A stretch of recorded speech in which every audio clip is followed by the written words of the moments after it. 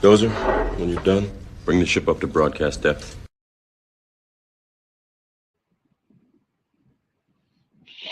Okay. Let's see.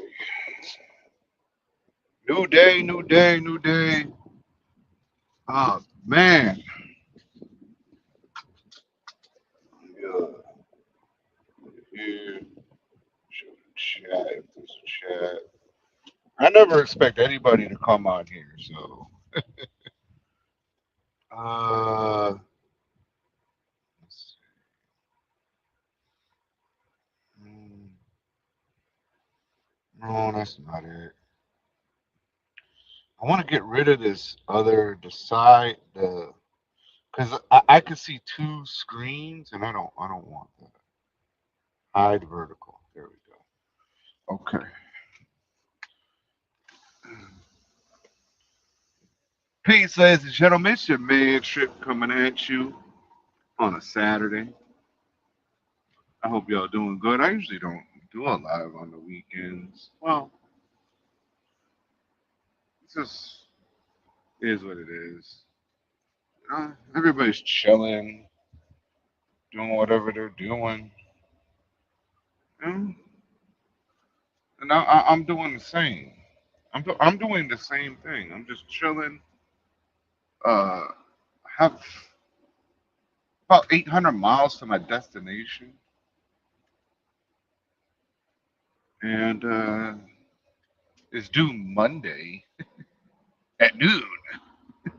So yeah, I'm just chilling, relaxing. I fell asleep on the live really last night. I tend to do that sometimes. I mean, you know how it is working for the Russians. Now, the Russians I work with um, don't do anything crazy. Like they don't push, right? They don't. They're not like, oh, we need you to do.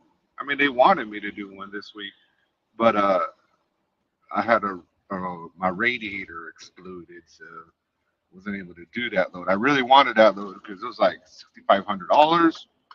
Um, yeah, uh, but the Lord. So you got to follow the signs. You know, GW thinks it's all bullshit, right? But I follow the signs of the Lord. Like he was putting 666 up to GW and 777 for me, and you know, then the Russians wanted me to do this crazy 1,200-mile load for $6,500. Then my radiator exploded, so the Lord just didn't want me to do that load. He didn't want me to do that load, and that's cool. You know, I'm not bummed out about it. It does suck that I'm not going to be getting like a $12,000, $13,000 a week, but I mean, it is what it is. You know what I'm saying? It is what it is. There must be a reason. You know, I guess the reason being that the obvious reason is I needed a new radiator. I hope everybody's doing great though. But so I after I got the radiator fixed, I picked up a quick load. Um, but you know, being up so long with the radiator and then going to pick up that load, and it was like a weird load to do too. It was to a Walmart. Right? I've been to that Walmart before with Hirschbach. Um, but the the appointment was for 7 a.m. and I would have since it was such a short run. It was like 400 miles maybe. I gotta make sure that the EOD is hooked up. Hang on one second, guys.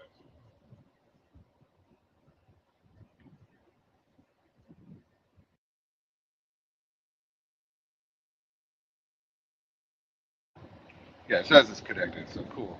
Um,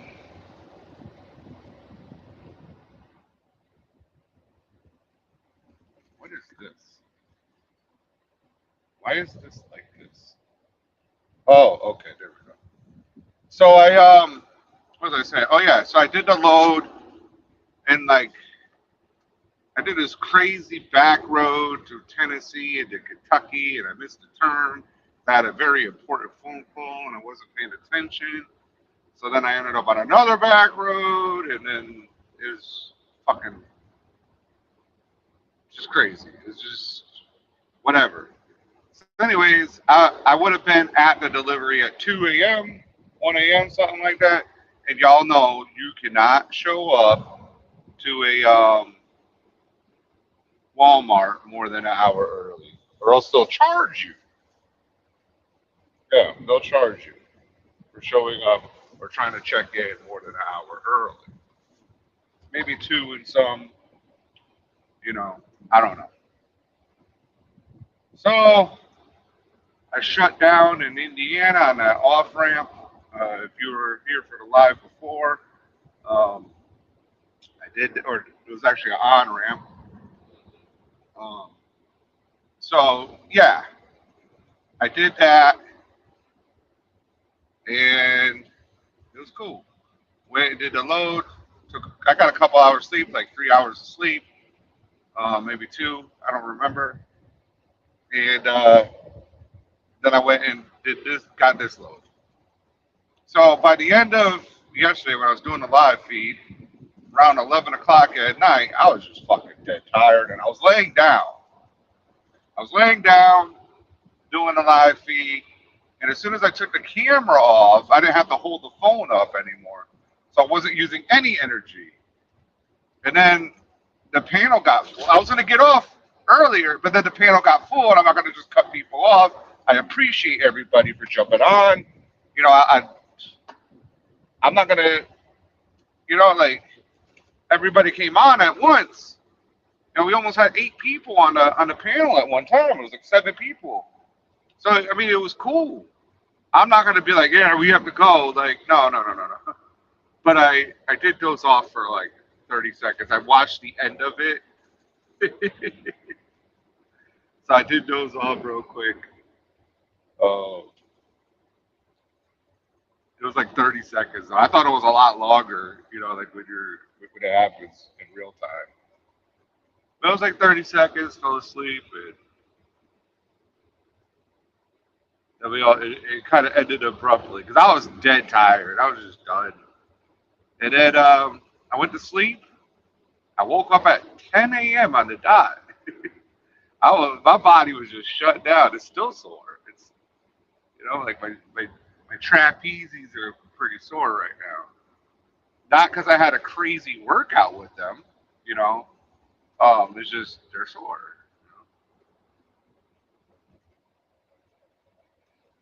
Got a couple people in here. What's up? What's up? How y'all doing? I hope everybody's good. I hope everybody's having a good Saturday. I don't expect a huge turnout. Man. I seen that SoCal is going to have a live later talking about the Hirschbach autonomous trucks.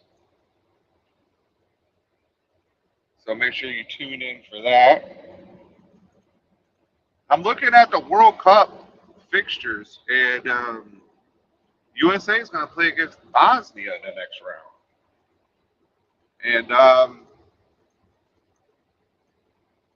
And then so far, there's Belgium in the bracket above them. So we don't know who's going to play Belgium though, right? And that'll all be decided today. And I think that Belgium and the United States brackets, they'll play the winner of each other, I think. But, oh shit, the way the brackets are lining up, the United States has a chance to go deep into this tournament, right? Argentina's all the way at the bottom, so you don't have to worry about them. France is all the way at the top. So I think France, let's say United States hypothetically went far into the tournament, right? They wouldn't play France until like the semifinals, I believe. Right? So that's good. because France is. Anybody that knows me, I've said France, Argentina. They both have the ability to win the World Cup. I want Portugal to win. I'm a huge Ronaldo fan. Um, I would like to see him end his career, his international career at least, um, winning the World Cup. It's highly unlikely, but it could happen. They're a team that gets shit done. They won the European Championship and they won the European Nations League um, recently, and they don't do it spectacularly. They don't like score a lot of goals. They just do what they have to do to get through. So you could see that Portugal show up and Ronaldo ending up in the final. I mean, that would be amazing. It would be amazing if you had a Ronaldo Messi final. That would be like the like a fucking Matrix style. What's up, Mr. Johnny B? How you doing? That'd be a great Matrix style ending to the story, you know. And who knows? I mean, Messi could have another cup in him. He's 38 years old, and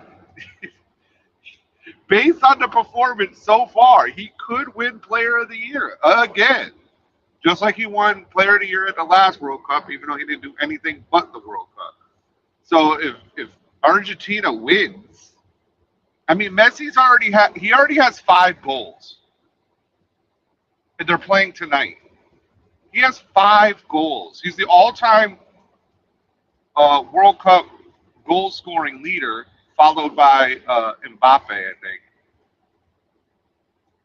So Mbappe is going to be eventually because Messi can't go on forever.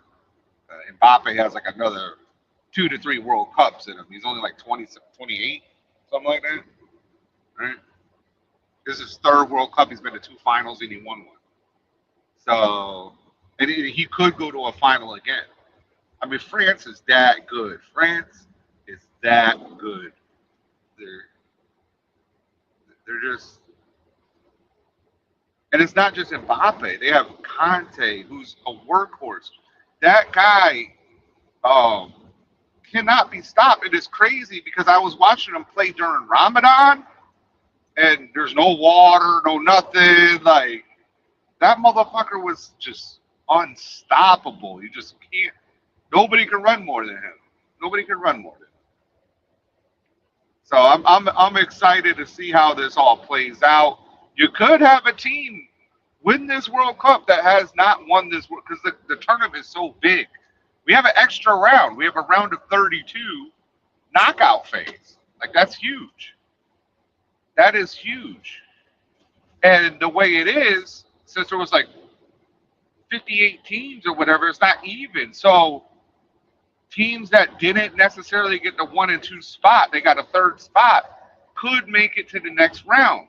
All goal differentials and points and stuff. Cape Verde, right, a little country off the coast of Africa, has made it to the next round. After this is their 1st World Cup, they're the 2nd smallest nation to ever qualify, and they did it. They went to the next round by tying every game. They drew all 3 games, and they drew against Spain, who is one of the favorites to win this whole thing. The entire Barcelona team is on Spain with that young kid. I've only watched one game of this World Cup too. I've only watched one game. I'm trying to stay away from it because I get addicted, and I'll watch all the damn games.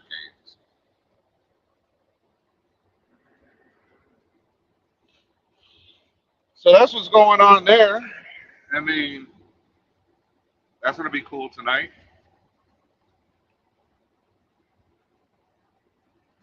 Some of the games are on late. Some of the games start at 11. That's crazy. I guess they're playing out on the West Coast, maybe.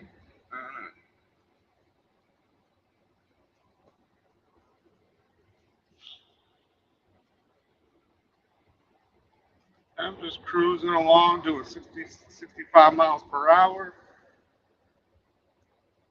Enjoy my day. I forgot to edit my fucking carnivore meal already. I had my carnivore meal. I did a really in-depth pre-trip. You know, like one of those like 45-minute pre-trips where you're checking every little thing. I have this airbag on the trailer that's like it's not. It doesn't. There's like this little plastic piece that's like showing, and like it's not deflated or anything. It's just I don't know. I'm like, hmm, I don't know if it's like a liner or something. And the trailer's not my responsibility, so I sent it in to the people. I was like, "Is this okay? Like, it's holding air. Like, what's going on?" So we will see.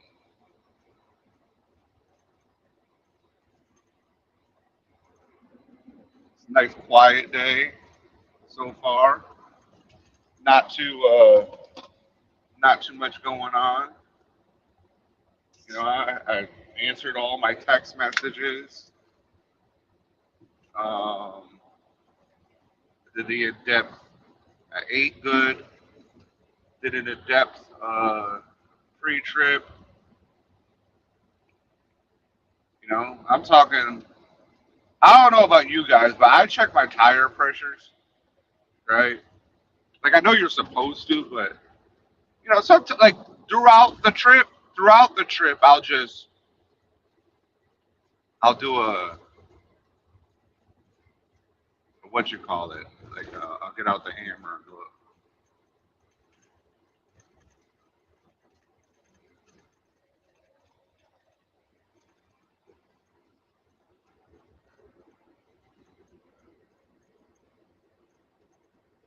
I'll do that throughout the trip, but the pre-trip, I get out the gauge and check the tire pressures.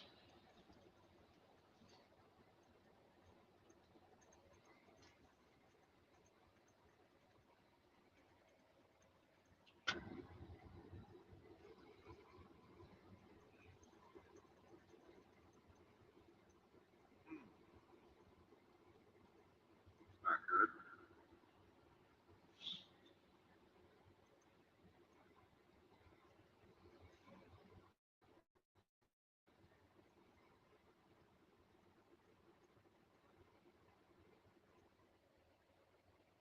Not good at all.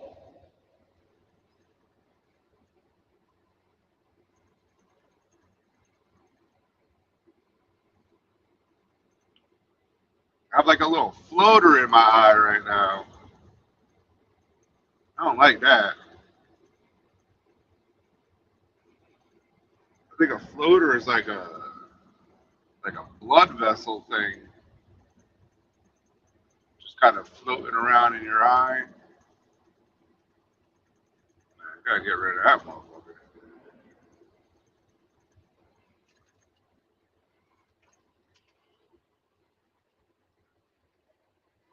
That's kind of crazy. Probably just debris or something in my eye.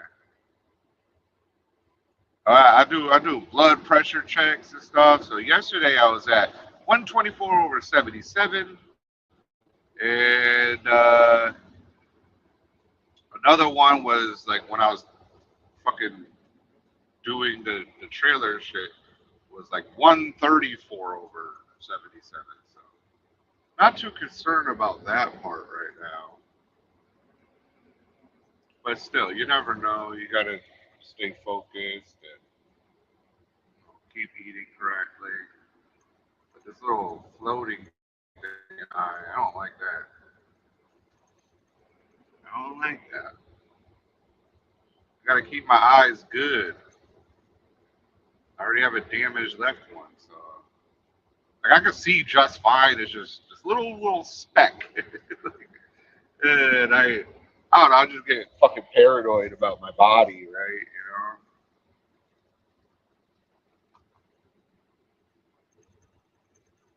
it's actually just quite annoying that it moves like that. But whatever, deal with it.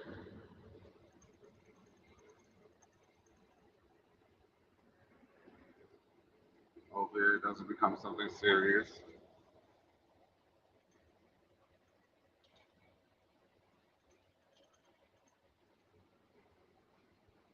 Nobody said getting older was like this.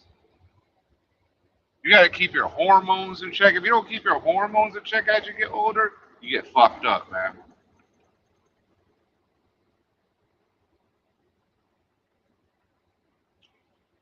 You got to make sure all that shit is running properly. It's like I got to go deeper. I got to get deeper into maintaining the body. You know, I got to get to a healthy weight, whatever that is. I probably got to get back into the hundreds. I mean, that would be crazy. I look like a whole different person. I got to get back into the hundreds.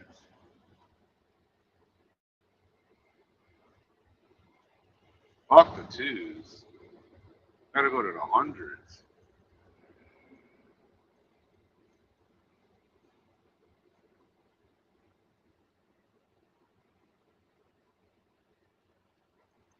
There's just so many things you got to worry about as you get older.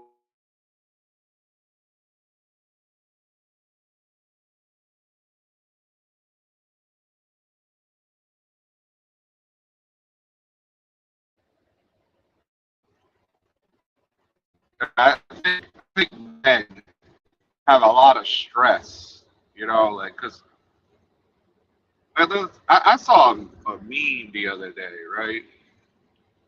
I guess a meme is a video now, right? So this guy was driving, and it was like, oh, that's just my husband thinking about the mortgage, the fucking, just going down the laundry list of what men think about. And then her thinking about like Dairy Queen. And it's like, yeah, that's that's the way it should be, right? That's the way it should be. But one thing that men don't talk about, at least my father never really told me about it. And now that I think about it, he kind of did tell me about it, but he didn't like tell me about it. Like he was just bitching and complaining, right? That when your body does change as from age, you always hear about my knees and all this other. You always hear about that, but you don't understand the feeling that comes along with aging, right? And that's what I'm talking about. That hormonal imbalance bullshit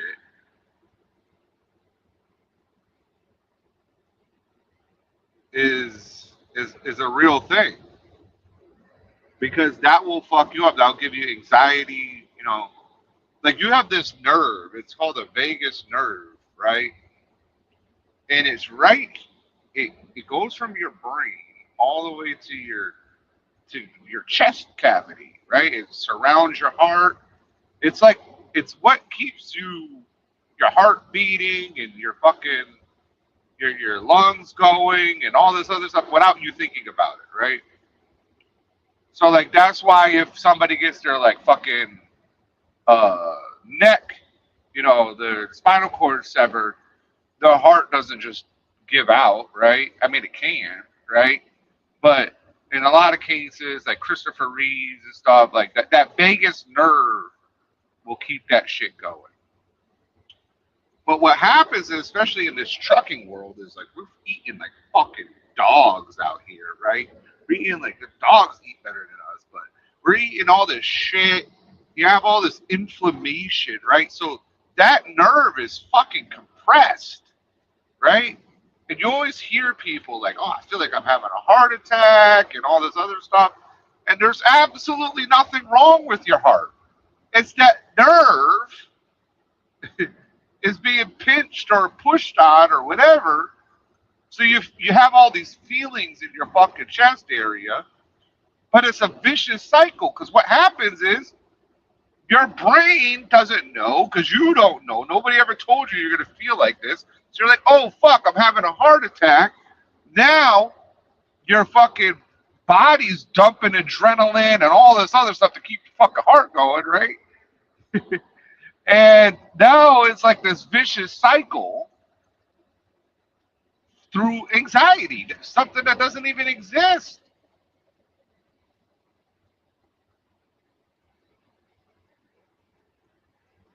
And all you have to do is just get that inflammation down to reduce those feelings. Learn how to breathe.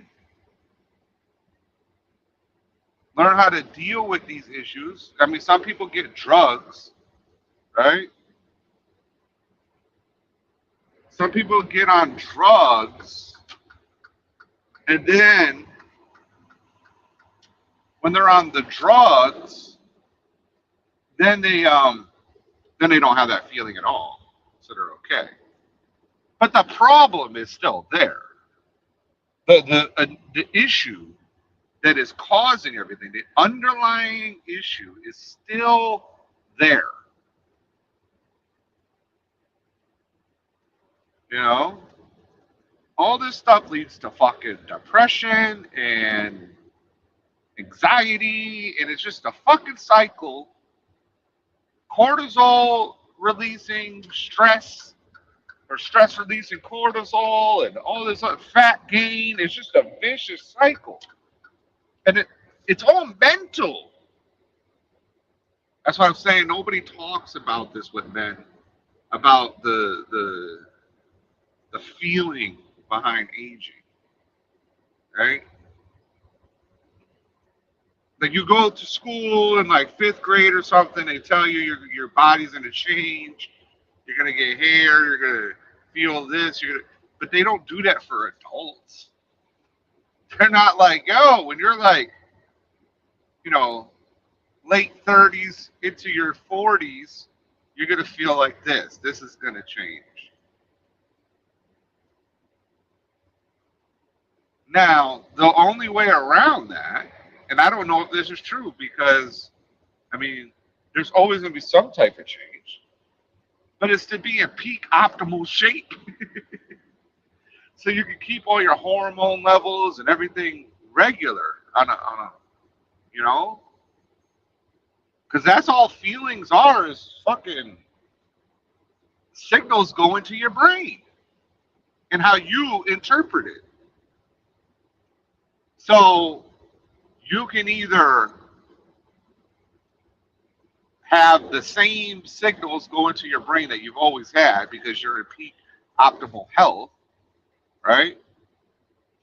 Or you can learn how to deal with it and interpret it differently, which will also reduce the other issues. Like you have anxiety, okay?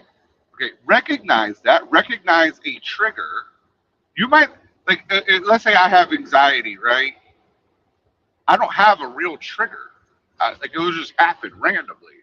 I could be driving right now, so all of a sudden I'm like, worried, right?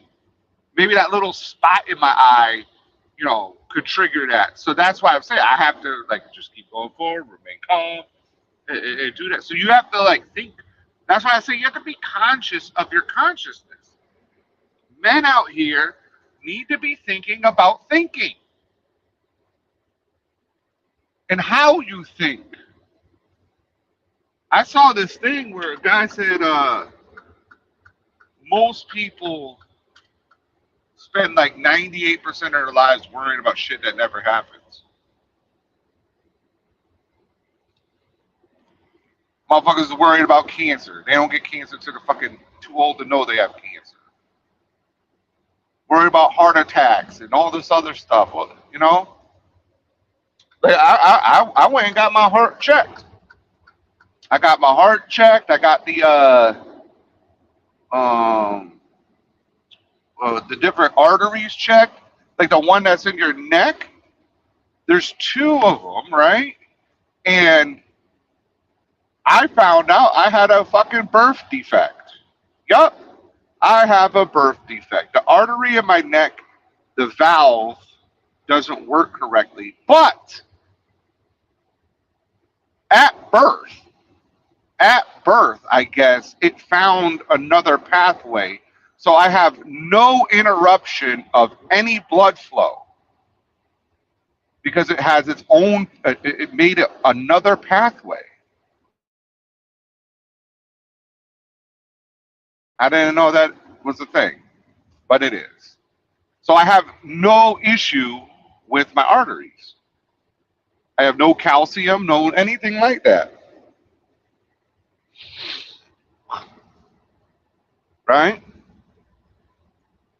Since I did have blood pressure issue, I did have a slight thickening of the heart wall or something like that. But it's an optimal heart at the same time. I have no reduction in blood flow. It's actually quite. I don't want to use the wrong terms, but they can tell I used to run a lot and things like that. And that's also like they don't even think the heart got thicker because of blood pressure. They think it got thicker because of just being running, and that I have blood pressure because I don't run anymore. Like that's what they, in fact, yeah. So I had like, in fact, they say, is it called weight induced blood pressure? Like I don't have a actual problem with my body. It's all because I'm a fat, lazy piece of shit. That's what it is. And I think that's what it is for most people. Like some people have like fucking, you know, well, they did say have overactive adrenal glands, but that could also be because they're fat, right? There's fat surrounding it, so it could be fucking compensating, right? They didn't say that, but let's just be real. We got to be real as men. We can't be lying to ourselves, right? Let's see. We got Atlanta in the building. I could tell it's Atlanta. Worry about carnivore. You're shifting with the melons. You're going. You love those melons. You love those melons. Yeah. Going to the Bronx. Well, maybe you'll run into Coach.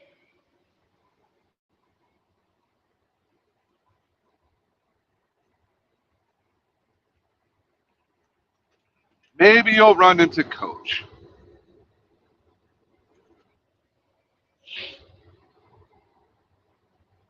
I don't worry about the. I'm not gonna just keep repeating myself. If you're gonna be a dick about it, that's your prerogative. But my blood work shows optimal levels of everything. Okay, so I don't know what to tell you. It, the way I'm eating works for me.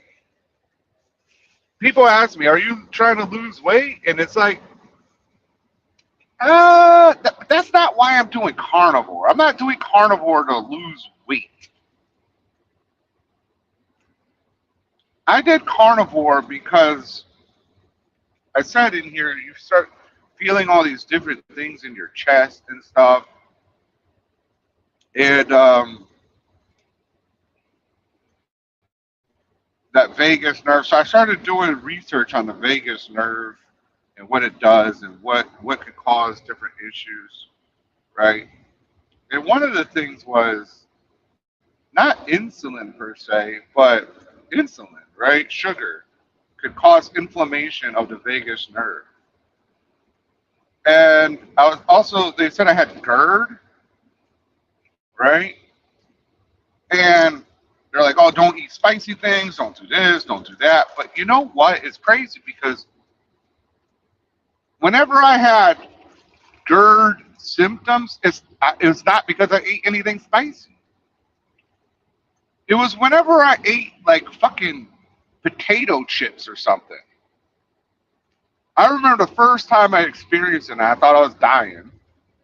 I was eating potato chips, watching American Gangster on TV.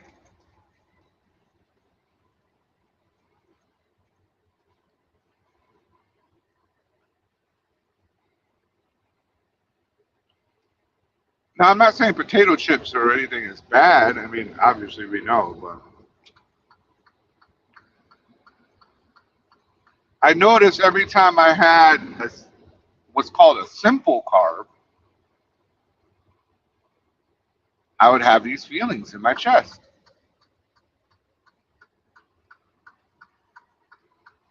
Not only that, it would like go to like my fingertips. Like I was just fucking feeling weird. So I just started isolating different things, and eventually I just like, oh, I'm just gonna eat this. I kind of fell into it, right? And when I'm on carnivore, like my symptoms are like 99% not there. Sometimes they're there, like once in a while, but for the most part, no. I think it's just that inflammation is down. Now the thing is, I got to figure out how to reintroduce certain carbs and figure out which ones cause me any type of inflammation or issues.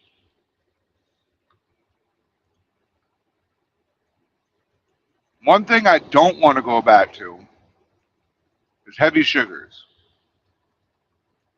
I'm not against having an ice cream or something once in a while, but I love Coca Cola. That motherfucker has like fucking 65 grams of sugar in it.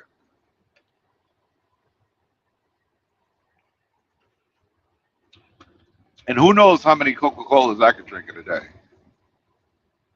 right?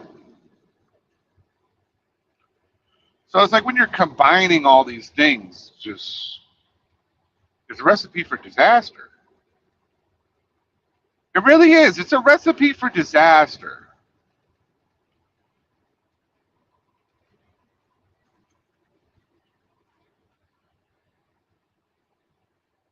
Like right now, I got this floater thing in my eye, and it's fucking pissing me the fuck off. And I just see it, you know?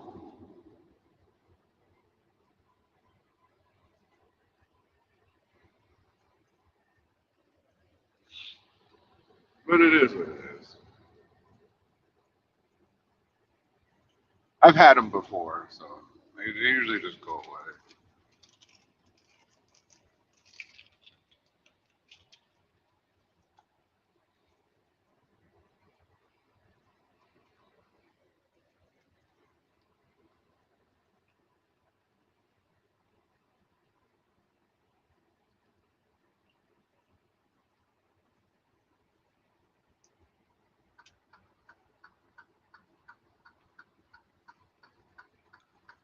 And that's why I'm on such a grind, too, because, like let's say like a little floater, right? And I said I have damage to my left eye.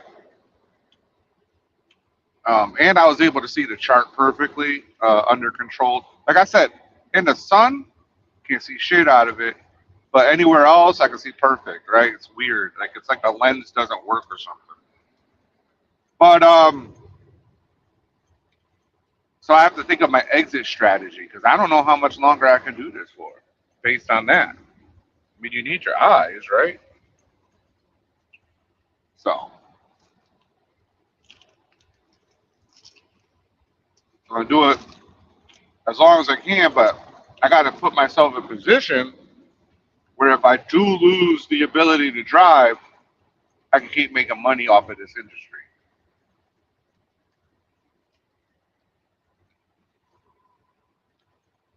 And guess what?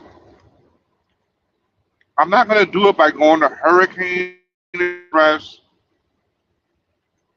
That's why I did the Hirsch spot because I wanted to see if I can have a fleet within the fleet, but they don't want that. They only want you to have a couple trucks. Because I hit them with a business plan that just fucking, they were like, this is basically what we do. Literally, I sat down with these fucking smart people with this fucking business plan. They're like, yeah, this is how we operate. Like, so they took some time and they were like, we're gonna get back to you. And basically, the answer was they didn't want that.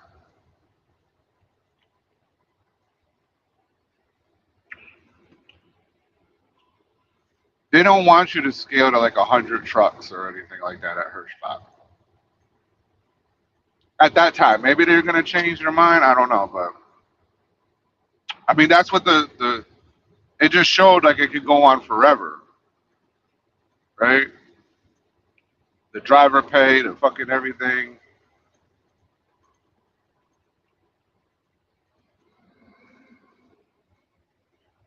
You know, maybe the margins were a little bit too low for them. But I don't know how that could be because like it's not like the percentage changes of what you're getting. It's just that every like 3 years it would have been that a group of trucks would have been taken off the fleet. So I think they didn't want to build a guy ready to move, 20 trucks off of their shit at any given time.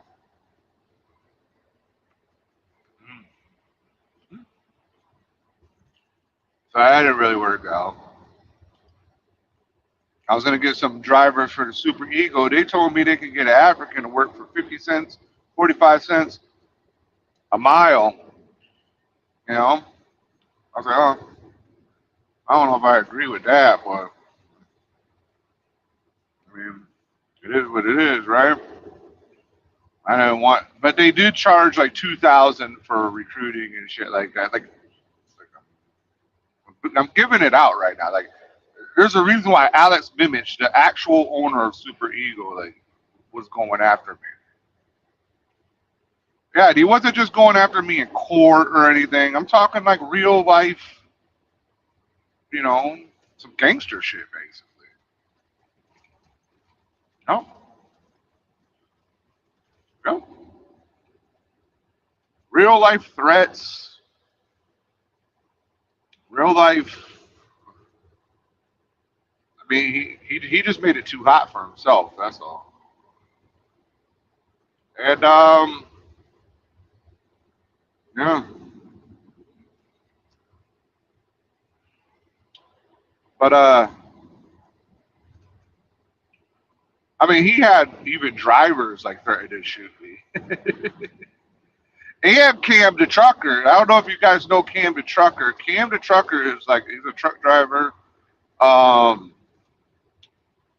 Obviously Cam the trucker, right? But he's a guy that goes and buys like $7,000 trucks, and he's making good money. And yeah, there's a guy that we all know um, that fucks with him hard body. So, but yeah, he was getting threats too. You know.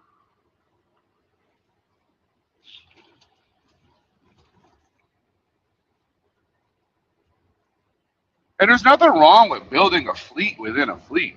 Like I'm not against that. The first time I ever heard about it, I was at Malone doing flatback, and there was a guy there.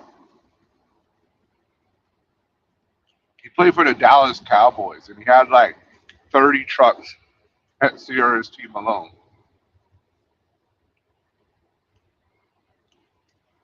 Like, you know how to do that? Yep. That got my brain fucking turning. I didn't know that.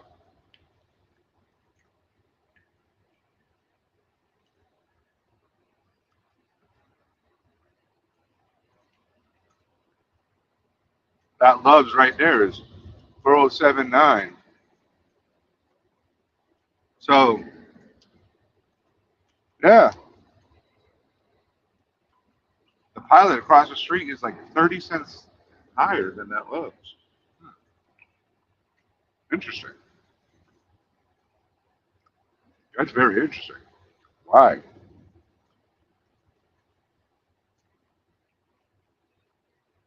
The fucking Loves is cheaper than the Fuel King right here. Oh no, it's the same. 479. Why is the Pilot more expensive? By 30 cents. Mm,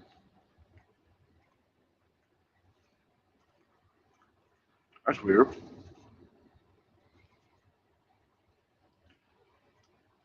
That's super weird.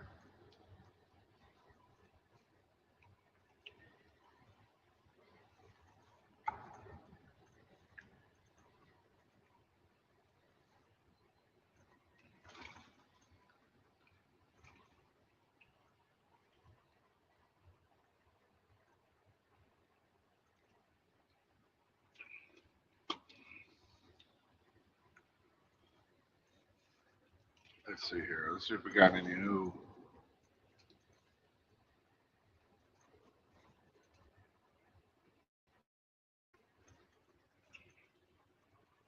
You could come to Hurricane. No, I'm not going to Hurricane, bro. Not going to Hurricane. And I mean, Hurricane's like, it's definitely not set up like that, right? If I was gonna go somewhere, it would be it'd start a fleet, to make me money and just run under somebody else's shit. It would have to be like Prime, because I mean, people are already doing it, right? BLC is an example. Like they're doing it. Like Trans Am, Trans Am is a big company and they're running off of that shit, right? So it's like,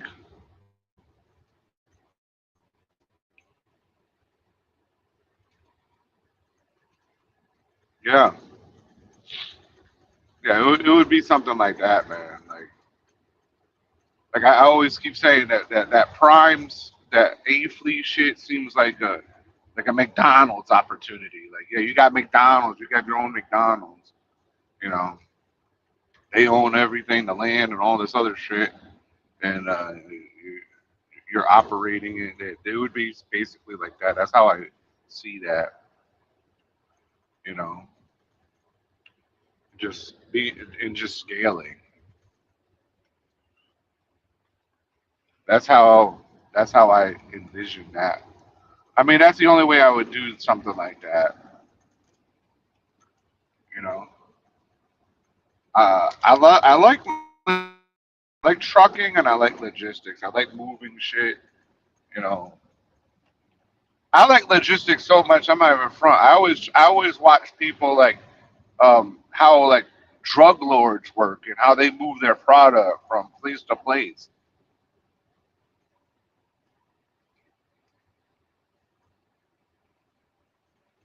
Like, what does it take? Like, people think logistics is fucking trucking. It's not. There's a lot to it. There's a lot to logistics.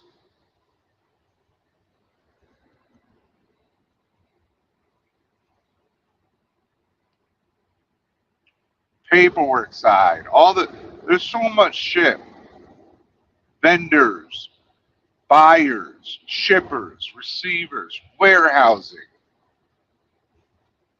Logistics solutions is like a fucking huge, huge industry. If trucking's a huge industry, think about how big logistics is. Everything runs on logistics. Everyone's like, oh, it touches a truck. Yeah. But how is that all coordinated?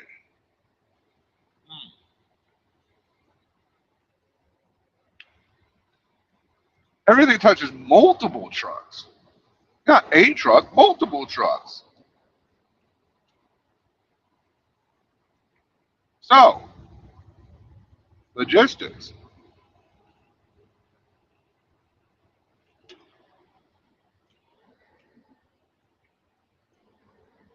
That's what we need to be in.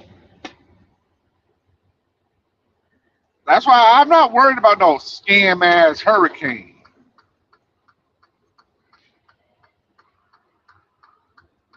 A lot of these truck drivers are just that, truck drivers. And there's nothing wrong with just being a truck driver. And if you're a truck driver, Go work at Hurricane. Go work at whatever company. But if you're like a man that's being aware of his own identity and his own, you got to get into being a producer. Yeah, you can drive a truck, but what are you doing with that money? My baby mama asked me the other day, because she's noticed a shift. Okay, that's another thing. When you start being a man, the women, they know. They know. They just fucking know when you're a real man. You can't front that shit. You can't fake it. All right? Bitches know. And they submit to that shit. Right? That's what they submit to. People are like, oh, they want a bitch to submit. Well, you're not a man. You're a male, but you're not a man. Like, oh, I don't got a big enough dick for her to submit. No, it has nothing to do with that, bro. And what does submitting mean? Oh, she won't lick your balls? Oh. My baby mama hit me up. You know, I try to explain in here that I have multiple kids, women, that type of thing. Everybody's aware of everything, you know, and everything's well taken care of. If I could, I would have a cul-de-sac, right? Cul-de-sac, and they would all live right there. They pretty much do at this point, but I would like it would be like that, right? And things have just been getting better and better because I'm conscious, right, about what I'm doing. So when I get the money, the physical dollars, when I get the money or the digital dollars, I I do things with the money, right? I read Rich Dad Poor Dad, or I listened to it on Audible. I listen to Dave Ramsey, and I try to combine that philosophy. We got to get the base, but we also have to attack too. So I've recently been able to see money as an employee.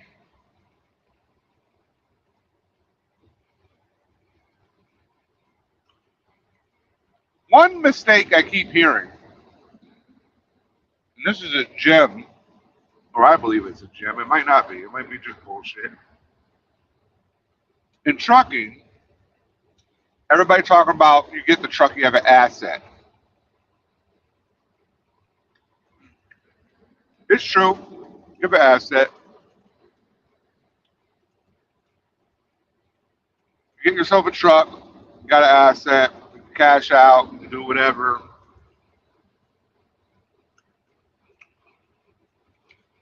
But if you had a microscope to look at that move, each one of those dollars would be like a little bodybuilder. Yeah, each one of those dollars would be like a little bodybuilder, I guess. Pumping iron, right? And they would all grow ever so slightly. Each dollar. You have a little army in that asset because those dollars are working for you, right? In that particular asset. So don't look at it as just an asset. It's deeper than that. It's more like I don't know what this guy is fucking doing, bro. This guy is pissing me off. This day cab motherfucker. If you want to go around me, go around me. But now he's going slow, so I go around him, and it's just weird.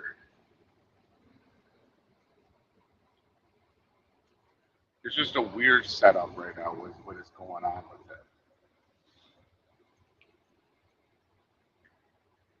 it.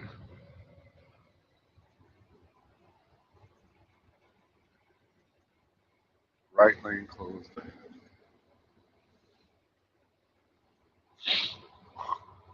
Anyways, anyways. So at my house, in my life, there's less struggle, less issues, more growth. Like legit growth going on. Because everything, like, people are like, oh, why'd you get the trailers? And they're not that good. Well, you know what? They're growing. They're growing what I could do in the buying power I have in this world. That's all. I'm not in it for glamour and shit like that. I'm in it so when I can no longer work, I'm still working. I'm able to produce. When I can no longer physically work, like, you know, drive this truck or whatever, that there's still money being produced. Freedom. Yeah, would it be nice to have Lambos and shit like that? Yeah, of course. That would be cool. Right? And maybe that will happen one day. But as of today, I'm not at that level. I'm not at that level. I'm not there. I could taste it though. I could taste it, I could see it, I can feel it. It's there. I'm living as that person already.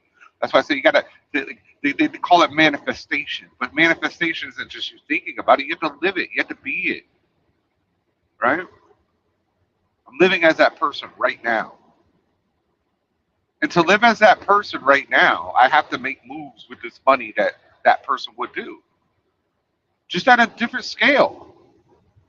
If I have $1,000 to spend in a week, right, to spend, what I'm going to do with it is, get my solid asset, right, maybe some silver or something like that, I'm not, like, and people look at silver like, oh, they're trying to make money. No, you're trying to store your value. You're trying not to lose money, okay?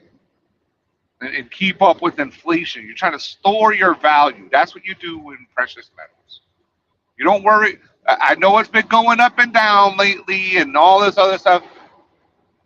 You can't look at it like that. If you're looking at it like a stock market type deal, you're going to try to make 15%. Like, don't fucking think about it. Like, just stay out of it, man.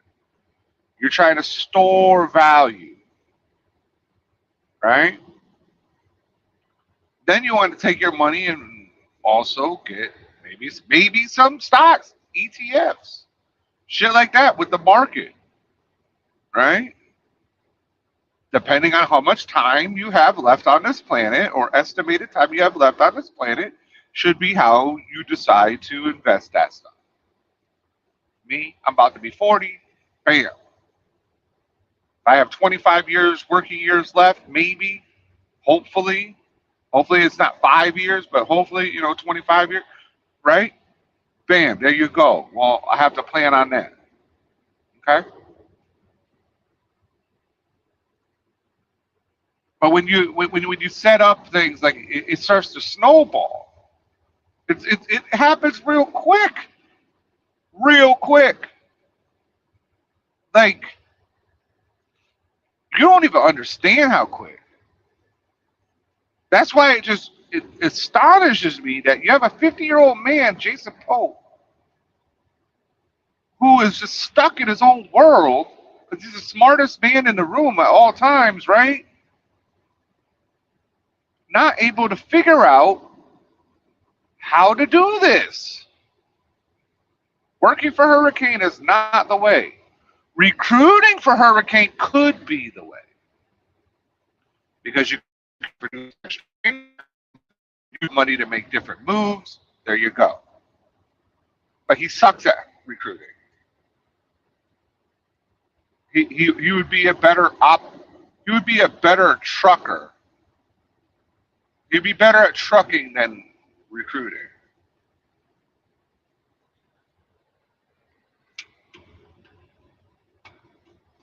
Coach is not trustworthy. There's too much dirt on him.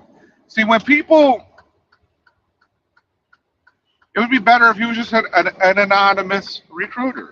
Just start a recruiting company. That's what he should do if he wants to do that. And just recruit for all the companies, not just one.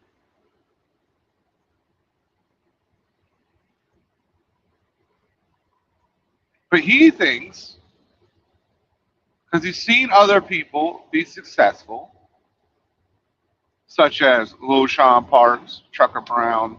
Those guys were recruiting truckers like a motherfucker. They still got fucked over. They didn't get their year of truck payments wiped away at Prime, even though they recruited more people than anybody. Wild Beer is a recruiting trucker, right? But fucking Jason Pote's reputation is shit. It's shit.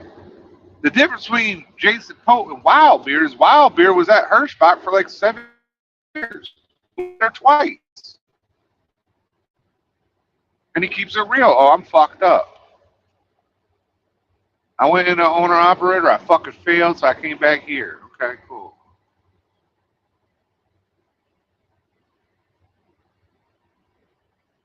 Right?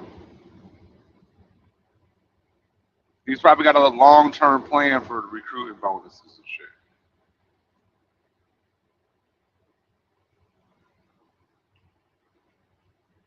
Coach talks about being a pitch man. A pitch man. You're not a pitch man.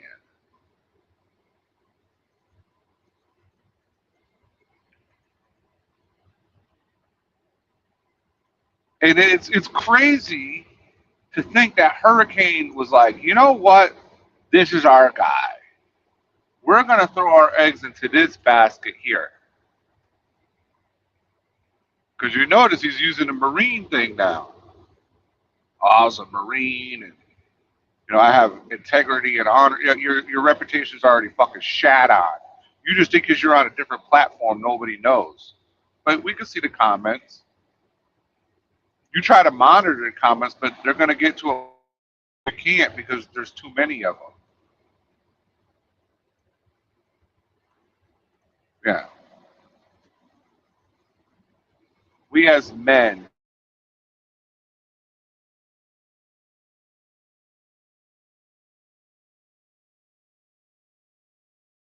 build that life. And when you build that life, when you execute the plan, your entire family will recognize and grow. It's inevitable. It's inevitable. If you see yourself as a guy with a Lambo and some bitches on a yacht, you got to live like that guy today. Yeah, you don't have the Lambo and the bitches on the yacht, but guess what? You have the mentality of that guy. And what is that guy doing? How do you get... Nobody is working their way to that. Nobody is making enough money to do that. Are any of us truck drivers, CEOs of fucking billion-dollar companies? No. So you're not going to make enough money. You're not going to earn enough money by trading your time for your time for money. You're going to have to make money.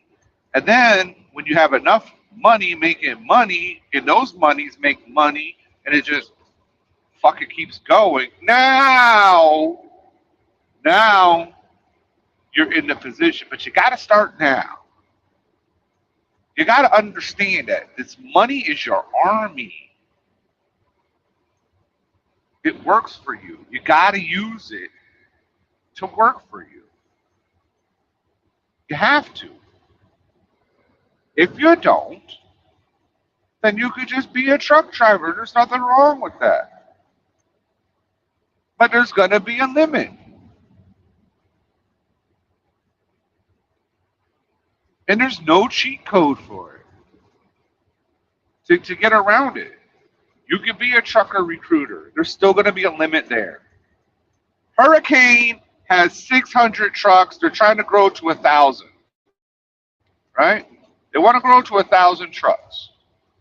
So they're going to start phasing out those 389s. They're going to keep their fleet of Ghost Riders and shit like that, but they're going to be focused on MPGs and shit like that. So they're gonna grow that aspect, right?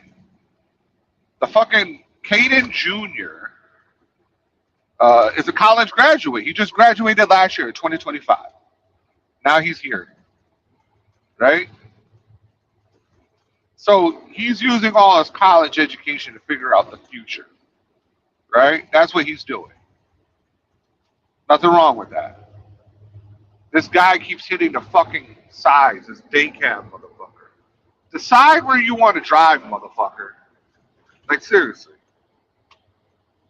He's driving a First Fleet trailer. I don't know if you can hear him. He's literally riding on the rumble strip. Like, is he drunk? Is he drunk?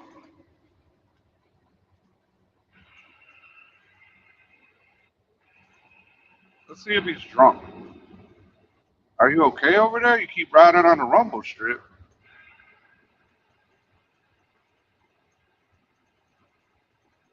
I'm sure he doesn't have a fucking CD.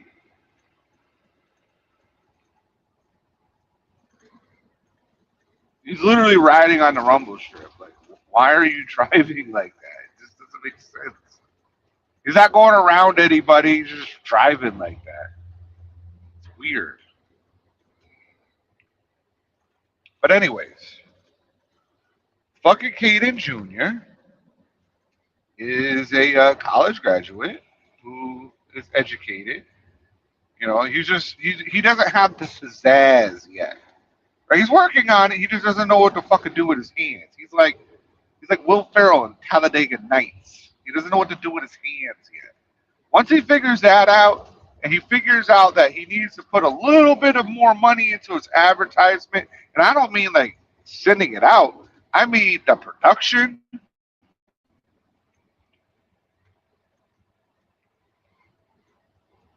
Then they'll explode to the 1,000 trucks. The Trucker's coach is just not the guy. That DL King or whatever his name is, that's their guy.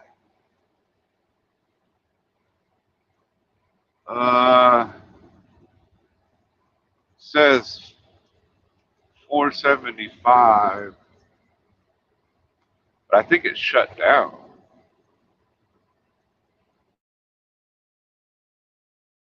Closed ahead, right? Yeah, okay, it is shut down. So I guess I'm gonna take this and just jump up 20 to hop on 90. Cool. That's what I'm gonna do. Because I looked at the Rand McNally earlier. Plan my route. Yep, it is shut down. Okay, yeah.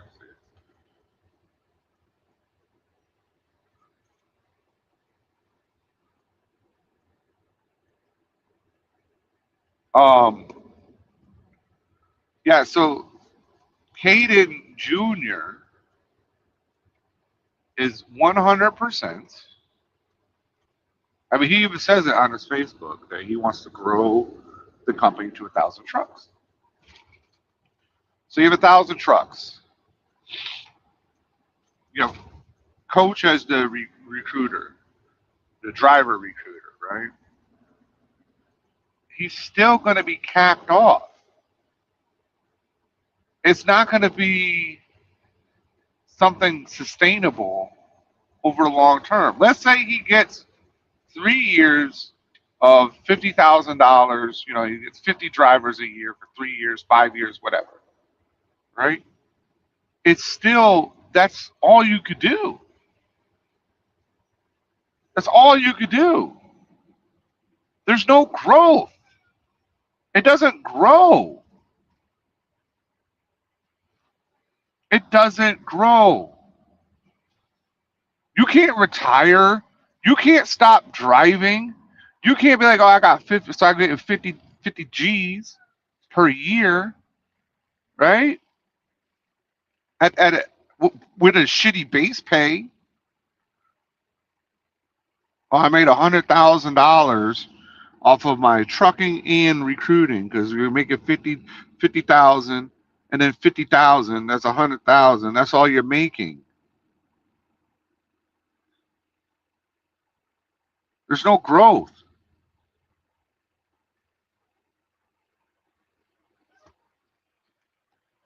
There's absolutely no growth. Now, the only advantage he has is that truck or house paid off, all these things are paid off, right? But we all know that he's a retard, so he can't fucking make that shit grow. The guy has disability, and he somehow still can't make it grow. He can't figure out life. As of now, he can't figure it out.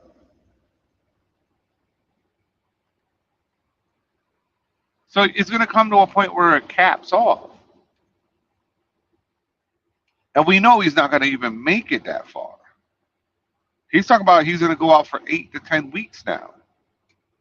Well, I hope he does. I hope he does go out for 8 to 10 weeks. But we know he's not. He lies about everything. He just said that he was at Hurricane for a month when it's the same damn month. He went home on the 20th. He started on the 1st. He didn't even complete 20 days. He drove the truck for about 16 days. Now, go home, do what you got to do. I'm not saying that's bad. What I am saying is that what he's saying is not true. That's it. I'm not saying that what he is saying is bad and going home is bad. I'm not saying nothing like that. Okay? What I am saying though is that it's just not accurate. It's not true. You know, don't bullshit the people. You've been here for a month, because then people are going to think, oh, I need to work for a month straight too. And maybe you do, maybe you don't. Who knows? But the guy telling you that he's working for a month straight is not working for a month straight. That's the thing. That's what's going on. It's just not true.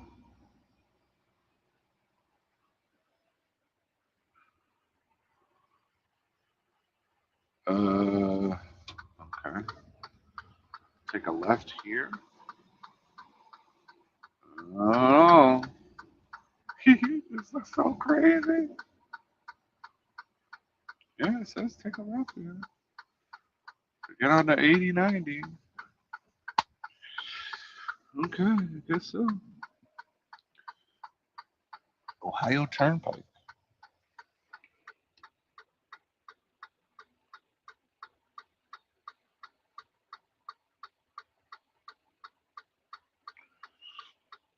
Oh, my bad. My bad. Yeah, a retard American. There you go.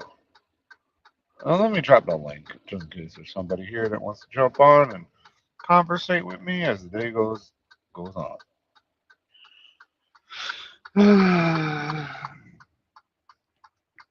Forgot to drop the link. My bad. That's my fault. I'm at a red light right now. That's why I was able to look down. Hurricane and coach makes a statement. He doesn't like responsibility. I would have to agree that he doesn't like responsibility. And that's okay not to have the responsibility. But where's the growth? You know, my channel's called Level Up. What does that mean? That you're gonna go to the next level. You're gonna grow. That's what it's about here. Even if that growth takes years, you could be at the same level. You could go down levels. But as long as you're working towards the movement, you're eventually going to be up. And eventually your ground level is going to be higher than everybody else's ceiling. That's the point. You know, I love trucking. But it's more than trucking, man. You got to know, and I'm no expert. I don't know a goddamn thing about the fucking stock market, right? I'm trying to like learn so I could do my day trades on Moomoo and shit like that, right? I don't know nothing. I'm reading these goddamn charts and watching these, you know, it get squeezed and then will it break down? Will it break back up? I'm watching all that. I'm learning. I don't know shit about the shit. So I just, for the most part, do ETFs and all this other stuff. And, you know, we'll see what it does.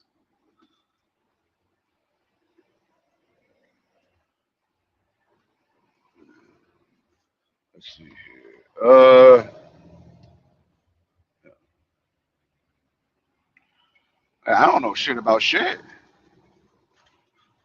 But I do know is that nobody's gonna work their way to a mansion. Like that's very, very, very rare, right? But to get a job that's so good that you pay, you're able, no. That's very rare. Oh, I know this guy. He has this business. Yeah, and the business grew to that point. You still had to do stuff with the dollars. You know, landscaper, you know, might make 300,000 in a year, right? Okay, well, that's a cap. There's a top. How can that same landscaper make 3 million in a year? Oh, maybe get some more equipment, or maybe do something else. And keep that first thing. I mean, there's a lot to it, right? So even if Coach did make a fucking thousand or $50,000 a year on recruiting at Hurricane, that's still a cap. And that's not what I'm about. I'm not about settling. Like, oh, I'm good enough here. No, I'd rather die than settle. And I don't want to die. I really don't want to die. I want to be, you know, I'm going to tell y'all straight up. This is where I get weird, right? Where people, oh, they're going to make fun of me. They're going to make fun of me, you know, because I'm a weirdo. I already, I already know I'm a weirdo because I like fucking collecting toys and shit, right? I'm a weirdo. So I'm a weirdo for this. I want to be frozen. I don't want to be buried in the ground and have my shit just deteriorate. I want to be frozen. So I could possibly, maybe one day, come back.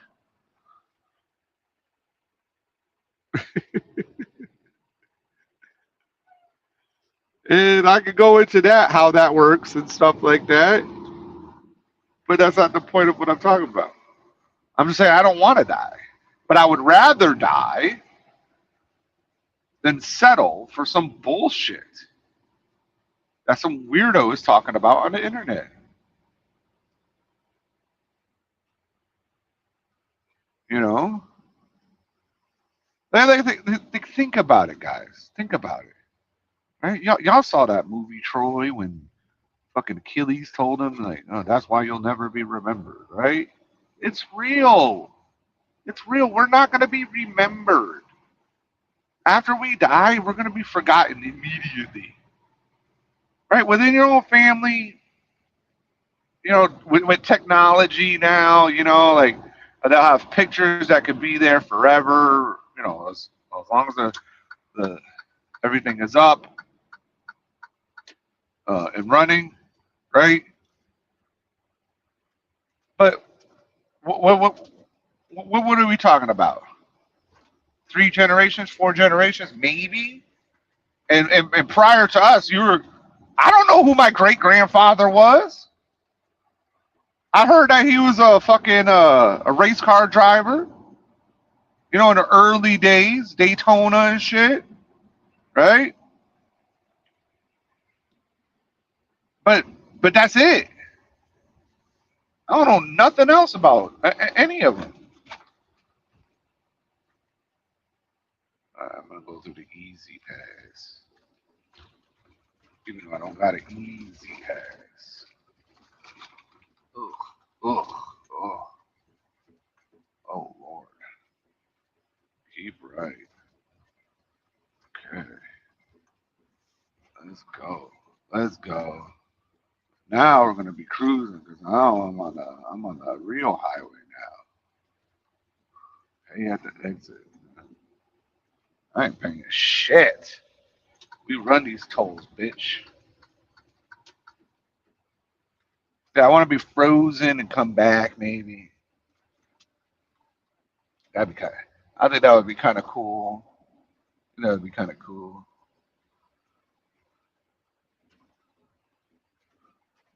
I've already talked to different companies about it. It's affordable at this moment. I get these updates on like how cryopreservation. The problem with cryopreservation is like you can't just like freeze a cell, like it gets damaged because of water, right? And but they're getting much better at cryopreservation, like on a daily. Home Depot. That's funny. That is funny. Uh-oh. What's up, Chris Benning? Chris Bennick. Can you hear me You're now? on the you're on the show.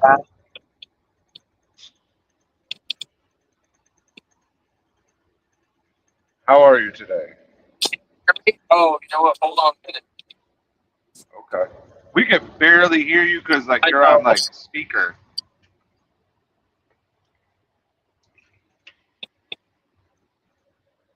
You're on the speaker phone. There you go. How about that? Hmm. Is that better? Now, you're Way going to have to better. tell me if it's loud because I'm driving home, so my loud truck may be too loud. No, Sometimes that's it is. way Sometimes better. That's way better. Way better. nice. I love it. Yeah. Yes, so you want to be cryoed? Is that what you're saying? Preserve. Yeah, Yeah, frozen. Yeah. that's cool. There's a company called Alcor, Right? and they've been preserving people. And there's 2 different types. There's the whole body, right? And then there's one where it's like Just your a head. yeah, just your head, your brain, basically. And yeah.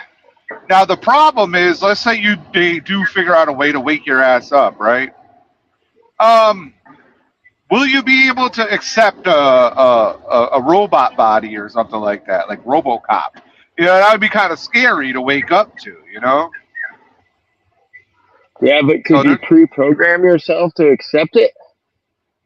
maybe I don't know. So like the other issue is money. So like in 10,000 years, what is that going to be? Well, what Oh, that's happens true. with this company is that your money goes into like an account, like a basically like a high interest account, and as like a long as rock. everything, yeah, as long as everything is okay, it will you'll have your money when you wake up, so you won't be a drag on society. Because the question is, why would anybody wake you up if you're just like, you know what I mean? Like, Yeah. why? Yep. You know? Yep. Facts. Yeah. So That's kind of wild.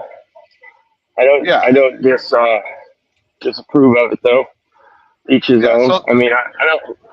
Everybody in my family's been burned. Has been burned to ashes. The only my dad's parents are the only two people that have actual graves in my whole okay, on either side of my family. Right. Like, and I think that's a little weird right. personally, but I mean, I don't know. Teachers, I don't know. Are you going to be cremated? I don't know. I haven't got that far yet. Honestly, probably because partially because of the cost, right? Like Yeah. that's why everybody in my family's done it is 100% because of the cost. Both my parents have already paid for their cremation, right? So when they Right. pass away, it's just like I guess call the place and be like, "Here's their certificate. They've already paid. Yeah. Burn them, right?" Yeah. I guess I don't know how that. It's wild. I mean, I'm because selfish. my mom's parents. Well, actually, my mom's still alive. My grandmother's still alive, but What? my mom's What? dad.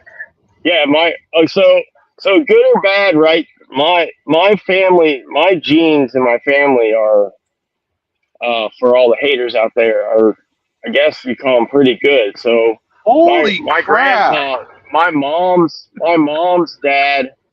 My grandfather passed away 6 years ago, and he was 99, and and he passed away because he got bit killing a rattlesnake. And they lived now they live by Willie. They had a house. We still have the property, right? Willie just doesn't. He's never done that much research, obviously. We still have the rental property down in Anne Marie Island, but my grandparents lived down by Willie in Sarasota, had a house. And he got bit by a rattlesnake and is trying to kill it in his garden. I mean, that's all, at 99 years old, right? He's trying to kill a rattlesnake, and he got bit by it. I mean, that's what you do. But he was mobile enough to try to be killing rattlesnakes, right? At 99. Yeah. My grandmother is 97, just turned 97.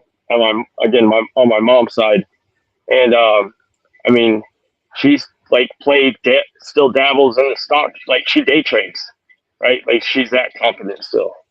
Wow. At 97 years old. Now she doesn't day trade with like fucking 47, but I mean she like makes moves daily, right? She I need can't to talk to explain your it very well, grandma. does she? Yeah, I know. She can't explain it. I've tried to get her to explain it to me because I mean she would, because I got silver spoon and she'd probably like help me out, but she's not good at I don't know. She's not good at explaining it because she's not good with the internet, right? So Right. you have to like sit down with her and I don't know. But Wow. so That's impressive. my dad's parents were both 92 and 80. I think it was 87 when his mom passed away. I can't remember, 87 or 88, right? Wow. So yeah, none of them passed away because of per se health issues, right? Like, I mean, I guess that's not too. My dad's mom had a widowmaker stroke at 88, but his dad got a was it a hernia? I think it was a hernia from mowing. It's probably had a big house, big property, and I don't know. Something happened on the tractor or something. Yeah, and he didn't take care of it at whatever 92 years old, right? He said fuck the doctors, and it got infected, and so he couldn't obviously overcome it. But it wasn't technically from like wow, that's stroke or impressive. anything. Yeah, and my grandmother that's still alive. I mean, like I said, I don't know. I mean, knock on wood, but I don't know any health issues that I could tell you about. Right? She doesn't have high blood pressure or glaucoma or any of that shit, right? Like she's fucking on point, right? Like I could call her right now and she could tell me what the stock market was doing, right? And how bad Trump sucks, right? Real quick. And both my parents are the same way, right? My dad's 83, I think 84, You know, and he's, you know, fucking does everything he did 30 and 40 years ago, right? My mom the same way. They're just, yeah. So we have good genes. We're lucky. I think I don't know if you're lucky because my grandma's like I don't know. She's the only person her age that's left, right? Like all the Yeah. people she tries to hang out with are fucking loopy, or you know, or can't. You know, like she can walk through a casino or hours on end and play slots, right? All the people that she would hang out with at her age can last like 30 minutes fucking upright. So it kind of sucks, I would That's say, crazy. for her. It is what it is. So, Now, does but she like walking and stuff every day, oh or yeah, like what is she? yeah, yeah. I mean, so good or bad is so. Long story short, I mean, I don't know. I obviously on my hate channel talk, but my grandparents had.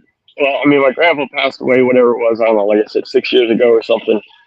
So when he passed away, they kept that. My grandma moved off the island in Anna Maria, and moved closer to my parents, which was in Ocala, Florida. My parents' house in Ocala, Florida. So she moved into like a retirement park there, but they kept the house. We still, like I said, we still have it, or she still has it, right? Right. As a rental property in Anna Maria Island, and then, but I don't know. After when COVID hit, my parents and I don't know if my grandma so much. But my parents did the thing where they freaked out and was like, "Oh my God, we're never gonna see our kids and our grandkids if we stay living in Florida." So they sold everything and moved to Indiana, which I think still was stupid because they could have kept their property, right, and like had somebody run it in the summer season and lived up here, and then in the winter went down to Florida because that's all they do is bitch about how cold it is up here in the wintertime, right? But like my grandma, my mom, there's casinos. There's casinos within 60 miles, basically either direction from where they live here in Indiana, and they go to the casino. I'll say every other week, but in all reality, they probably go on a 10-day rotation. About every 10 days, they get in the car and yeah. So, but I mean, they get out, right? Like they just, you know, they don't just, you know, when you It's get amazing. I read this statistic that okay, so like after 65, right? If you make it to 70, you have like a 50-50 chance of getting to 80. Yep. If you get to 80, you have a 50-50 chance of making it to 90, and it just keeps going until like maximum age, which is like 120. My dad, I'll tell you, is that like my dad, I can see it is like his. I don't know what the correct term is, but I can see his memory skills are starting to fade, and I've never noticed that like in my grandmother or anybody else or my mom. Yeah. But I don't know if that's just because he's such a busybody. Is that because I mean like my dad still works, right? He has like a part-time job. He does parts running and stuff because he's bored. I mean, my parents have been retired for both of them for over 30 years now. My dad retired when he was 49. My mom retired when she was 52, right? They're in their 80s. My mom's 78, so technically she's not been a full 30. But my dad's been retired for over 30 years.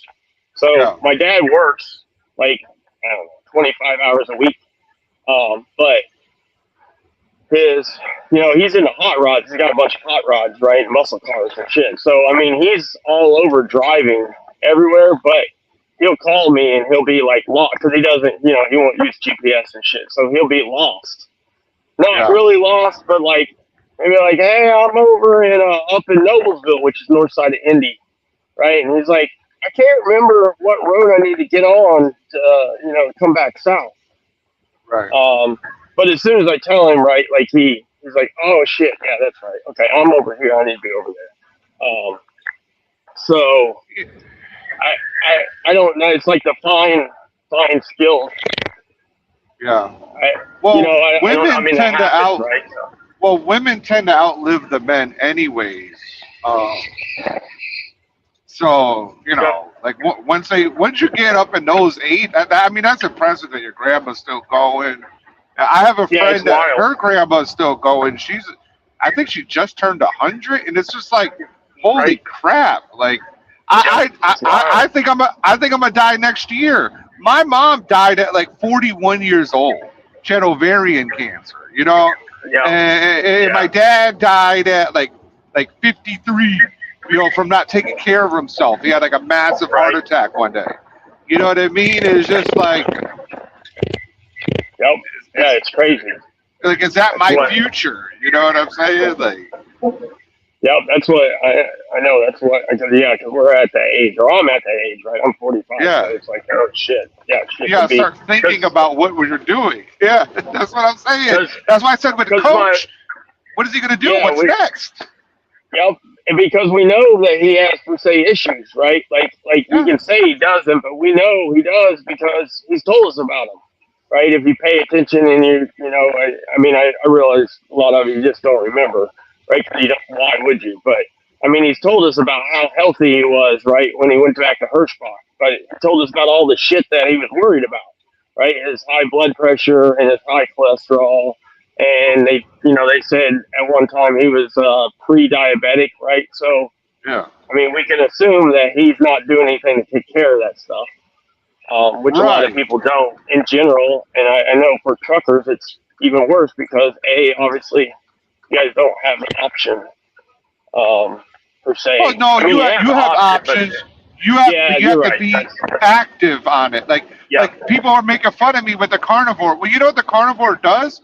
It just eliminates the extra sugars Yeah, that my body's Right. gonna produce, so I can keep a lower glycemic level, so I won't have diabetes, so I can prevent certain things. You know what I mean? Like, those are Yeah. the little things that we can do. You don't have to go for Yeah. a walk miles every day, even though you should. But even if you don't do that, there's other little things you could do to help. Or else, what's the average age of a truck driver? They die at fucking. I think the average age is 62 that they I die. was gonna say 68, but you might be right. It may be lower. I was thinking, I remember No, it's- 68, but you're Yeah, right. it's It could be 62. lower. Yeah, it's Yeah, it's 62 before the 70. average death. Yeah, they don't even get to retire, and that's just Yep. because it's shit fucking life. And, Yep. and coaches So, yeah, you gotta do coaches extra. close. Yeah.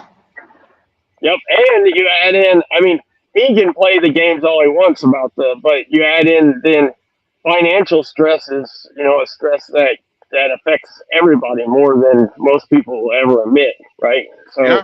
You add in that, 'cause you're not gonna make me believe that like people like Coach and like GW and that they play it off. Maybe really they don't really play it off like that, but they think they do. But it's stressful to always be wondering what's gonna happen next week per se, right? Yeah. Like I mean money wise because you don't know. You don't know. It's stressful, right? Well, I touched on that at the very beginning when nobody was in here. Like, okay, so like I was having issues with GERD, right? And just like a lot of other truck drivers, right? And there's this nerve called the vagus nerve. It goes around your heart, your lungs, and all this other stuff, right? So when that's being affected, right? I'm having a heart attack or something, right?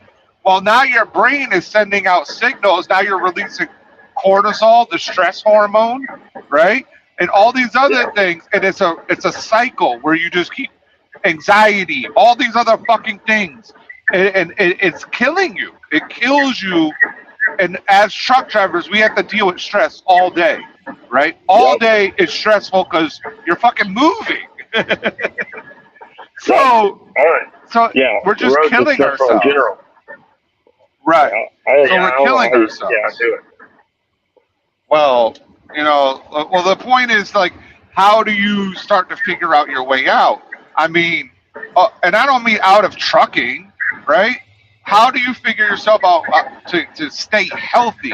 Because I also saw a statistic that men, right? It was something like 90% of men think that they're like 95% healthier than they actually are. Yeah, I can believe that. Yeah, and it's like the same thing for fighting skills too. Yeah, I definitely can believe that.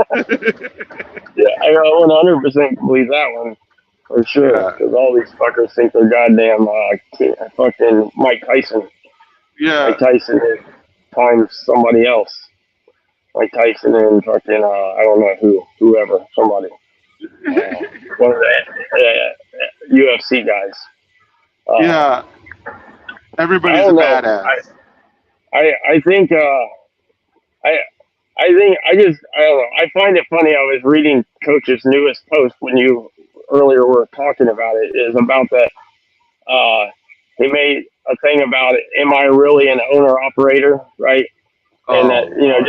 he's just regurgitating, right? Like, which is what he always does because he runs out of talking points, even though he says he's going to do like news and market updates and shit. He just talks about the same stuff that points towards hurt or wherever he's at. It's Hurricane obviously right now, but he's talking about being an owner operator, and he was talking about the financial stress, and he's like, over here I don't have to worry about money anymore, right? Like the craziest. It's like you don't have to worry about money. What is that? What does that even mean? Because I ain't seen nothing to prove that he's making any money, any more money. Like what? I don't know. It's crazy. Yeah. But So we've talked about here's this the before thing. on the phone. Oh, go ahead. No. You finish. I was just say we've talked about this on the phone about these people. Is maybe these people, because if you go off of what you see on the internet from them, they seem to live in a very false world or a false reality where like everything's really good and everything that they're doing is like the most positive, best thing ever. That like they're like in the top of the food chain, per se. So maybe they aren't like stressed like a air quotes normal person would be, right? Like if I was in Coach's situation and I was having to jump jobs every fourth week, right? Like that would stress me out. I would be stressed out. I'm a schedule guy, right? Like I like even like my work isn't 100% scheduled, but like I know Monday through Friday, right? My alarm goes off at 3 o'clock in the morning, right? And I get my ass up and I go to work. And if they say, hey, you don't have to come in until 7 a.m., right? Like that stresses me out, even though it's later.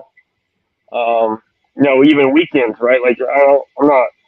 Most guys don't work on Saturdays, but my schedule's to work on Saturdays, so I always work Saturdays. Because if not, Right. it even stresses me out just to be home on a Saturday. Because I'm like, oh shit, I could be at work making some money, which I don't need according to Willie because I don't support myself. But That was funny. Did you watch that video of his when you got off? No. Did you watch the video? I did not. I'm not subscribed to Willie. I can only imagine what it is.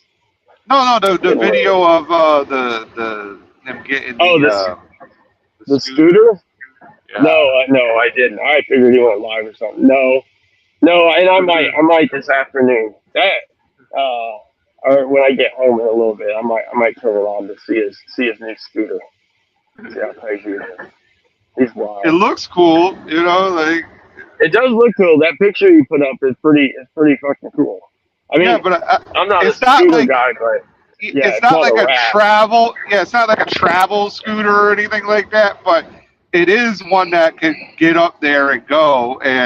But I just can't imagine like a fucking 70-year-old man with no motorcycle skills being on the highway with that fucker. You know what I'm saying? Like, and a torrential downpour happens in Florida out of nowhere all the time. Yep, that's back to that thing where it's like once you hit that age, it only takes one thing and it's all over with, right? That's like my grandma. That's what I tell her all the time. I mean, I don't know. I guess I'm probably not being negative, but I tell her because I'm like, it's awesome that you can afford to go out and do these things and you go do these things. But it's like, if anything happens, right? Like that's like, but I mean, she's 97, so I mean, what do you say, right? Like, oh shit, that's a life ender, right? The only negative is, you might end up spending the rest of your days in a bed or some shit like that. Right? Like that would be the life. like breaking a bone at that age Yep. is like detrimental. Like, Yeah, you it's get over with, right? infections. Yeah, like Your recoup skill, because while she's lively in her brains, I mean, I don't know, I wouldn't call her frail, but she's definitely frail, right? Like she don't walk up steps alone, right? Right. She knows it, but she can walk around per se like a normal person, right, through Walmart, but she ain't walking up no steps alone. Because that'd be it. And somebody like Willie, you crash that, like you say, crash that scooter out at fucking 60 miles an hour. Yeah, you're done. There ain't no protection there. So And he doesn't wear a helmet. He said, "I was like, yo, you gotta wear a helmet." Like, I get it. I get not wearing a helmet. I understand, like, it's your choice and stuff like that. But the thing is, like, your brain, like your skull can pop, and like it's just like, why risk it? Nope. Agreed. Like, I've had road rash. That shit is not fun. You know what I mean? Like, that shit is not cool. I never understood, but I'm also not a motorcycle guy, so for this reason. But I never understood. I sort of understood the guys on the cruisers, right? The Harleys. Like everybody at my shop, it seems like has a Harley or some kind of cruiser, but most of them are Harleys, right? And of course, none of them wear helmets. But the guys that I see on the street bikes, right, that don't wear helmets. The other day on 465, right, I'll say, I mean, it was rush hour, right, but flip-flop shorts, right, dude come home from work, had a high-vis shirt on, no helmet, flip-flops and shorts. And I was like, you're just asking, right, like you're just asking to be fucked up. Now, I've done it. I've done it without, like, oh, I'm going through town or something, like, I'm not using this 1,000 to its fullest potential, on a side street, right? But I've also seen people still, like, hit a car in front of them, flip over that shit, and, like, you can still get fucked up at 20 miles an hour. It don't, I'm sure it doesn't, I mean, well, I'm not sure, we've all seen plenty of fucking, YouTube videos or shorts about it, right? Like, it don't take much. But you said to rattle your fucking brain, or dislocate that. There's a kid that drives a damn fucking mixer, and he's, I don't know, I think he's under 25. I think he's like 22, but he may be closer to 25. But neither here nor there is he drives a mixer truck, and he's a young buck, and he races dirt bikes. Like, that's his little, whatever, like the woods bikes and shit. And he got smashed by a side-by-side 2 weekends ago. Yeah, we talked he's about done. that. Oh, yeah, he's done with the knee. Yeah, he's done, right? Like they told him, hey, obviously we're going to, obviously we'll get your, his knee, I mean, because they got surgery and shit, right? But, like, he's done. And he didn't smash his head or nothing, right? He got his knee all twisted up. But he ain't coming back to work this year, or this summer, I guess I should say. That story about what actually happened is, like, fucking insane. Yeah. And it's a little bit more than just he was racing a dirt bike on.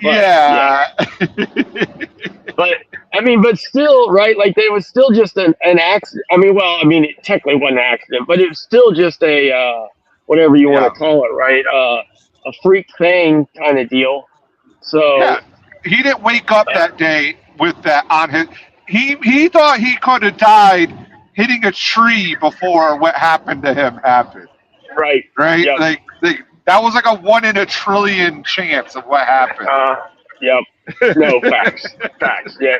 Which sadly, I mean, on the road, right? We know that that's not the 1 in a trillion thing, because there's plenty of idiots that just are watching their phone the whole time. They're not paying attention at all. It's not even an accident. It's just that, dude.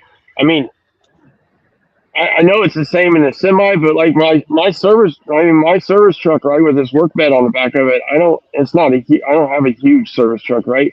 But I can't see on the side of it. So if you're on a bike, right, and you're like riding up my wheel well, and I don't see you, and I sit up above a bike, it's all over with for you, right? Because I ain't got a new truck with all the little lights that tell you that there's somebody on your fucking door. Yeah. You know, that's all she wrote for you. You're Yeah, done. Well, you're When- telling me, like, what up, quick? With age, Hello. get a cage. That's all I got to say. With age, Yeah. get that cage. Yeah, they're probably Yeah. not hurt on that side by side. Just saying. No. Thanks, Bressler. Nope. I appreciate it. Was Bressler being an asshole? He said he was I could be in backstage, here for a but little I didn't bit. see I got a conference I know. call gonna start up here in a little bit with V Truck about the Iowa 80 show. So, but I'll be in here bullshitting with you guys till they call. Wow. What I didn't happened see in the you, Iowa Bressler. 80 show? Well, I'm Wrestler's gonna watch. be there. I'm gonna be there in the booth. Oh. Yeah. Oh, really? Nice. Yeah. For We'll see who? what happens. For night? V Truck. No, for V Truck, the interior accessories. Oh, really?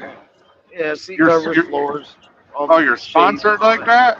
I didn't know you were popular. My bad. A little bit. Popular. A Yeah. little bit. Everybody's popular. I don't know about all that. I'm the least bit popular, but you know what? Nah. Like, it's just, it is crazy to think that we have grown men with no ambition to actually grow. You know what? I gotta say, I heard that GW was letting his friend know that he doesn't agree with his racism. So Oh, yeah. Yeah, we talked about that last night. yeah, maybe GW is starting to wake up and listen to the level up philosophy of the GTA life. Because all he has to do is take control, and he could change his situation. But hopefully he does. Hopefully he does.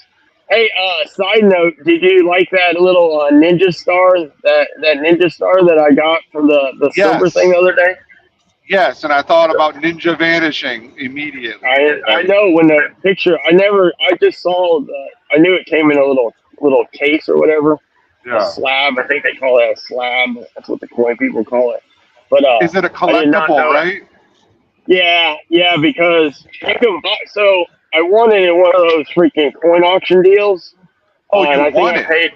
Yeah, well, so eBay, for anybody that doesn't know, there's obviously apps like Whatnot and stuff they're like auction sites, right? They're live auctions, right? People are just in there with thousands of coins, right? And they're okay, bid, right? And they put up they start to bid at $8, right? And then people are just bidding whatever, 50 cents, $1, $2, right? And it's on timer.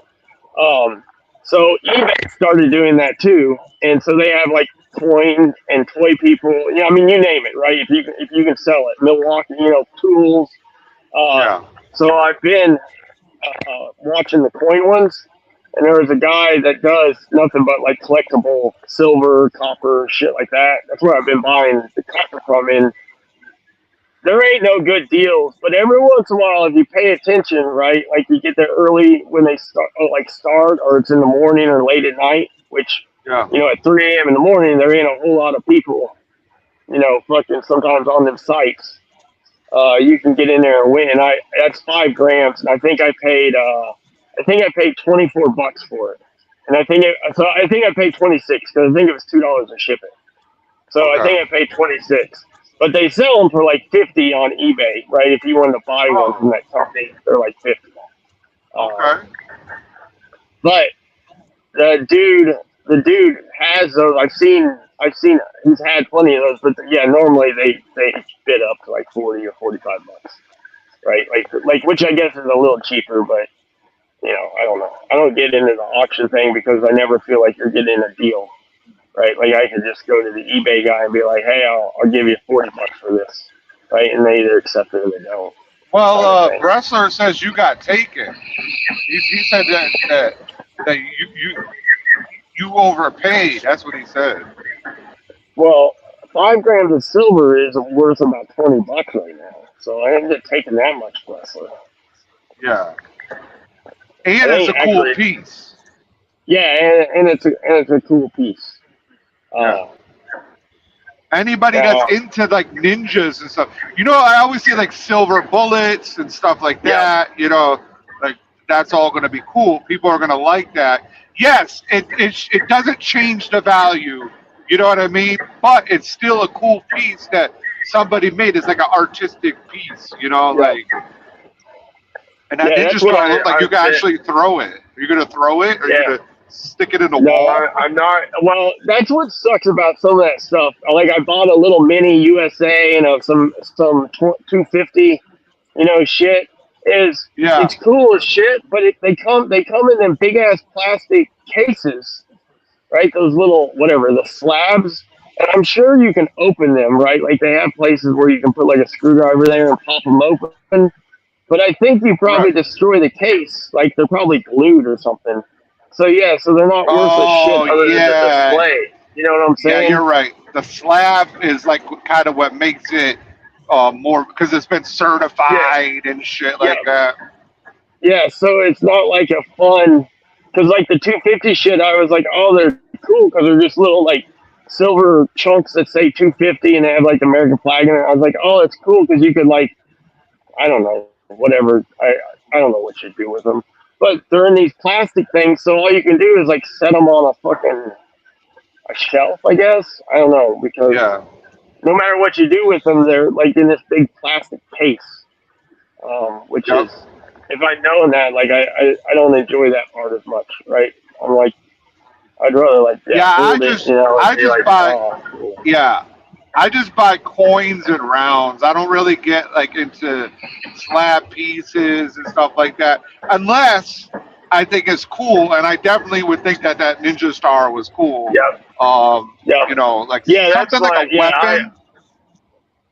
Yeah, I'm the same way. As I don't get into the collector thing Yeah. because I bought these gold stamps, right? Like they're like remakes of old school stamps, and I thought they were the same deal. Which that's the part of like the auction shit, right? Like if you don't know, right, they just get over on you and shit. But it's the same thing. As I was like, oh, I thought they were just like remakes of the stamps and they were gold. No, they're like on this envelope, and they're like, this stamp was created in 1952, right? And it has the original stamp next to it. I'm like, Uh-huh. oh, this isn't as fun, right? Like Oh. this is kind of cheesy, right? Like I don't Yeah. give a fuck about the 1952 stamp that came out on May 12th, right? Like Yeah. I care about the gold stamp, but I would My mom assume, tried to get me into stamps when I was little because I was like collecting cards and different things like that.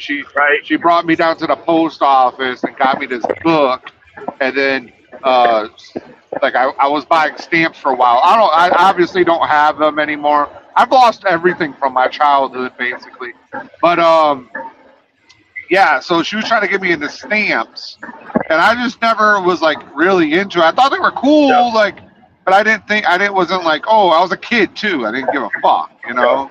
Well, just from, you see, because you're into the coin thing too, it seems like, just like anything else, oh, you fucking asshole, you're going to fucking ride up on me and not let me over? Well, I'm going to cut you off. How about that? See, I there's got a that big ass stress. steel bumper. You ain't going to do There's shit. There's that. I know. stress. I don't know how, I'm going to be honest, I don't know how you guys drive. I've said this for years. I don't know how y'all drive semi trucks. I don't. Maybe it's because you got a trailer behind it, so like they're not right there, but I can't drive home and not be stressed out about shit, right? Like I get stressed about people riding your ass and like cutting you off and shit, and Yeah. and I don't even really get that cut off or and people driving Fuck bad. you! And fuck Yeah. you! Yep. What the fuck I are you don't know. doing? God damn, these people are fucking stupid.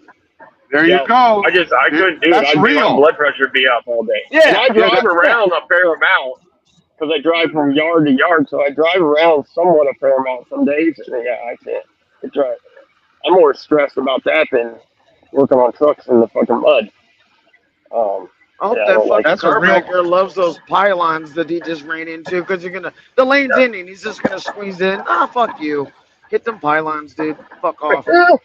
Same thing Oh. too with the Raptor in front of me. Had to dive in there, taking away my braking zone. Hey, I'm 80,000 pounds, dude. How's that gonna work out Right. for you? You got a semi in front of you right now. Where you going? I'm sure you're not 80,000 pounds. I'm sure you're like 78, 7. Okay, 78. But I got full of beer that's going to Manhattan. Yeah. Oh shit! Oh shit! New York. New York, You New got a York. beer load. Yeah, beer load. Yeah. You're probably very close to fucking 80,000. Exactly. Yeah, right on it. Oh, Manhattan beer is where it's going. Am I taking it? Fuck no, I'm dropping this shit in Kansas City. I ain't going out there. Well, when you're in Kansas City, make sure you stop off and see Wild Beer. yep. Hey, Oh, he's over there? FYI, Ike Stevens went after Wild Beer today. I meant to Really? text you that. Yeah, he made a video about why he called him. What the fuck? He called him a Nazi. He A didn't call him a Nazi? Nazi on. No, listen. So he didn't use the word Nazi on his fucking on his title, but he calls him by his name. He says, I can't remember, but it's like Matt so and so, and he has a picture of Wildbeard up there. Is Oh. it's like a communist, right, for the trucking industry. So I mean, that's calling him a Nazi, right? Just not using the word Nazi. Speaking of Ike, but but he he was doing a whole world. rebuttal Yeah, the video for short. that one dude. Yeah, he said he had 3 million miles and he's been driving for 20 years. Do the math. Nah, yeah, he's right. Has he He's a liar. even driven in the last 5 years? Okay. I mean, he probably hadn't driven for almost 10 years. Well, no, that's not true. That'd be 2016. I'm just saying, he's got 3 million miles. I got 3 million miles, but I've been driving forever. Oh, he's lying. I'm sure he's lying. And I'm still driving. Well, I mean, he said it on YouTube on one of his videos. Well, It's- a million's it's, about 8 years, right? 8 years is a million. Yeah, that's trucking, dude. Yeah. You got to go out there and ride to do it in 8 years. These guys are so funny because just like Coach, right? He's another one of the coaches. They put themselves up on such high pedestals, right, for the shit that they do, and if you know they've never really done any of that shit, right? Like but you have to know. So also, I also laugh about like Jason has the same problem as Ike. Is if you go down and just go through like Ike's video list, and you can do it with Jason's post list, right? His videos is if Ike's promoting one of his truck crash videos, right? It gets a lot of views, tens of thousands. If Ike is on there talking about CDL Shorty, it gets fucking 8,000 views, right? Jason does the same thing. If he doesn't put Hurricane Express in the title, right? He's not talking about Caden, right? Like 7 people care about it. But if he's got a Hurricane Express in there, right? There's a lot of commenters. There's a lot of people. Right. Right. So I did- Wrestler. I What's did up, Wrestler? I did a minute video and it's got over 11,000 views. Just saying. I mean, I'm just a nobody. Yeah. There you go. It only takes one, baby. I can't slow down there, Sensei. I'm wedged in here. Wrestler, you're on the stage. What's up, Wrestler? Wrestler, I got a load of beer going to Manhattan. Wrestler, you're For on you. the stage. He said I Yeah, booted talk. him. Chris is just being a hater. No, Yeah, Wrestler's just confused. You guys don't know how to work the stream, y'all. There's buttons to We push. should have Wrestler gone don't know. StreamYard 14 times the other night before I Turn lost the my mute channel. off, Wrestler. Turn the microphone so Yeah. it doesn't turn red. Yeah, you gotta turn your YouTube off too. There's a hell of a delay. Yeah, It'll turn the confuse the YouTube shit off, out of you. Wrestler. I lost my appeal for my other channel, by the way. Knew that was Oh, yeah. They never let you win. You got to come coming. up Nah, with you it. never. You I got to don't have think the I've ever AI won. write it for you. Oh, Yep. I started winning thought them. I about have it. the AI write it for me, and then that motherfucker just like, oh, okay. Like I got my GW stuff reversed.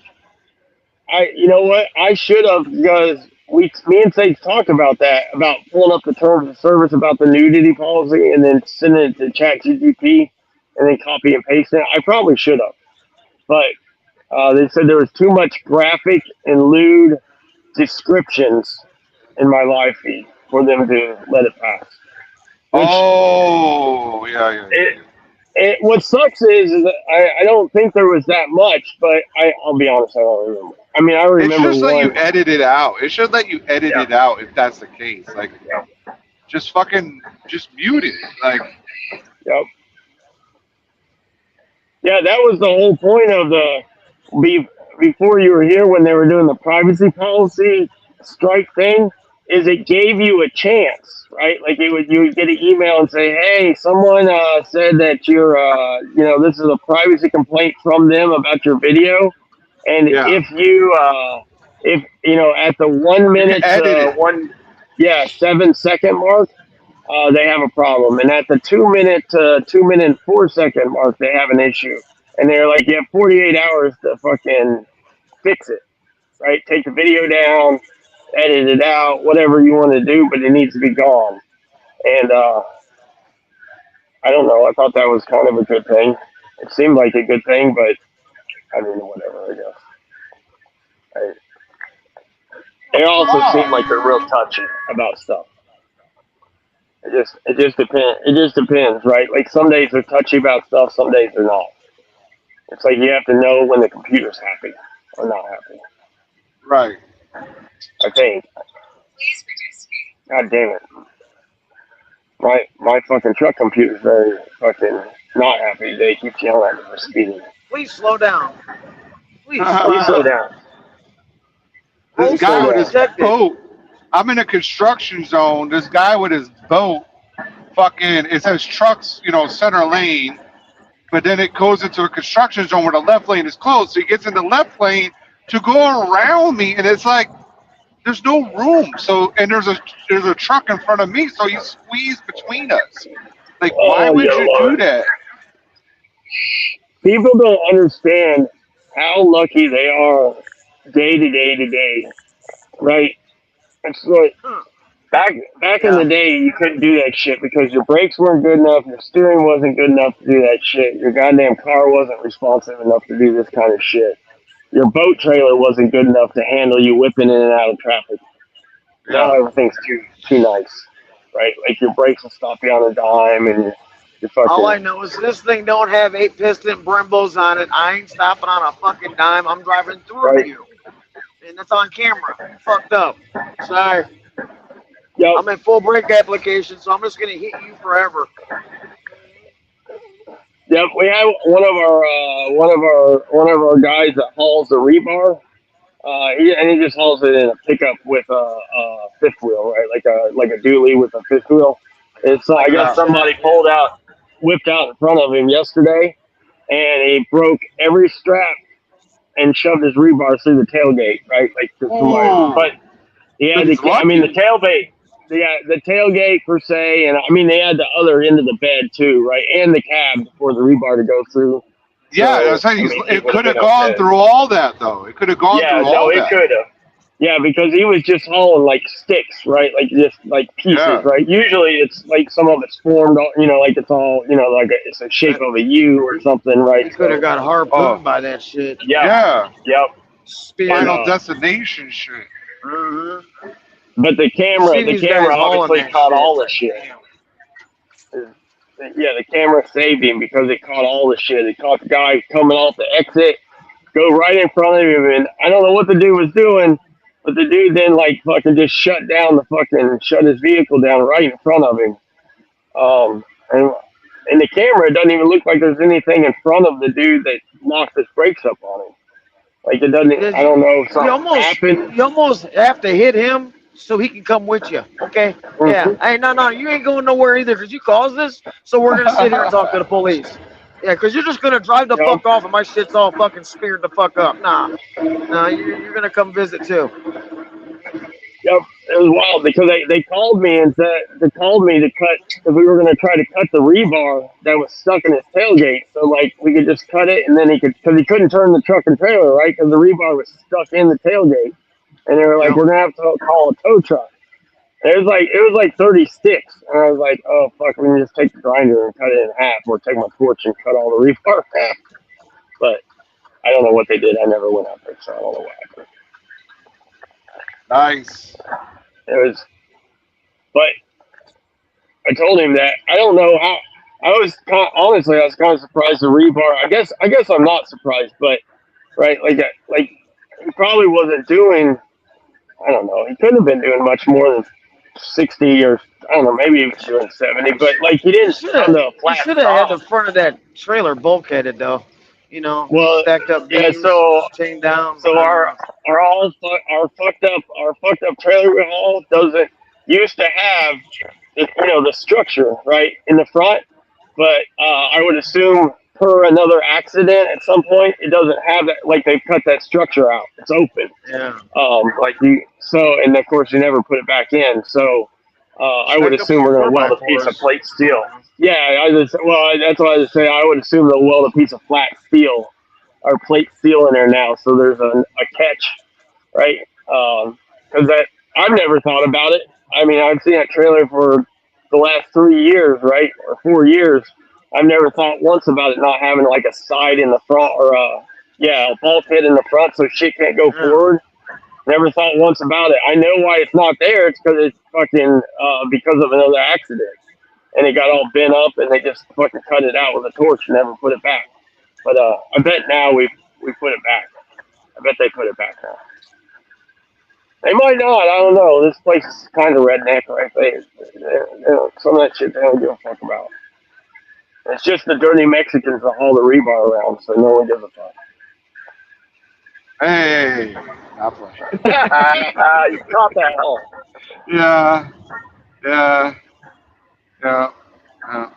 It's all good though. Who cares, right? Yeah.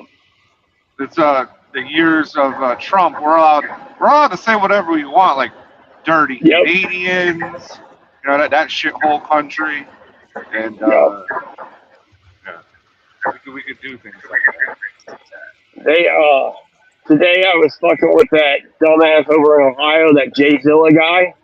He was live and he was talking about how tough he was, so I called him, and I called him on the phone, and he freaking of course he answered because I don't know these people because he's a tough guy, and I forget, I don't know what words he was talking about. I was calling him a gay dude. I said, "You're gay, bro," and he's like, "Look, Trump runs this place now. He gives us the right to do and say anything." And he started dropping the N-bomb, and he started saying all this wild shit. And he's like, "Because Trump's here, I can say whatever the fuck I want and get away with it." I was like, "God damn." Yeah, say it in public, motherfucker, or get in front of somebody. You can say anything you want on the fucking internet. Yeah, but quick. That's also the problem. So I was out there in Arkansas, right? And I'm in there, and there's like, a whole bunch of, what would we call them? Wiggers, right? And they were sitting there chilling at the McDonald's, and, there's like a crew of them, and one guy had his bitch, like, he had his arm around her and shit, He was being, like, pretty much silent. And this other guy was, like, dropping N-bombs. Nigga, nigga, nigga, nigga, nigga. And, like, another guy's like, "Yo, there's a black dude over there." He's like, "I don't give a fuck. My parents is black." And, like, he's, like, the whitest dude you could possibly see. Right? So the fucking, but the other guy that was, like, being cool with his chick got up and punched this guy in the face. Boom! Yo, just punched him in the face at the McDonald's. And he goes, "Did you give him a what's up?" Yeah, no, I did. He was like, "Yo, my bad, man." And he was like, and I was like, "God, thank you. At least somebody has respect." You know what I'm saying? Like, but that goes to show that a place like Arkansas, right? That it's, okay, if you're from anywhere in the world, you think Arkansas is this really bad, fucked up place, right? Right. But it's not. Sadly, But it's not. But it's not. People actually have fucking code and ethic. Like, obviously that kid's parents was teaching them right. You know what I mean? Like, disrespectful. Well, well, obviously he was like kind of like the alpha of this crew or something like that. Because like it was weird. It was very, very, very weird. Oh, that's funny. But yeah, it was. People in there probably were clapping. Yeah. There wasn't really anybody in there except them, but But there were, all the McDonald's workers were black. You know, so I'm pretty sure like they got to deal with that too. Yeah, you know, I don't really exactly. deal with that. You know, so it's like how like because like we live in. But here's the thing: we live in a society now where like the youth, right?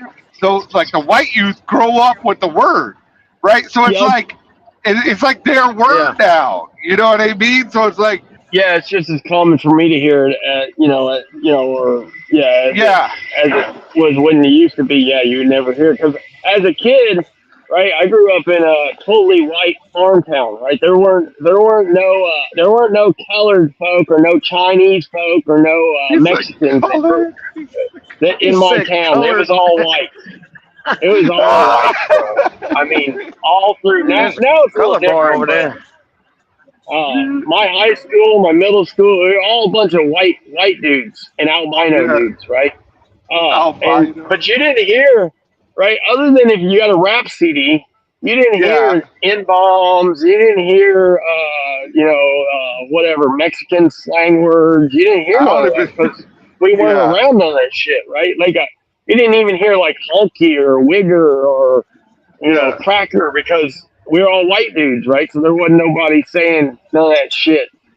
None of that. But yeah, now everybody hears it, right? Because of the internet or Yeah, it's just phones it's like or whatever. it's like a thing. Yeah, it's just like, but it's like so that the youth. But now it comes down to just the youth have respect for older people that don't put up with that shit, or do they understand that? Okay, maybe your offspring will be, like a different, like. You know what I mean? Like maybe it'll be just a part of the thing, but as of right now, there's still a divide. You know what I mean? There's like a divide of like a 30-year-old that won't put up with that shit, and then there's like the people that will, that they just grew up with it. Like it's their word too. So it's like, where do we stand today? Yep. Yeah. Sadly, everything's fucking so lax now that it doesn't even matter. Anything you look at is so lax. That this morning, this is the first morning in a long time that I freaking, well, it's not the first morning, but it's the first morning that I noticed it heavy. Maybe it's because it's Saturday, and there must have been something going on, right, with cars. It's like a whole line of cars. I mean, probably like 15 or 20 came up and around me on 465 at like 5:30 this morning, and they all had, none of them had like regular headlights. They all had like blue and red and green and pink and purple, lights. And I'm like, oh, that's illegal as fuck, right? Like you can't drive with fucking colored lights. You're not allowed to? But you're not supposed to. I mean, it's supposed to be, the halogen or the LED now, right? The white light. I think they let the blue pass, right? Because that's like an LED color, whatever, whatever they call it. Anyways, like the blue color. But you're not supposed to technically have, for your lights on your front of your car, they're supposed to be amber and headlights. And I'm like, that's how loose everything is, right? Like people just ride with like red headlights, right? And red turn signals and shit. It's not a big thing. It's They're just entitled. yeah. I mean, but 10 years ago, right? I remember cops being in parking lots where people had like their cars just like with their parking lights on, and they'd have like green and rainbow color and shit, and the cops are writing them tickets because you're not allowed to even display it on, even if the car's not moving because it's on the front. Chilling, Yep. And it was like the license plate, right? Remember the neon license plates where you'd put the ring around your fucking license plate and be whatever color neon, because you're not supposed to. But I noticed that shit's like coming back now too. If like it's LED, of course, but I've noticed that. I never understood that one because it just says your license plate needs to be illuminated. It doesn't say what color. Yeah, it was just like no one, I don't know what the word is. There's no authority to anything anymore. There's no fucking, God damn it, I can't think of the word. Well, you've heard of those. You've heard of those like blue laws, right? No, maybe. Okay, so like that sounds familiar, but not. A blue law is like a law that was like written in like whenever your state was founded in. So like, you can't do a handstand crossing the street on a Sunday. Yep. with Yep.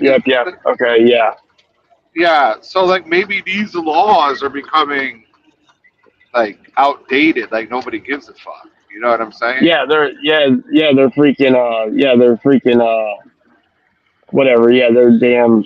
Yeah. They're so outdated, right? They're so old that people are like, yeah, we're not gonna honor that shit no more. I saw this guy talking about trucking, right? So the rules, the hours of service rules, like the 70 and shit, was written in like 1938 or something. Right. Yep.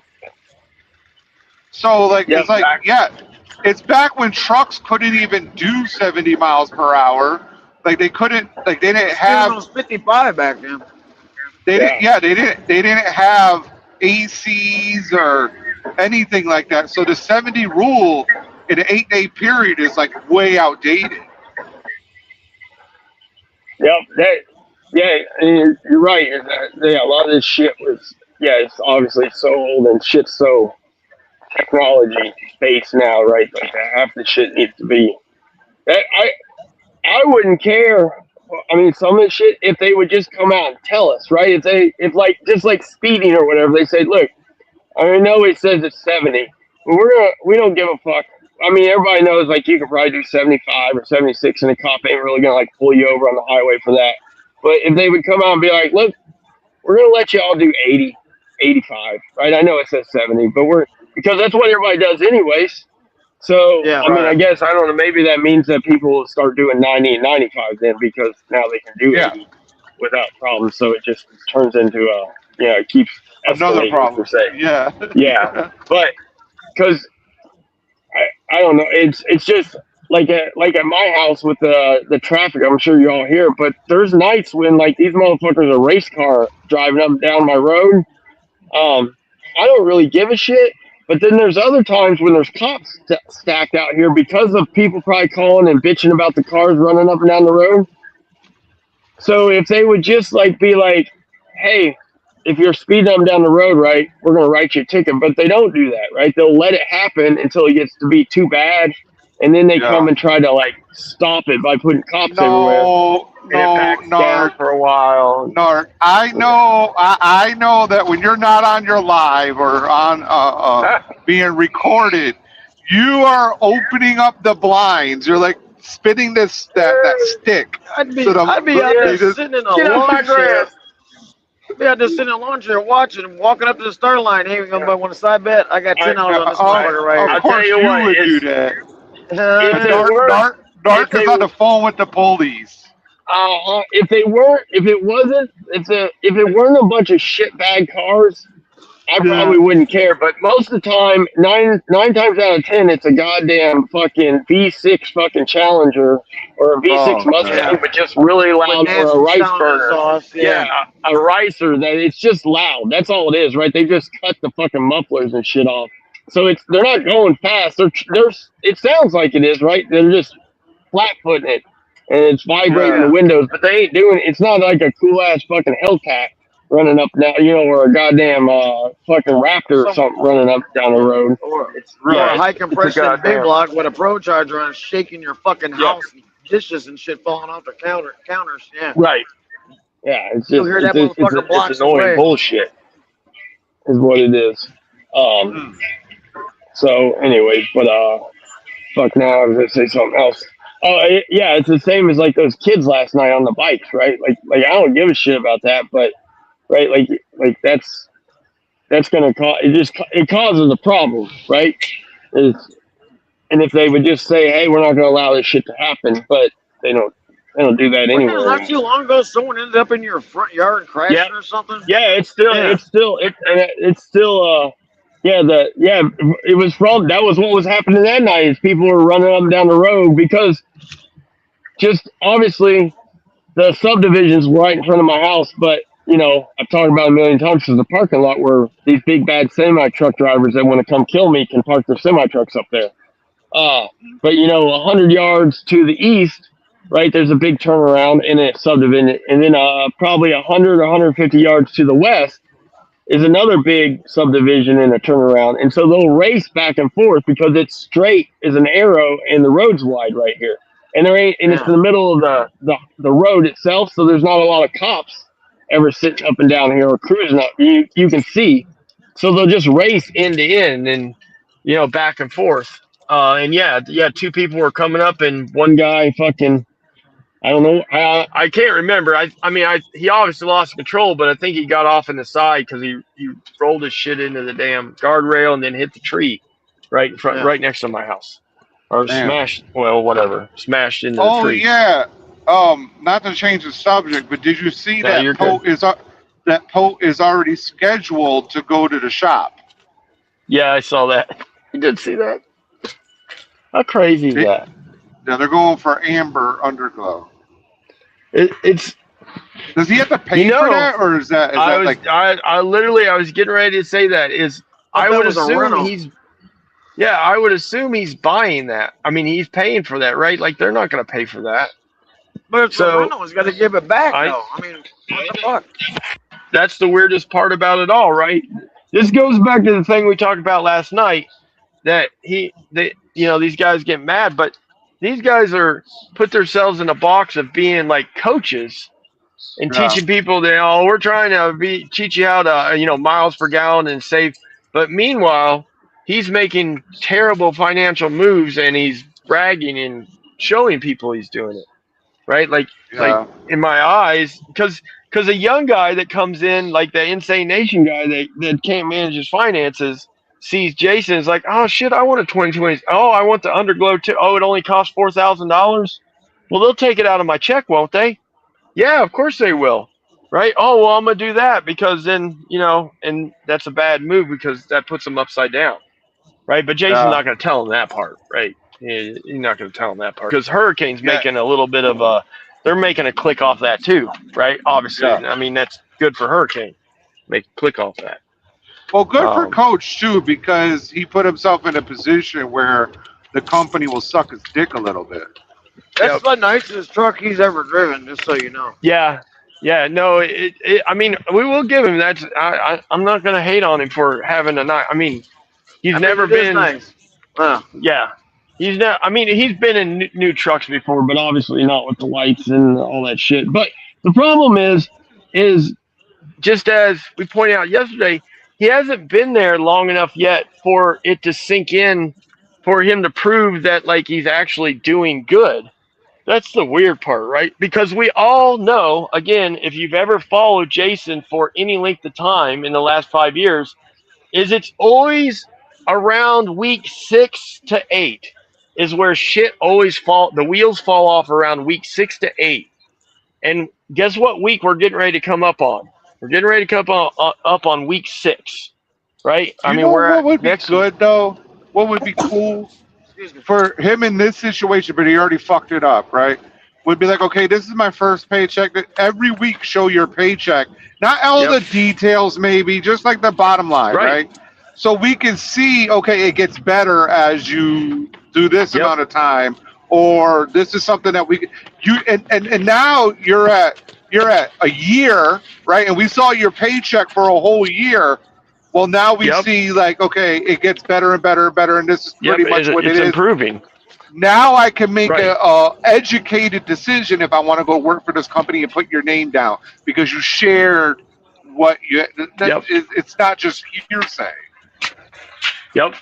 No, 100%. And the problem, we all know the problem when it comes to like Jason or, I mean, any of these guys, but I mean, it's Jason because we're talking about Jason, is that's the main issue is when he doesn't show it to us that it's provable. It's just, I mean, he just did it, right? Like he just showed us a paycheck, right? A settlement, 4 days ago? With no context. Is this? Yeah, there's no context, and the settlement is less than they tell us that it should be, right? The settlement's supposed to be $2,000 net, right? It's not $2,000 not net. It's $2,000 net. Oh shit! Maybe it was $2,000, right? But since he went to the shop without giving him 24 hours notice, they charged him. Yep. Because he wanted the truck turned up. Yep, it's possible, that again. That goes back to what you just said, right? No context. So we don't know. But what we do know that he'll argue with you or whoever in the comments is, no, I never said that I'm on the $2,000. You know, well, but you did, right? Hurricane says it, right? You can go to any of their videos where they talk about your first 6 weeks. Right? Is your first 6 weeks is a guaranteed 2,000 net to you paycheck. Yeah, because then we can see. After you get okay, so basically, Caden gives you $4,000 to fucking, transition, which is cool, right? Right. And okay, so how long does it take to pay that back? How long does it take to get out of the hole? Okay, now we're at 2 months in. Now we're at a steady stream. Okay, now I know what to expect going into it. Right. Yeah, that would be what you would call your journey. Right. Yeah, that would be what you would call showing people your journey and how good it is a hurricane. Instead, we get what we always get from him is he randomly will show us some stuff here and there, and every once in a while, right, he'll show some stuff. And then it's not exactly what he's been bragging about for the last month. And then when people say, hey, this isn't what you said it was, you're a hater. You're a dummy. You don't know, right? You don't. It's just like his ELD, right? Like you showed the ELD and we did the math. It's like, wait a minute. So you're averaging less than 400 miles a day? I thought you said you were running hard, right? We all know that that's not running hard, but he's been telling us that he's running hard every day. But then he shows us, and if he was showing from the get-go, right, maybe people could be like, oh yeah, he's capping, he's lying, right? But since he's not showing us all the time, people, I don't know. If I was him, I would do it different, but I feel like a million people have told him that, and he's never going to do it different. We know that, right? Like I mean, I'm just saying, I want to, like, it's not, like, I just want to know if I'm going to a company, like, that's the thing about Wildbeard, right? Wildbeard's at a company for fucking 4 years, so you have a lot of information you can take in on that company or whatever. So, like, and there's guys out there that do show their paychecks week after week after week, at Swift or wherever. And he was successful because, again, he stayed there for 4 years plus, right? Like, and he didn't even leave he left because of on his own accord per se, right? Yeah. He didn't even leave because of a bad deal. Jason always leaves because there's a bad deal, right? But he never, like, sticks on it either. Like, oh yeah, that company was fucked up. My bad, y'all. But the thing is, he also doesn't he doesn't get to see if it's a bad deal. He just starts telling you how it's a great deal, and then the deal catches up. Yeah, we've seen it. He'd own that truck at GP. He'd probably be a top driver, spokesperson, and everything else. Yeah. Yep. Facts. Yeah, he never lets it any. He's one of those guys, and there's nothing wrong with this type of person, right? But he's one of those guys that gets overexcited about stuff, and he doesn't look like that clouds his future, right? Yeah. Like he doesn't have a future. He sees one thing, and he's like, oh my gosh, this is it, right? Just like a person that buys a new car, right? They buy the new car, and they're like, oh, we're set. I'm set. I got a new car. Life is good. And then like 45 days in, when your first payment comes up, it's like, wait a minute. Or they got to go get their insurance. Dude, I just did that for my phone, right? So my phone bill was like $250, right? So I wanted to get I've been paying for lines that I don't even have phones for. Okay. Right. So I fucking go get another phone, and while I'm there, like, it was supposed to be zero down, or not zero down, but zero, like, it was like basically free, right? but I didn't turn in Yeah. a phone because I never had a phone for it, right? But anyways, I saw they were like, "Oh, do you want anything else?" I was like, "Nah, I'm cool." But then like I saw these earbuds, and they were like, "Yeah, it translates for you." I was like, "Yep, let me get that." Now my phone bill is fucking $400 because I'm paying that fucker off, and it's like, God damn it! Yep. They got But Oh yeah, they definitely did. I don't know. I just laughed because, and on Jason's end, I understand that like he's so aggressive. He's so aggressive towards everybody because it is all negativity, right? Like 90% of what he sees is negativity, but that's only because everything he said in the last 5 years has never came true, right? Like there has been nowhere. I mean, even if, and this is according to him, right? Even if every place he went to, it was the company's fault, because that's what he says, right? Every place I've been to, it's the company's fault, right? It didn't pay. They didn't own up to their end, right? That's his exact quote, right? On on the Big Rig Nation thing that he took down. That was his exact quote. Is that all these companies that he repped for, every single one of them didn't own up or honor up to what they said they were going to do. That's why he had to leave. Now You gotta drive the fucking truck. yeah, I mean, it's like anything, right? It's a numbers game. There's always going to be, you do something, right, and it doesn't turn out the way it's supposed to. But if you do something that most people are, I don't know if the word on lease purchase, the word successful is a correct way to say it, but lots of people succeed at, but you can't ever succeed at, and you have lots of numbers to back it up, then I think that it's not, you can't blame it on the company, right? Right. You can't say, I went to 10 companies, and within 6 weeks of all 10 of those companies, I had to leave the company. And that's because the companies suck, right? Because somewhere it has to be, because there's other people that have made it work at those companies. So at some point you have to look at yourself and be like, is there something that I'm doing or not doing, like driving the truck, that is causing these companies not to be able to work out for me? Right? If you don't drive the truck and have productivity, they can give a fuck about you. Yep. And they'll treat you that way. You were hired to drive a fucking truck and haul freight.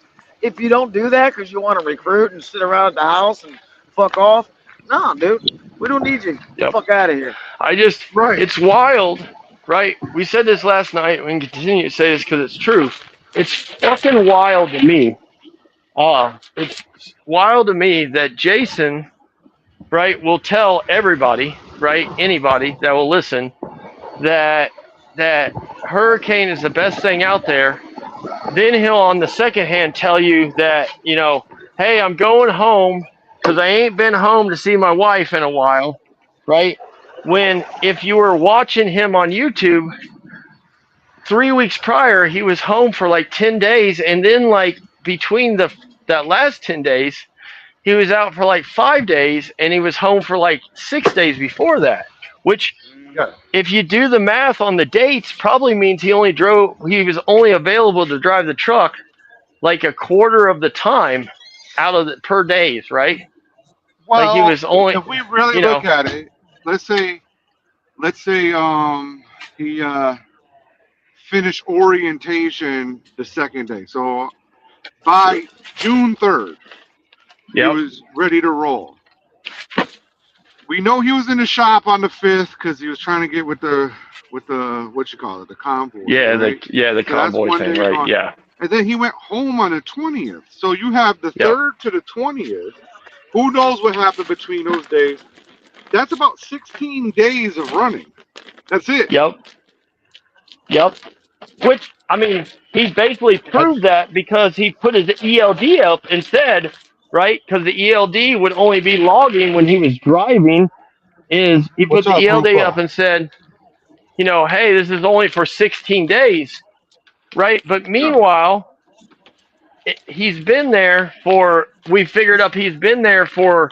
What was it? 20. Well, I guess it was like 22 days or something at that point. So Yeah. if he went home for 5 days out of the 20, right? That's a quarter, which is the number I said. That's 25% of the time he was there. He wasn't driving he wasn't available to drive the truck, right? Which is sort of a wild number. I mean, if you did anything at 25%, you would be considered failing at it, right? I mean, in general in life, right? If you only made 25% of your income week to week to week, you would consider yourself not making. You would be broke because you're not making your full amount of money, right? Eventually, it catches up. What was he doing at BLC? I mean, because Matt's been doing videos like every day. He's got his son in the truck. They're out riding around. They're all over the fucking place. They're working. That's what I'm saying. It's like Stewie's doing all right there. Yep. Yeah. Yep. They drive the fucking truck. Yep. Yeah, it's why. Yeah, what's even more embarrassing is that kind of stuff. Is like he brought Stewie over there, right? Like we know this because they told us, right? They didn't have to tell us that. They could have kept it. Yeah, they could have kept that a secret, right? Like here's where that social media or whatever. Okay, thing, I'm gonna tell y'all a secret. I'm gonna tell y'all a secret, right? So one of my sons is like really into fitness, right? Now I'm not the most fit anymore or whatever, right? But motherfucker, I will challenge that motherfucker because he's my son, right? To a competition like air squats. I will do air squats until I pop a muscle just to outdo him. So my point of that is, and I've literally done that, right? Just to outdo him, like, and I'll just keep going. And he's like, "Yo, what the fuck? Like, how is this fat fuck beating me? You know, like this fat old guy beating me." My point is, how could Stewie, or how could Coach bring Stewie on and let the person you bring on outperform you? Yep. Could you imagine Michael Jordan bringing in Scottie Pippen and Scottie Pippen outperforming Michael Jordan? It would never happen. Right. You have to outperform your sons. Sometimes at our terminal, we have like a driver battle. Who can get the most miles in a month? Now the dispatchers are in it. The drivers are in it. You know, that's pretty fun, dude. Yeah. So everybody's like busting their ass, getting freight, and you got to run. You got to do this. And, yeah, we do some wee-woo, some cheating action, you know. Yeah, all I'm saying, if somebody is your son, if somebody is your subordinate, they should not be able to beat you. And when they beat you, that's when you pass that torch. You know what I'm saying? Yep. So, like I'm pretty sure my sons can't whoop my ass yet. You know what I mean? I just have way more experience. But one day they will, and that's good. Right? But you can't be at a BLC, bring on Stewie, and then get outperformed by your fucking subordinate. Well, and what's wild about like that whole thing is, again, just to go back and do an old history lesson, is for Stewie, right? And talk good about Stewie, is anywhere those guys went, right? Arter Express, when they were doing even when they had JS Solutions, Quick probably remember this. When they had JS Solutions, right, is right when so they were running Stewie always, when Stewie had his own authority, which was years ago right now. But on the JS Solution time, it was only a couple years beforehand, right? Because JS Solutions was over 2 years ago now. Right? So roughly 6 years ago, Stewie had his own authority. And Stewie ran for Kenny Long. Kenny Long is a guy that owns a company called Patriot Star. They mainly do furniture stuff, and they mainly do they have contracts for hauling automotive, you know, like frames and stuff, you know, car parts, but like frames and stuff. Right. So when they started JS Solutions, Stewie, because Jason and them didn't get their numbers immediately, right? Is they were contracted with Patriot Star, and that was the Stewie hookup. So they did good, and then for whatever reason, they decided to get their numbers, which people were telling them not to. Sage, being one of those, was saying, "Hey, this is not a good time to get your numbers, right? This is the way the market is, right? You guys keep running under Patriot Star. You're doing good, right? Your company's less at that time before they got the numbers. They were only like 5 months, right? The company only been open like 5 months. It was like, just hang tight. Of course, they didn't listen to Sage or anybody else for that matter, and they went and got their numbers. They immediately started failing, right? They couldn't get book loads. Stewie, they had an ice cream load. Quick probably remembers this. They had an ice cream load that failed inspection. Yeah, right out the gate, right? And they lost. So they had a whole insurance claim on a whole ice cream load right out the box with their own numbers. Yeah, that's right? a huge claim, though. That's a huge claim. Yeah. Oh no. Yeah. That was what. That's what. So by the way, when Stewie and them say, "Oh, the fraud in the fraud in trucking is what destroyed us," they claim that was fraudulent. Stewie and Jason will tell you up and down if you ask them that was a fraudulent claim. Now When you I don't show know. up Who and knows? it's not in temp, it failed. Yeah, I'm just saying. exactly. That's mean, what I was saying. Is I mean, what do you fraud say, about right? that? Yeah, it's just like buying a new car and saying, I don't want this car. It's got a scratch on it, right? And the dealer says, well, it's only a small scratch. Like, no, it's got a scratch on it. I want one without a scratch. That's only a small scratch, right? You're doing that thing. No, So ice it doesn't cream matter has because to be held at temp. Whatever their temp is, they can reject it if they want to. Now you have a claim. Now the only thing that can save you is that somebody else takes it, right? And now you use that money to pay the claim or whatever. And by the way, that didn't happen, right? Is they got the whole thing rejected. So when that happened, is Jason and Stewie obviously got in a fight, right? Like they never aired this 100%, but Jason went home, right? And then magically, Stewie was doing videos and Jason wasn't in the truck no more, right? And they were like, wait a minute, what happened? Where's Jason at, right? And they're like, oh, Jason had an emergency and had to go home, right? Well, then after they closed the company, is all the truth came out, which we had all been saying this in the backgrounds, right?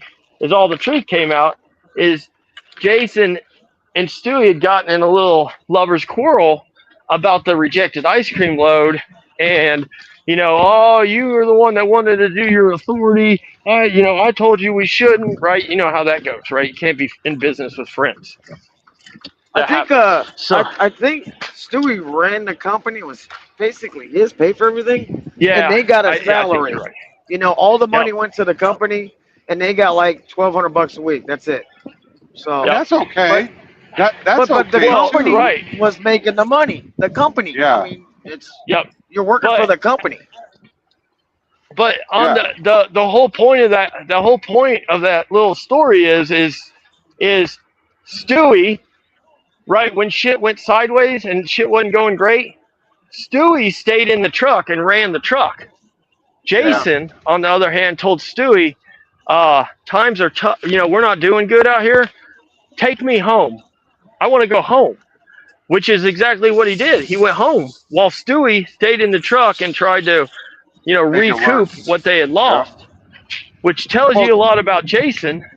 But we know that Jason does that because anytime shit doesn't go well, Jason takes his ball and goes home, right? Yeah. Oh, I need to go home because my bunk isn't right, right? That's why he said he went home, is he said he had to get his sleeper right?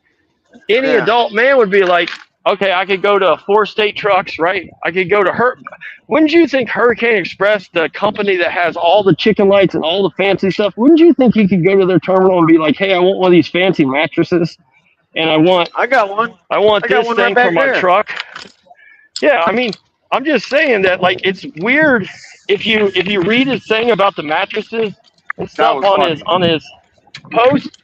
I'm like, why wouldn't Hurricane Express, the company that literally brags about having the nicest trucks and the coolest shit, why would Hurricane Express put Jason in a truck? Because that's what he said, with a little tiny. He said, I can't sleep on this little baby mattress, this little thin mattress. Wait, why does Hurricane Express, why do they have mattresses, right? Why don't they have the big, thick purple, the purple mattresses? I Didn't need you to think that mattress would be out what of they Get a do? fucking mattress for $300. Yeah. Just saying. Well, but I mean, is the whole point is Jason's whole shit about Hurricane is their driver, they're for the driver, right? Hurricane, it's like a family here. Meanwhile, the family, right? The family, for whatever reason, when they put you in one of these expensive one of these cheap ass trucks, right? The cheapest trucks around. The family puts you in a shitty ass truck with a shitty ass mattress. I mean, why wouldn't Hurricane, why couldn't Jason say, hey, Caden, look, man, I'm gonna have to go home.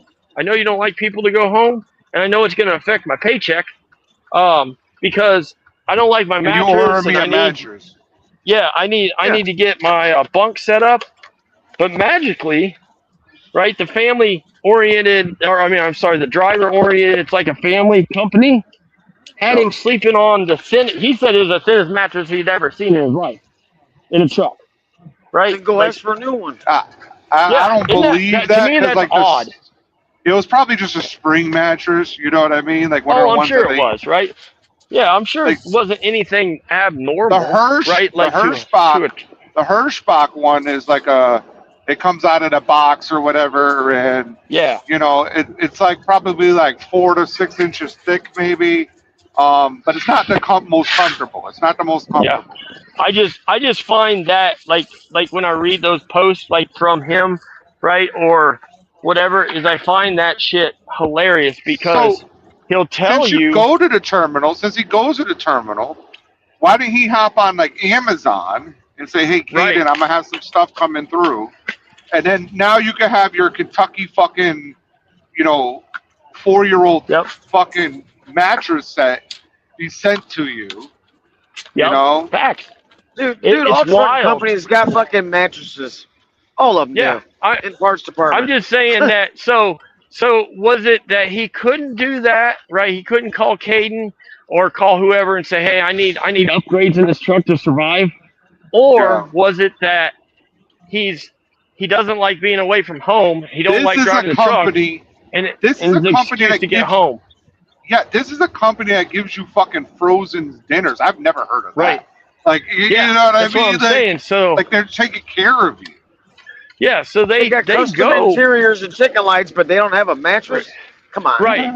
You got to go home to set your bunk up. And like you said, Trip, is if he'll say, oh well, my wife made stickers, right? Doc Holliday. I don't know if you looked at all the pictures, right? He's got all Doc Holliday and UK, and he's got all this shit on the. Oh, they're cheesy as fuck. But I mean, each his own, right? Like how he's got. He said he got the decals. I haven't seen them yet. I thought you ordered them. Wait until you see him. So he's got the word. He's got his name on the doors, on both doors. Coach underneath, above the door handle. He's got Coach on both doors. He's got Doc Holliday on the hood, like the Jeeps do. You know how Jeeps like where the Wrangler would be on the hood or something. Yeah. He's got Doc Holliday, and then he's got the UK, which, by the way. I am hating on. Hang on, Narc. This is a loaner rental truck, and he's got his stickers all over their shit. Yep. But that shit gets peeled the fuck off. Yep. Yeah, I couldn't put that all over this fucking night truck. I can't put a goddamn Quick Williams sticker on the damn hood and I'm a bad motherfucker on the door. They're gonna take this shit off my truck. Why not? I don't. Why not? I don't. Yeah. I don't understand. I understand because he's playing a role, right? Like he's being an actor. That's what Jason's doing. He's playing a role. But what's crazy about the whole thing is like the stickers and stuff is, again, he could have just had his wife mail those to the terminal, which he goes to weekly because he has to. Part of the $2,000 guarantee situation he's in, right?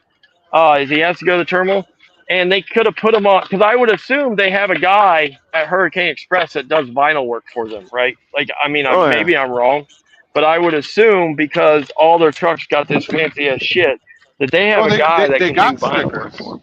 They have Yeah, stickers. or right. Yeah. That's what I mean. Look I mean, they look have. you seen the Ghost Fleet? So Yeah. Yep. the Ghost Fleet, the reason why they're called the Ghost Fleet for the people that don't know is that the stickers are like DOT illegal. Like Yeah, they you can't see read them, it. you're right. They can't see it. So it's like that's why they're the Ghost Fleet. Yep. You know. Yeah, it's no. Yeah, somebody told me the other day it's like the Ghost Fleet is because they run at night. And I was like, no, it's because of the stickers, right? Like Yeah. it's like the stickers No, are he in says it. they're color match. So No, I like know Caden he Jr. does. comes out, he's like, yeah, is that you can't DOT doesn't like this because you can't see the stickers. Right. Yeah, because I mean, if for anybody that pays attention, right, is if you've ever heard of a ghost cop car, right? It makes it because they have color match Ghost- stickers, right? So you can only see the cop, the cop or the police Yeah. emblems, right, at the Or right ghost- or angle. ghost the right flames. angle. Ghost Yeah. flames, you Or- don't or, really yeah, see them ghost- unless there you the go, right, ghost the right, flames. the right angle. Yep, Yeah, the ghost right flames. angle. Yeah. Yeah. Yep. But neither here nor there is it. Yeah, it's funny because you talk, like I said, you talk about Jason. Oh, Jason's out here to drive and stuff. No, he just went home again because he knew he was going to get in a semi truck, right? Didn't he know he was going to go to Hurricane Express and drive over the road? So like Yeah. he could have, and I mean, I guess he could have thought. I guess he thought that they were going to give him a really good mattress. But he could have went ahead and ordered. I mean, Jason's been in fucking 12 or 14 different trucks in the last 5 years. Either way, Right, it still like- doesn't take you 6 days. Let's say you ordered Nope. it to the house, right? I order shit to the house all the fucking time, right? Yep. I also go home because like I like women. I'm gonna go home. I'm gonna fuck some pussy, right? So, Yeah. but and yes, you can get complacent, but you have to keep moving. And if you're gonna be the trucker's coach, you're gonna play this fucking Yep. character. If you're gonna be that guy, live as that guy for at least 1 to 2 years, and then you'll be Yep. set. Because you'll have Yep. your whole page set up with a ton of content that people are going to go through, and they're going to see, okay, this is the place I want to go to. Let me put the coach's name down. Yep. Facts. Facts. But he won't do that. Yeah, he because wants we wants know to live like this. he. I mean, well, he does. He calls us the haters, but we can all predict, right? We were all predicting when he went to BLC. We were all everybody was basically saying, for the most part, July, right? July 4th, he'll be out of that truck at BLC. He didn't even make it to June, right? Yeah. Like we all knew he wasn't going to make it more than 3 months. Everybody knew he wasn't going to make it more than 3 months. He just only Johnny made it a B. month and a half. Johnny B Right? says they're also going to charge him to take those stickers off when he's done. Yeah.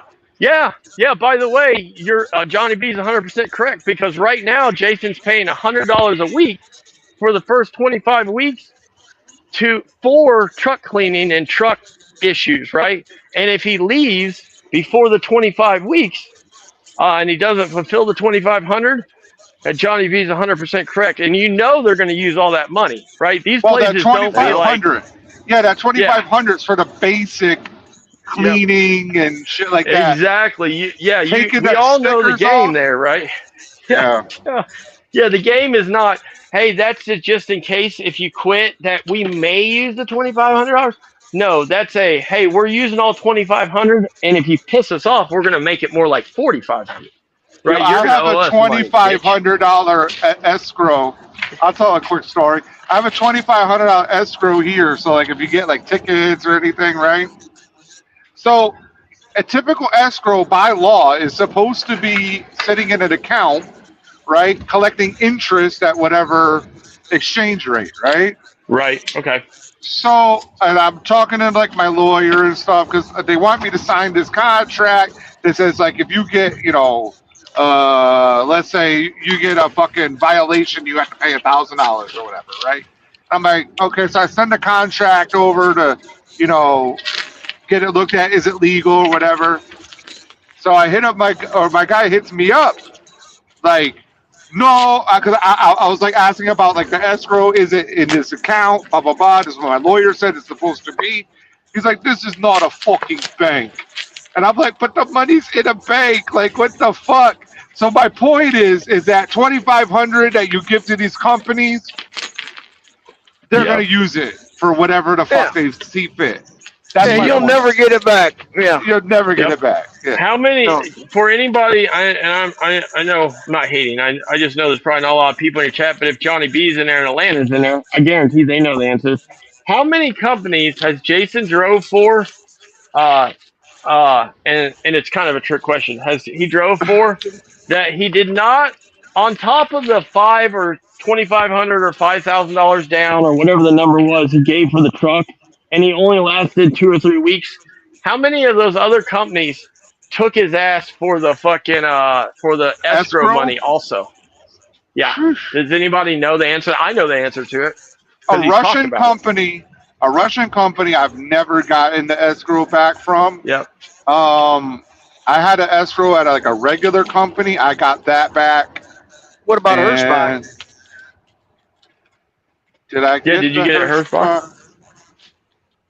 I mean, did Jason a get good anything back for Hirschbach, or did he and not tell Tim No. about it? I mean, just No, saying. he didn't because he was in the negative. He didn't get it Yep. because he was in the Oh, Yeah, negative. that's it was right. negative.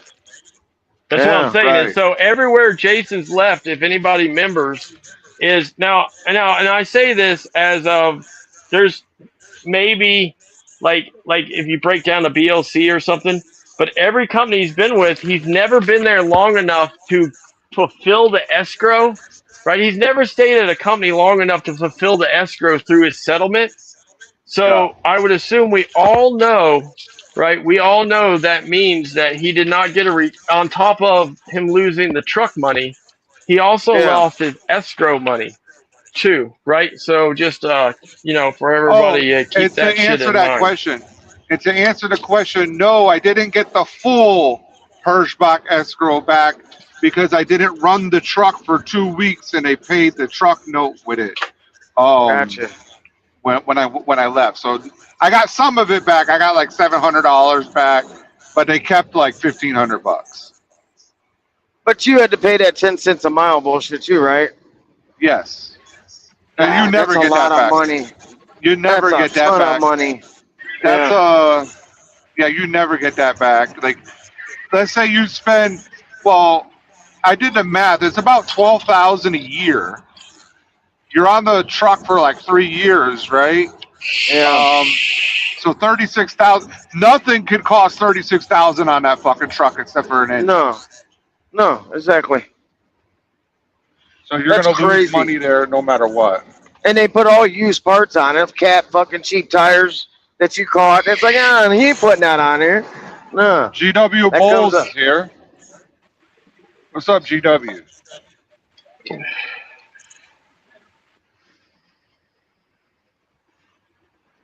He's got the Bressler effect, it sounds like. Yeah. GW Bowles, you're on the show. How you doing? I swear to God, every time the non-GW Bulls comes in, I'm about to log out of here. I swear I'm not doing that on purpose. I've been home. By the way, Trip, I'm gonna send you a text message. I'm gonna send you a text message of one of my collector buys that I just got in the mail. You're gonna love it because you're in the toys, like I am. Oh God. I didn't know you're into toys. I thought you were like into collecting tools and shit. Guns and shit. The fucking narc has a fucking what's that shit called? A triangle and whatever that they use to fucking make the first pyramid with. He got that shit. Dude, there was a toolbox. I should have took a picture of a narc out there at Swift Yard in Sumner, Washington.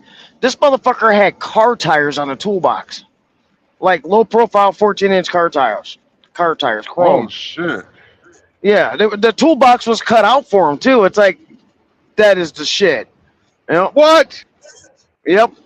The toolbox had fenders. I'm sorry. cut out for the I was wheels. talking about what Narc just sent me. Yo, Narc, how much you spend on that? Is he still there? I guess he left. No, he says he's here. There's 4 of us in here. Looks Yeah. like. What up, GW Bowls? What up?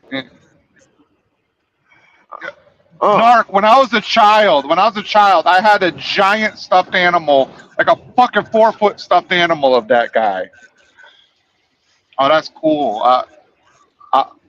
I didn't know you like that type of stuff. How you doing, Josh? What's going on? I'm doing good. Just doing like always. Hmm. I was gonna go I through just- the. Go ahead. Just gotta say, like, I'm a little upset with you guys here. You're talking shit about escrows and shit, you know, and my favorite YouTuber, there's this robot. Lord. Robot Josh. Robot Yeah, Josh. robot Jaws. His favorite YouTuber. That's where we're at. His favorite Yeah. YouTuber. What? That's where we left off at. Maybe Yeah. his boss has to come in and say, "Dude, something's wrong with your phone." Yeah, we got to get the boss to get him a new Am I phone. still Yeah, get the boss. Get the No, boss am I to get still you a a new robot? phone. No, you're good. No, I can I hear you feel clear you. now. Clear as the day. All You right. have escrow, Okay. Josh. Don't worry. Yeah. Your favorite my YouTuber. My favorite YouTuber says that if you don't have the money for the escrow, you need to stay on the porch because you're not one of the big dogs. Nice. Ooh. Oh yeah, you're right. Holy shit, you're right. God, that's why you got a good memory. I remember that. Stay on the big dog. Stay on the porch. Yes. Or no, I'm sorry. If you're not a big dog, you stay on the porch. That's You right. stay on the I- porch. yeah. You're not a big dog. Yeah. Oh, that's fucking funny. Wow. I forgot about that. 2,500 over here, man. My favorite YouTuber lost $5,000 to Super Ego, and it was like nothing Yep. to him because he got it. Yeah. He got it from all the old people that he scams online with his MLM scheme. Yep. Big dog. God, that's right. Yeah, and that same favorite YouTuber also was the one that said, was sitting at the Swift terminal and said, "This is the greatest. What is it? This is the greatest secret in trucking, or something like that." The best I kept said it secret in wrong. trucking. Best kept. That's right. I- Best kept secret in trucking. Oh God. Yeah, I get Raycons. Why I haven't hauled a load yet? oh my. Now, That's I so did try crazy, to go to Swift before I went to Hirschbach. But for some reason, like, we went through everything and they never called me. Like, I did the orientation and everything. So I call up. I'm like, yo, what happened here? And they're like, we don't know. I was like, okay, so can I start? And they're like, well, you're going to have to go to orientation. I was like, I just did orientation. And they could never, ever tell me what happened. It's just like it got lost. Yep. Crazy. Swift's a busy place. So I couldn't. Yeah. Well, I went to Hirschbach because I couldn't wait any longer. You know what I mean? I finished the orientation. All the information wasn't back within a certain amount of time, right? And so I went to Hirschbach and started. And then they were like, "Yeah, you can start." I was like, "I'm already at another company." Wait a minute. All right, I gotta get out. I gotta get out of here. I've been home for 20 minutes now. I've been gone all morning. But is I just received a video from a certain YouTuber that has a new car. It's a wild car too. Holy shit! I'm sure some of you guys received that too. That's wild. Okay, I gotta jet out of here. I'll be listening. I'll be in the background. I might come back in a little bit. But I gotta go in. I gotta eat some lunch for starters. It's 3:00. I gotta eat something. I guess it's not lunch. It's 3:00. You're Bob- sounding like Bob that guy Felicia. now. You sound like Oh, that am guy. I? Yeah, What guy? he's Oh, fucking big that guy. country. Yeah. big country. He's always I gotta fucking go hungry. eat. No, Yeah. but listen, I He's haven't not breathing ate hard all day. enough. I That's what haven't big ate country all says. day, and I. That's what big country said. He just does it with harder. Okay, there we go. Robot voices again. Both of them are fucked up. All right. Yeah. All right, they're I'll brothers. be back. Thank you for the mic. Peace. Y'all keep the shit rolling. Bye, Yeah. Felicia. So like, peace. So Josh, yeah, there's two new country videos that I haven't AI'd yet. I don't watch his videos. I just put the AI in. Does he talk about food or being hungry in his videos? So we'll see. I'm pretty sure he does. And Josh has disappeared. I'm still here, aren't I? Oh, there Yeah. you go. Yeah. Yeah. I'm in good old New Mexico again, so Oh man, I don't know what's up with you. You need to get that T-Mobile with that Elon Musk satellite shit. no, I'm traumatized from T-Mobile. I used to have T-Mobile way back in the day, and Yeah. I went to go work in the oil field, and it's probably different now, but back then, I was doing oil field up north, like Wyoming, Montana, North Dakota, shit like that. And as soon as you got past, Douglas, Wyoming, up towards Casper, there was just no service. It was completely dead. So I left Fort Collins, drove up to Cheyenne, and This shit's fucked up. Yeah, it's just fucked up. completely Yeah, but dead. well, they use U.S. Singular out there. Like that's it. Like there's nothing at all up in Wyoming and shit.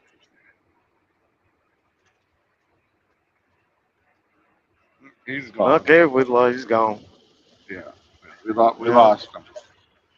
So yeah, Dude, I've had AT&T forever. I have a Nextel. I have a Nextel phone number, like Nextel from back in the day when I worked at Lambo.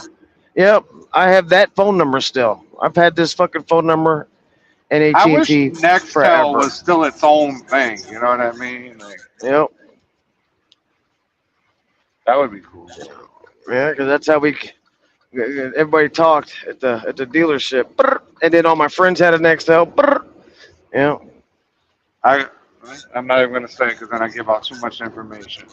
But yeah, Nextels were the shit. They were. Yeah. I wonder if I could still. Shit, I remember having a fucking Razor back in. You said you had my phone number. No, I have a Nextel phone number. Well, the chirp My still number's works, though. It's not a Nextel phone, no. But it's an old but Nextel number. I was able to keep the phone number, getting the AT&T. So. But if you had a Nextel phone and I had a Nextel phone, could I still chirp Would it still work? I don't know. Nextel's not even around anymore, I don't think. Well, I mean, the technology's still there, right? It should be. I don't know. It was the shit back in the day. Yeah. You hear that fucking lane indicator? Yeah. Yeah.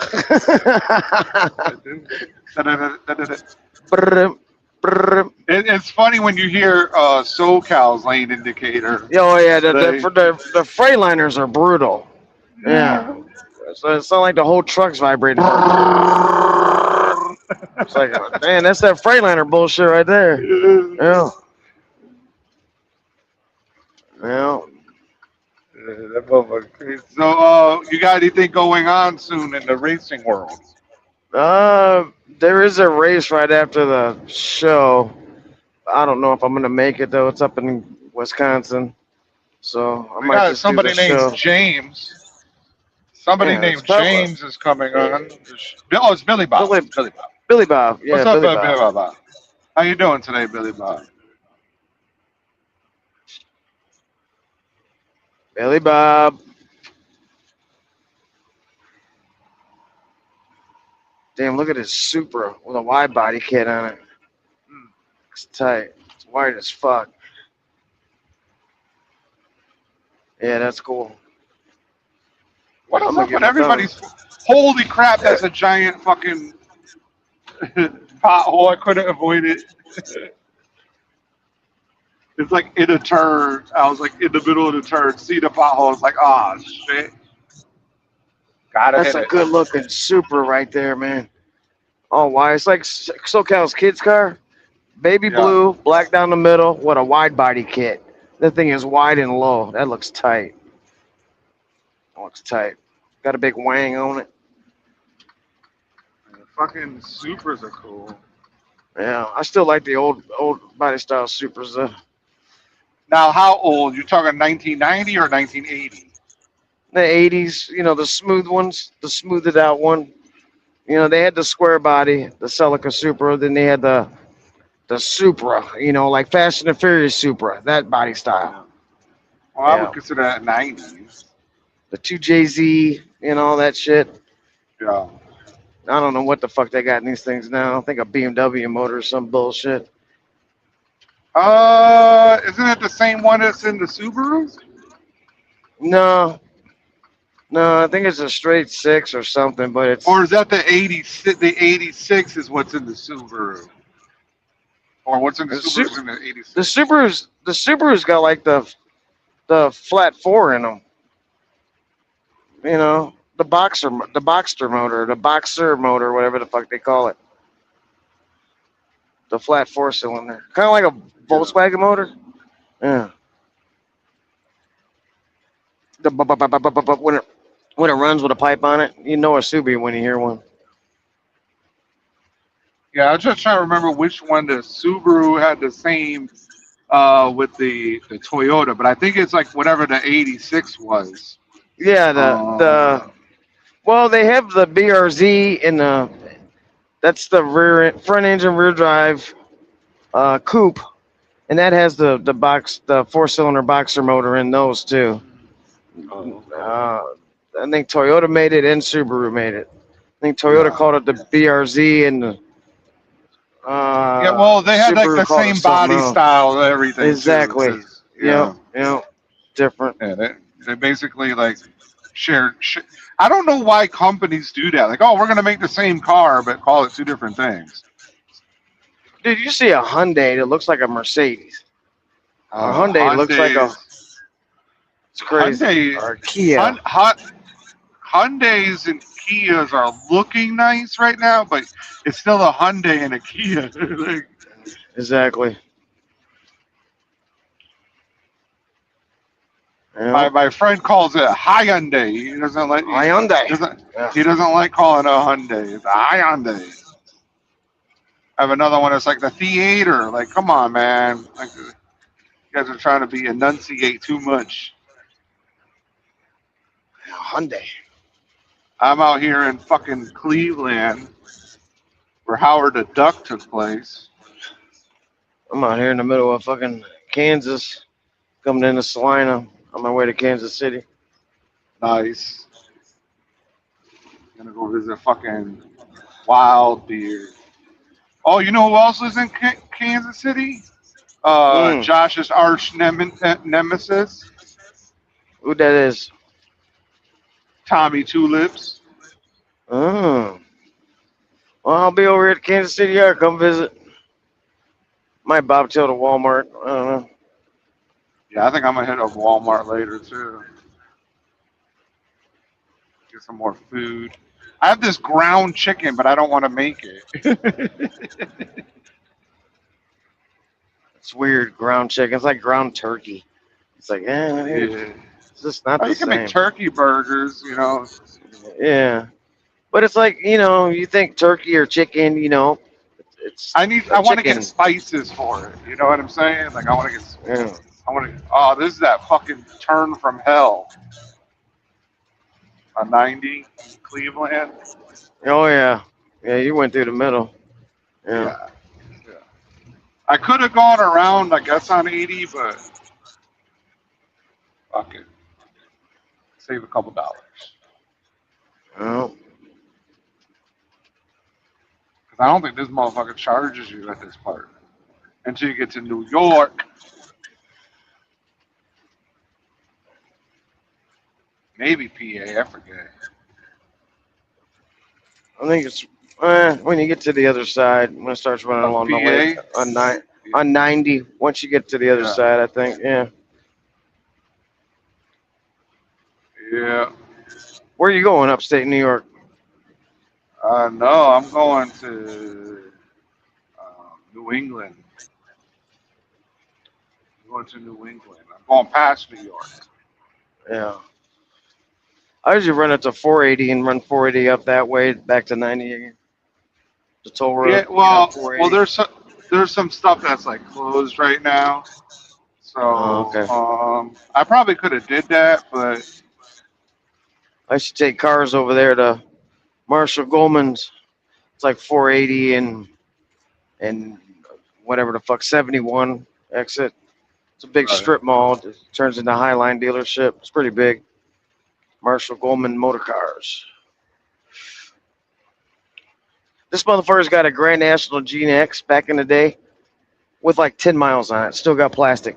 Still in the plastic. The car was like, 2,500 for 30 companies is $75,000. DJ says, Billy Bob, we can hear you just fine. I mean, no, we couldn't hear you because you didn't say nothing. yeah. Oh. But you were there. We could see you. You're on stage. It was your time to shine. Yeah, could have been beatboxing and breakdancing and shit. Could you imagine Billy Bob fucking beatboxing? I think I'd be country as fuck. A country Yeah. as fuck beatbox. I'm telling you, last night I fell asleep because of those fucking crickets and shit chirping. It was like the right white noise. It's like, I was just dude, when I out. left, everybody left. It was where it's like, I gotta go to bed. Then you went, then someone else went, and yeah, it's like Yeah. everybody's done. It was funny. Yeah, I was tired. I fell asleep. I was too. I drove like 500 and some miles that day through rain and goddamn damn near tornadoes and shit. I was like done.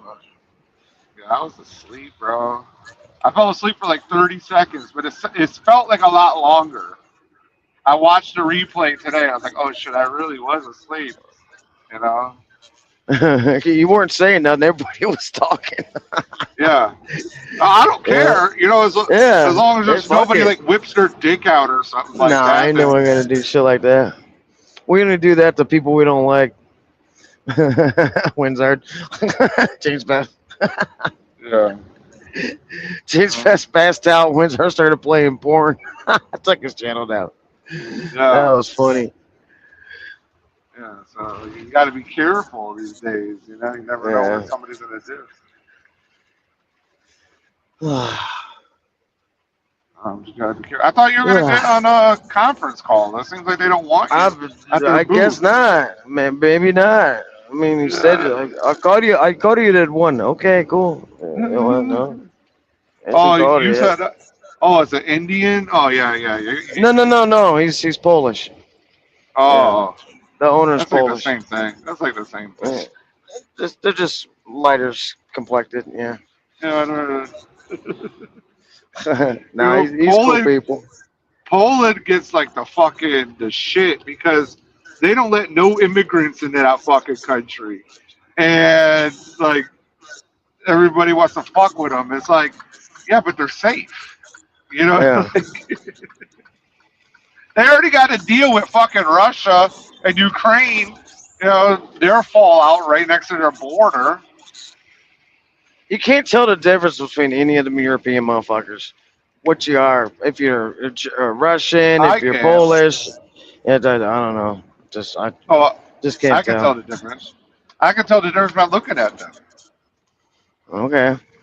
I don't know. I've spent a lot of time with them, so like, you know, it's a little bit different. Yeah. They definitely have Yeah. different looks, different demeanors. Now, when you're along the border, like the motherfuckers that live like in country areas, yeah, that might be because they're Russian. They're still Russian. You know what I mean? Yeah. But like, if you're like within the city, yeah, you can tell the difference. It's still European, whatever the hell. They're all the same. Yeah. Yeah, they're like Eastern European. They're like real European. They're like Caucasus.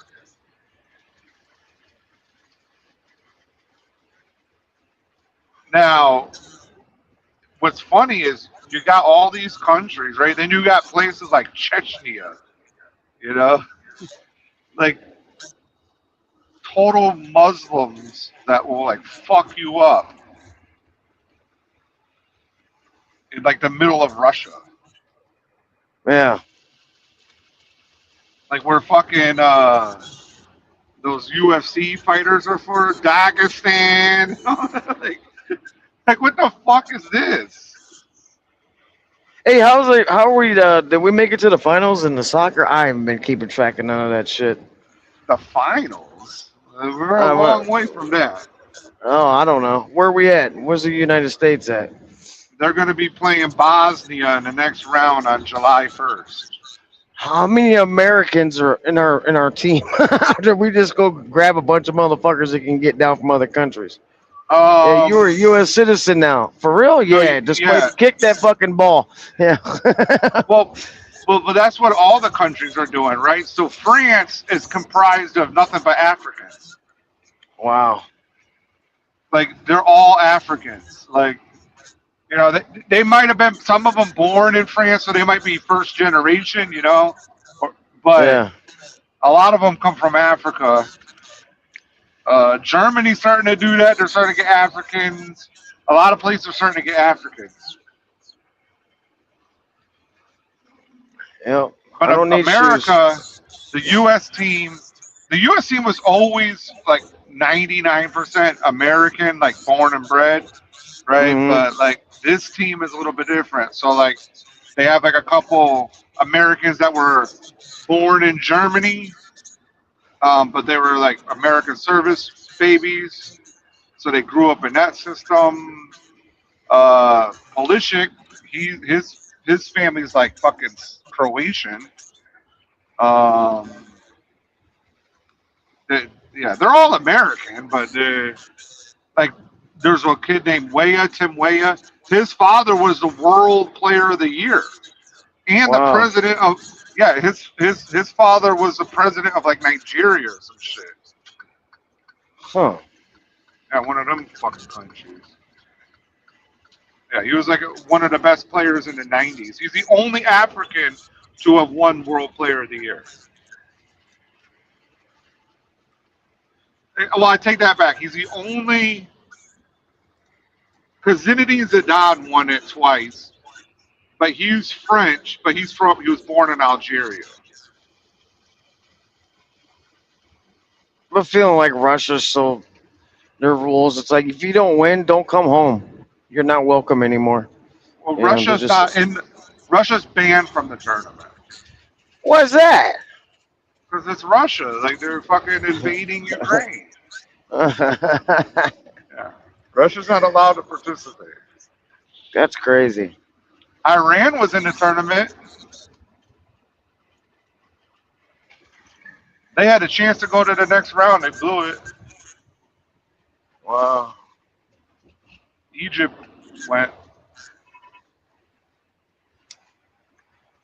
And we got to see what the rest of the games happen today because some teams might still be able to get through that haven't gotten through. So all the games, the group games will finish today.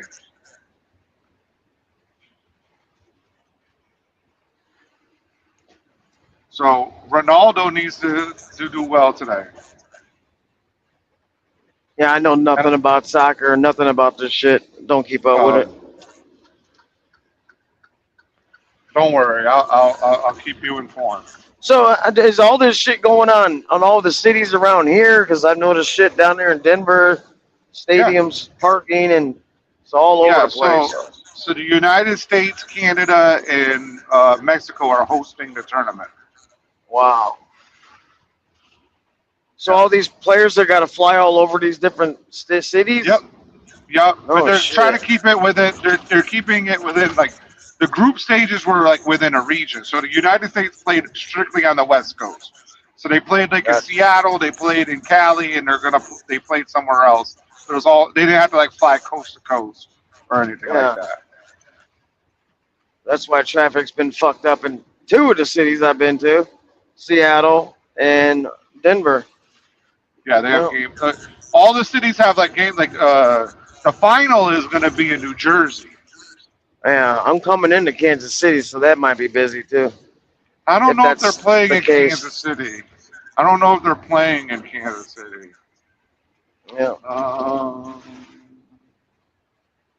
They may be. Probably at the Chiefs Stadium, or they got some other players. Are they football fields they're playing at, or? Well, some of the stadiums are like that. Yeah. But they take down it's all World Cup stadiums right now, right? Yeah. So, like in New Jersey, you won't see any fucking giant shit at their stadium. It's not Giant Stadium. It's not Met. It's MetLife Stadium, but it's like it's got World Cup badging all over it. So, Yeah. FIFA, the FIFA stadium. And some of them are using really good turf. Some of the players are complaining about the turf.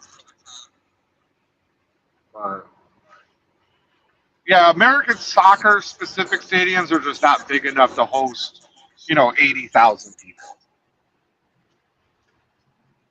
Now, I thought they would have had the final in Dallas. That would have been a good stadium to put it in because they could control everything. They could control the weather. It could be 115 degrees outside, it's still 70 something inside the stadium because they have such a good fucking AC system at the stadium that it's always cool in there.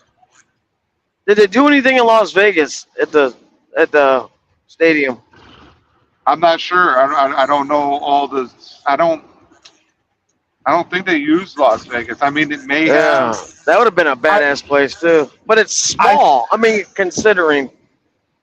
Well, as long as it can fit like 60,000, 70,000, I think they'll use. But I don't think they use. I think they may have used Kansas City because I think Portugal played in Kansas. I think. Yeah. Because that Raiders sure. stadium's pretty cool.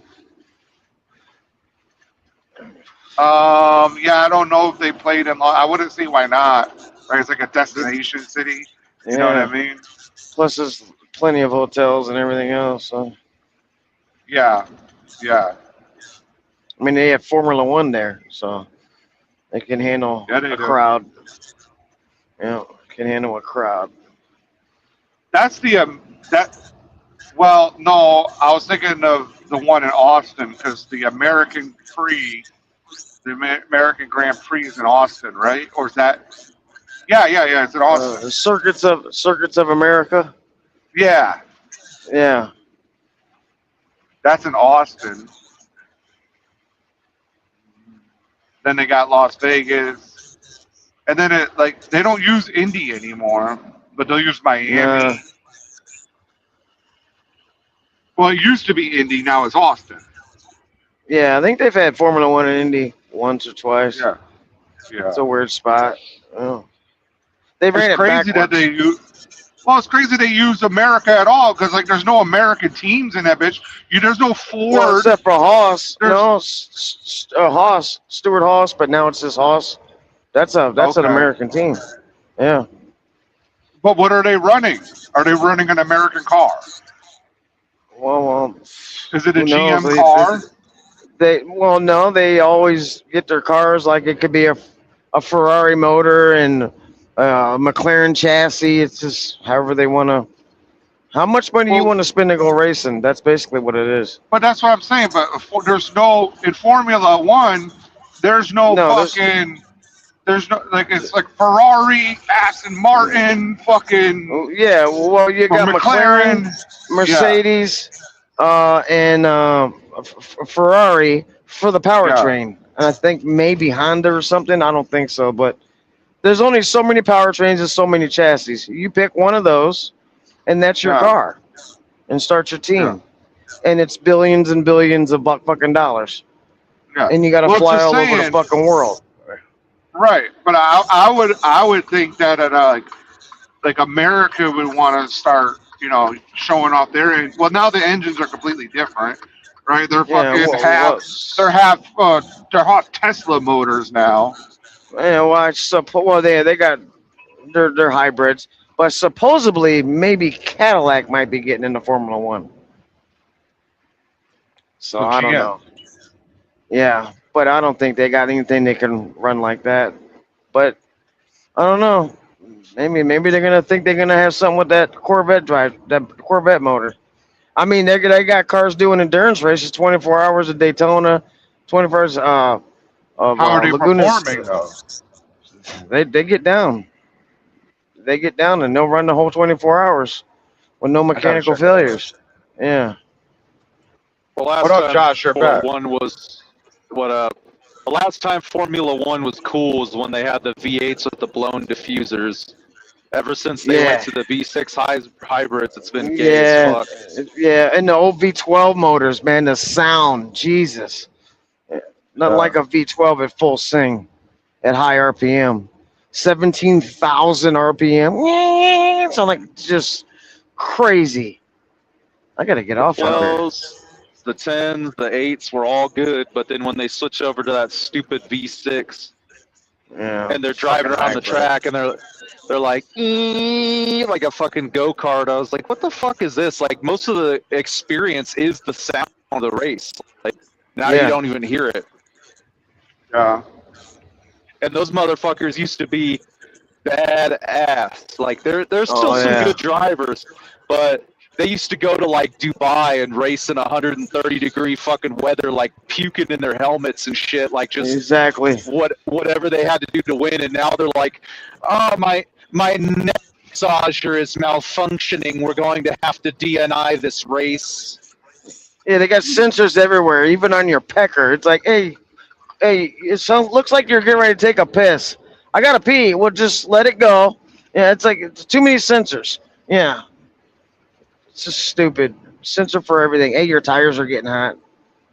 You need to slow down. Ayrton Senna days where I'll never forget the time Ayrton Senna went to that fucking that track somewhere in Brazil, I think Rio de Janeiro. And they're like, hey, have you ever seen a Honda NSX? And he's like, no, I haven't. Can I drive it? They're like, yeah, go ahead. And he broke a world record in fucking loafers and a turtleneck. Like, just like went out there and fucking killed it. Oh. Right? Dude's The insane. NSX. Okay, that is like my dream car right there, the NSX. So when I get an NSX, okay, I'm talking about the old joints. I'm talking like 1990. Okay, I'm not talking about the new ones. The new ones. The new ones are nice. Yeah, the new ones are nice, but you know, an NSX, when you see that, then you know I made it, okay? Like, just whatever happens after that, it's okay. I'm pretty sure the new NSX is still NA with the, the mid-engine, and I think it's V6, still like yeah. true to the original. Yeah, it's like true to the original car, which is cool. I like that they didn't fucking try to modify it. But still, like, you know, when you grow up and you see these cool cars like pop-up headlights and shit, I just like the 80s and early 90s like look of cars. Like, I'm not I love new cars. Like, if I was really rich, I'd get all new cars, right? But I like the old shit. Like, you know, They weren't real fast, but they were like reliable. they're and fun. cool. They're cool. Yeah. They're Yeah. cool. And if you could get one that, you know, looks like more like a wide body kit and shit like that put on it, it's even cooler. The thing is, That was- all those cars were cheap to make fast, though. It's like, yeah, they're not turnkey fast. Right. It's a you fucking can't- Honda. You can't just go down to the dealership like one of those new C8 Corvettes where it's got a Grand Prix performance right out the box because it's a mid-engine all-wheel drive car and shit. But you can upgrade it for super cheap to do almost the same thing. So I mean, those older cars do have that going for them, is you could just fix them up. Oh, I'm Right. supposed to turn. Yeah. Oh, I got my fucking phone call. All right, quick.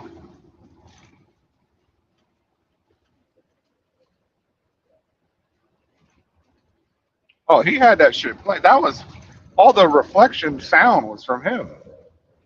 Can you hear me, Josh? Oh, yeah, I can there still you hear go. Yeah. No, it just sounded like nobody was here because it was him. That Oh yeah, the that background buzzing noise. sound was that was him. That shit. Yeah, man, I like the NSX. Like, that's like my favorite car. You know, and I look at these places that are like in Japan, and they have all these cars in storage for sale. You know, Yeah. and like you can just go buy them, and they're still pretty cheap. You know, like Same with Dubai, like you can get a supercar in Dubai for cheap because people will go there, buy them, drive them, and then leave, and then it's like they can't take it with them. Yeah. Well, the only problem with that is, like, can you import the car? Like, Yeah, know what you I mean? can. My friend had one that was an import. He didn't do the importing, of course, but he had one of those old Lincoln Mark 7s with the 5.0s in them, like the Mustang engines. And it was crazy. Like the windows didn't roll down because it used to have bulletproof plating in the doors and shit. And when you open the door, all the fucking stickers, like the info panels for like your tires and the VIN number and shit, it was all in Arabic. Oh shit. So you can import them. You just got to get the, you got to go through customs, get the steam cleaning and all that shit on them. So, because when I have time, I want to buy one of those old Kraz 255Bs, those like Russian military trucks with the 6-wheel drive. Yeah. And you can get them for like 8,000 to 10,000. They're pretty cheap, but it costs like 15 grand to do the import process because you got to get them clean and they got to go through customs and all that bullshit. Yeah. And then once it's finally here, you can pretty much only register it as a historic vehicle because it's not going to do anything for U.S. emissions. But I wouldn't, it wouldn't be a daily driver anyway. I just want a badass fucking off-road like crawler, basically. Right. But yeah, you can import a lot of that shit. So See who's in the background. Can't tell who that is. Oh, Billy Bob. We got Billy Bob back on the show. What's up, Billy Bob? Still can't hear you, Billy Bob. But you are on stage. Yeah, I saw, what was that car? The fucking Skylines, right? Out there in fucking Japan. And, like the early 90s are obviously, you can import them now because they're past the 20-year mark and all this other shit. But what if the EPA just changes it to like 30 years? And now what if they just decide that? Because these cars are lasting a lot longer than they were designed to. Right. I'd imagine if it's already here and driving, it might be grandfathered. Yeah. But I mean, I guess worst case scenario, it becomes a track only car. You know what I mean? Like but yeah, and that's typically, let's say I did get an NSX, right? Obviously, I'll drive it to pick up some chicks or whatever, show off my YouTube because I'm like a Wes Watson, right? But really, in reality, it would be just a drive on the fucking track. You know what I'm saying? Like, have fun on the track. That was pretty. A lot of my cars that a lot of the vehicles I built back in the day, they were all historic vehicles, so because they wouldn't pass emissions. Yeah. So I would just have them registered as historic, which limits your your drivability. You only get so many miles a year, but most of the time I was I was going to work and back. I wasn't fucking driving the car every day. It was like a weekend thing, or something to fuck around in.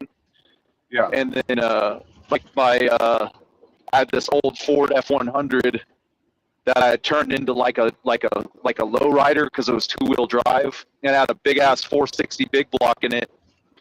But somebody had blocked the exhaust crossovers in the back. And when I rebuilt the top end, I didn't even think to fix it, and I didn't want to take the motor back apart. So they were like, "Yeah, it's never going to pass emissions until you put that exhaust crossover back in." And that was just like historic vehicle. Get the orange license plate. Fuck it, I'm not fixing it. Okay, let's say that, right?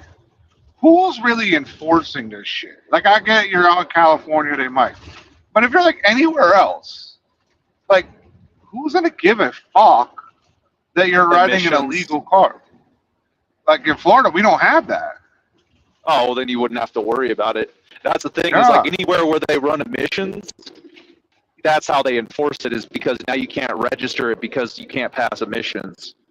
Yeah. That's how they get you. Sometimes you just gotta have a similar car and you get the plate and just put it on your car. Like, just steal somebody's sticker and put it on your plate and you're good to go. Yeah, and it's dangerous these days because of those automatic plate readers. Fucking. Yeah.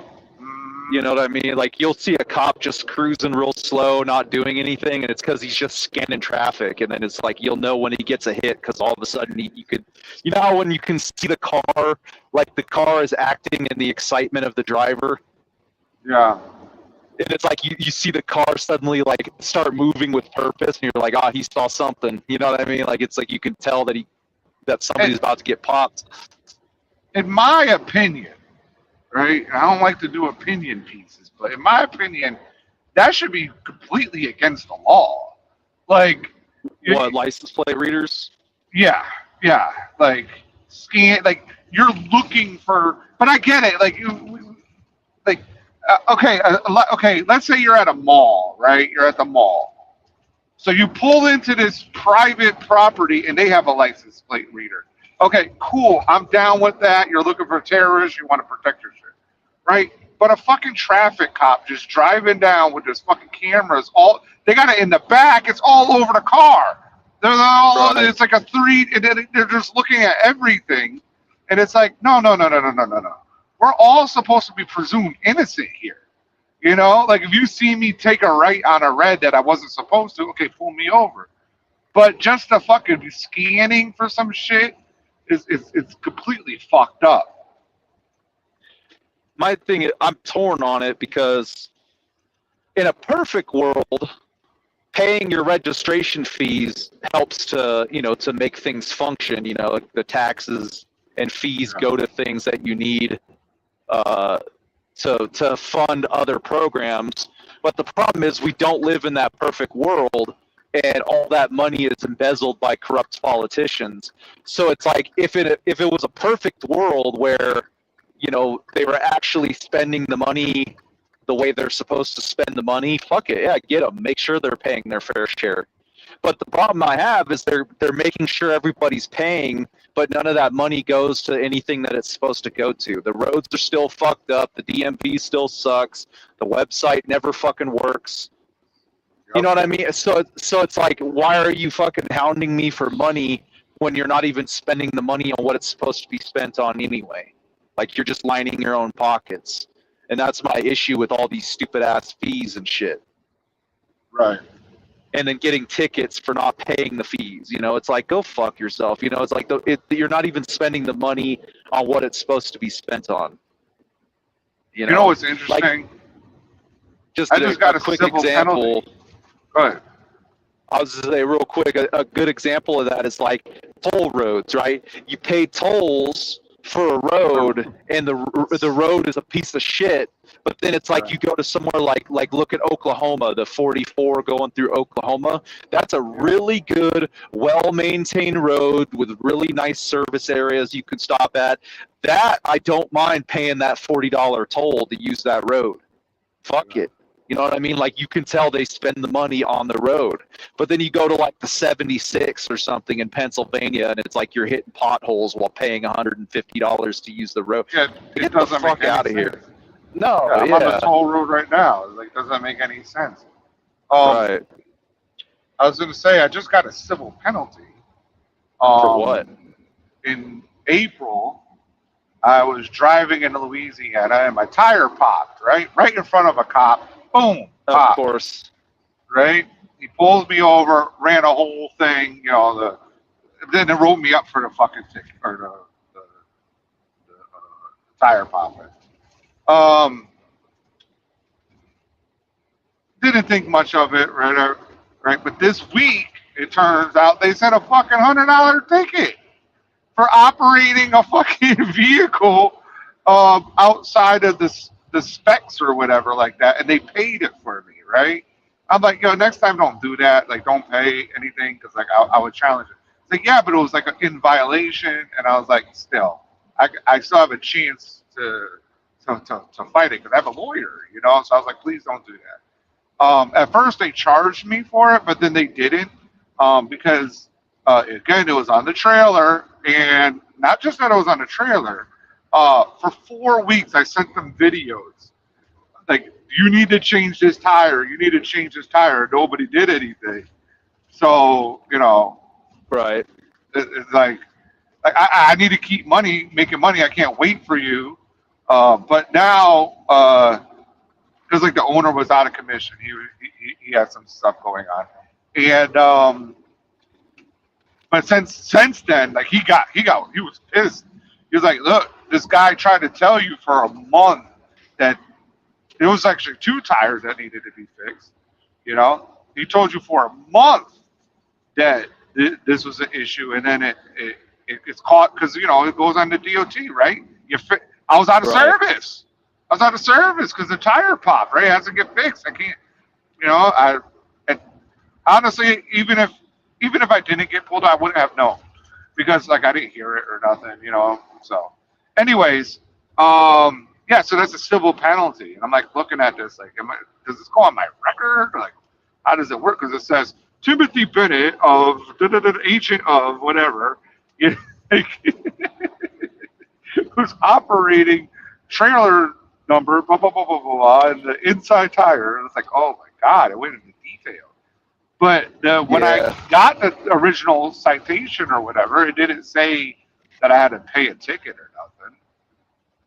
So it was later on that they decided, hey, you have to pay this $100 fine. That's fucked up. It is what it is. But you know what? They originally they took it out of my check, and then I hit up the owner. I was like, hey, you remember when this happened? I was pissed, right? I was like, you remember when this happened? And then and everybody gets amnesia, right? That's why you always have to keep records and keep records. So I sent it in to him. I was like, yo, you remember this? And he's like, oh, yeah. He sent me the $105.09. I know for a while they've had scanners on the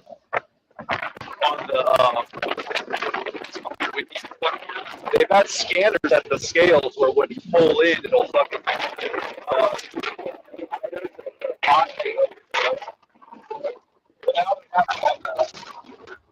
yeah, I can't hear a word you're saying. You disconnected from your Bluetooth or something.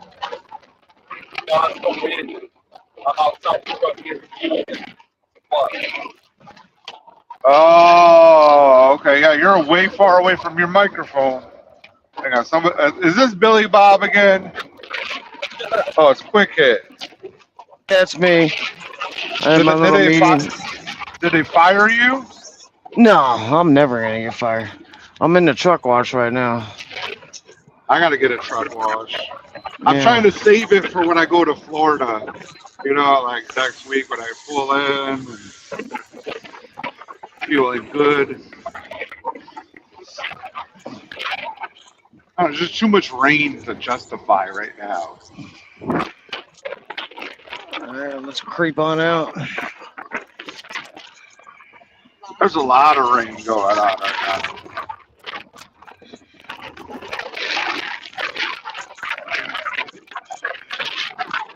What Hold the on here. fuck? What the fuck's crashing? Who's Josh, push mute, Josh. Who's having a catastrophe? I'm fixing to get out and wipe my shit off. Josh I'm gonna leave my headset in the truck while I'm fueling because it's fucking nuts, dude. It's like like tornado winds. I'll be back. Oh, okay. Yep. Yeah, yours was like that earlier. Yours was like playing a bunch of feedback. Yeah, well, I think it's when he called, I answered, but you guys were still there, so I had to hang up with you all. No, it was doing it. It's been doing. It's doing it now. Really? I can hear myself. Yeah. Oh, because you don't have your headset on, huh? I do. Oh, you know what? Maybe I'm still on. Yeah, you got to push that microphone and then choose one of those options. Yeah. Did you push default? No, the microphone's on. Let me wipe my shit off. I'll call you. I'll come back in a little bit. Yeah, I'll come back in. Motherfucker gotta go towel dry.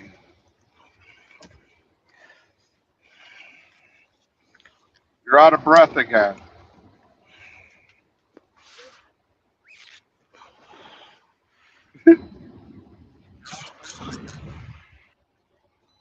All right, we're gonna boot you since you're doing something. All right, we just booted him. Oh, there goes my fucking ELD. What is going on right now?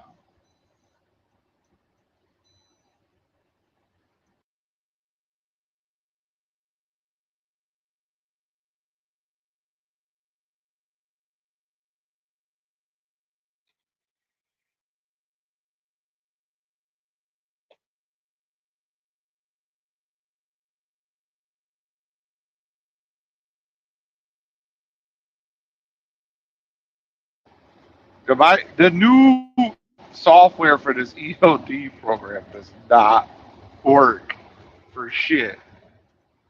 I'm gonna skip this, loves. I'm gonna go to the next one and take a break. Take a break, then continue on. I gotta decide where I'm gonna chill though.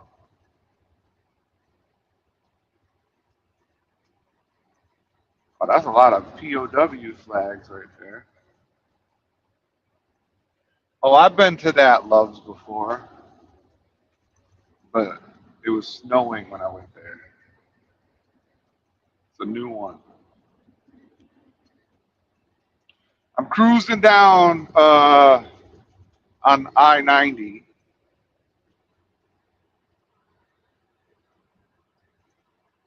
I'm gonna be going to New England, but I don't have a delivery until fucking Monday at noon. At Bunzel. But it says Walmart on it. It says Bunzel, but then in parentheses it says Walmart. Now, if it's just Bunzel, I'll just show up. But if it's actually Walmart, you can get penalized for showing up too early. Now, if it's the Bunzel that I'm thinking it is, that's just a fucking, it's just a packaging place. Like they have cardboard and shit. I have plastic. That's what I'm hauling, plastic. So if it's Bunzel, for real Bunzel, I'll look it up later. Then I'll just go early so I can get the fuck up out of there and keep moving because it's a short week, right? Now, I haven't decided if I want to be back in Florida on the 3rd or deliver on the 3rd and be done, or be back to park on the 3rd and then deliver on Monday. Not sure which of those moves I'm going to make, but I'm going to be done on the 3rd either way. It's okay if I'm done on the 4th. However, I like to park. We got rent checks to collect because it's the beginning of the month. So I'm going to be in Central Florida, right? And I like to go to Daytona. I have a place that I'm working on in Daytona right now. Go to Daytona, stay there, and go to the beach or whatever, and I'll be able to collect checks because like Central Florida is my shit, right? Where I have hands on there. Instead of going all the way to Miami, that's what I was originally going to do. I was originally going to go all the way to Miami, but then I was like, okay, it's the beginning of the month, collect rent, all that other shit. Right? What else? But I have other places I can park, but I like to go to that Ormond Beach Loves and park there. But if you know anything about that motherfucker, you got to get in there like early. So I would have to be done by the 3rd. I don't think the 4th would be good because everybody's just going to be still parked. They're not going to be moving on the 4th. Who's going to be driving? You said the Vero Beach Loves? No, the one in Ormond Beach. Oh, I was going to say, yeah, the Vero Beach Loves is a bitch, man. You can't ever park there unless you park in the street and hope you don't get a ticket. The Vero Beach Loves? Yeah. That one's always full. The Petro is surprisingly empty, though. You can get a fucking spot at the Petro at like 9 o'clock at night. I don't understand it. But the Petro is always empty. Vero It's on Beach the Petro. It's on the 95. It's like 80 miles north of like North Miami, basically. Okay. Okay. It's like where you split off. Oh no, that one that Love's right there. They got the pilot and the Love's, right? Are you talking about Yeah. that one? Yeah, And that yeah. blue beacon that's always backed up? Yeah. Well, there's another Love's behind it. Or is that no, it's another Love's, I think. On that side street. There's like, there's a Love's and a pilot. One has a McDonald's. Yeah. I'm sounding like big country right now. Like, oh, you go to the fucking Love's that's got the Chuck E. Cheese in it.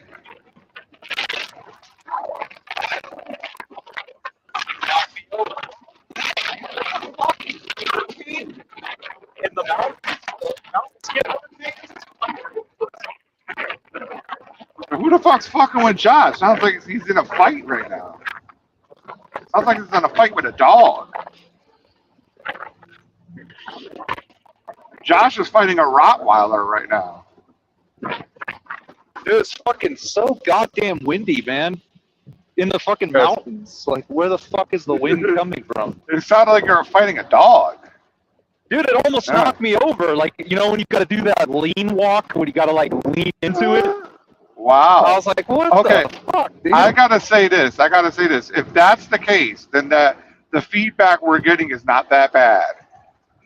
Oh, okay. If it's that bad where you gotta lead into it, your feedback It's is actually bad. very good. It's fucking bad, bro. But, oh well. Well, the problem is going to Daytona this week. I have like $1,500 worth of fucking fireworks to shoot off, or nowhere to shoot it. I got nowhere to shoot it. I can shoot it in the street, I guess. Yeah, there's not enough competition. So I don't know. I got like artillery shells. I got a whole bunch of shit. In fact, I brought it all home last week, right? And I still have it in my truck. Like I have more in my truck that I was like, wait a second. I opened up this thing and there was more fireworks.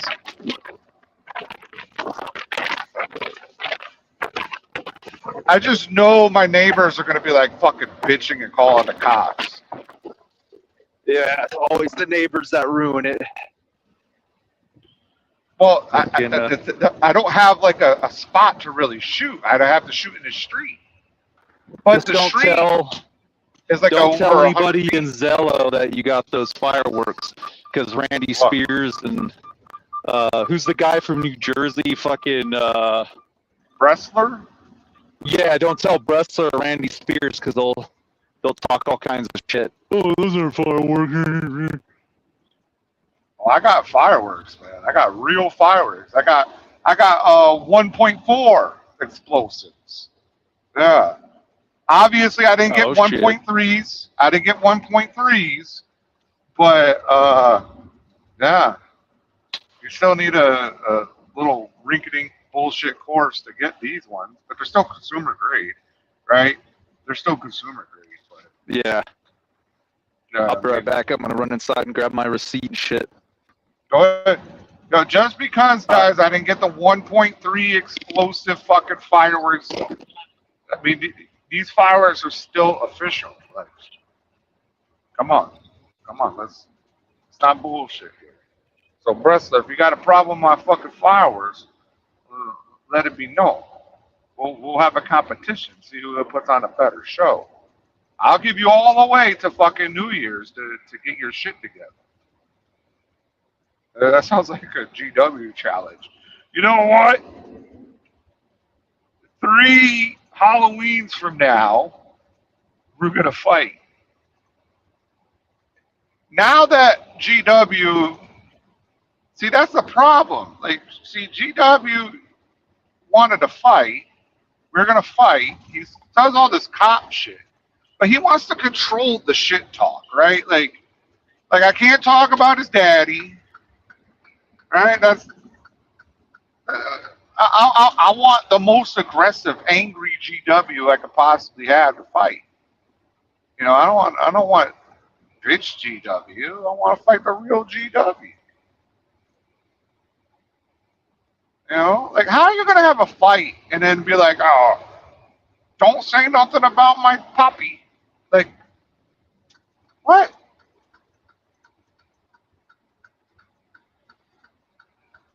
You know,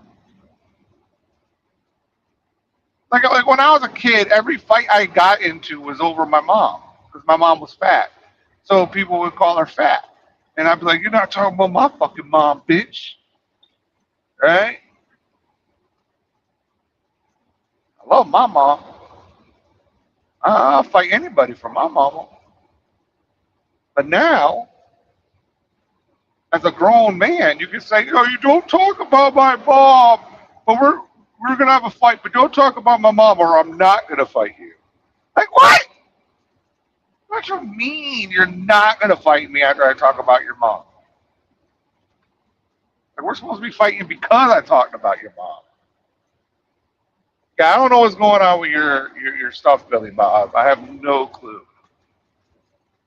But as far as I could tell, I'd be watching firework videos and stuff. People shoot them in the streets, and it seems pretty fucking safe. You know what I'm saying? Like, it doesn't seem like I'm gonna fucking, you know, the ones that might fan out, like, I'll just make sure it's not pointed at somebody's fucking house. You know, it's gonna go up in the sky and blow up. Right? I can't do it on the beach, but the stuff's gonna land on the beach, but I can't shoot it from the beach. And I live on a beach.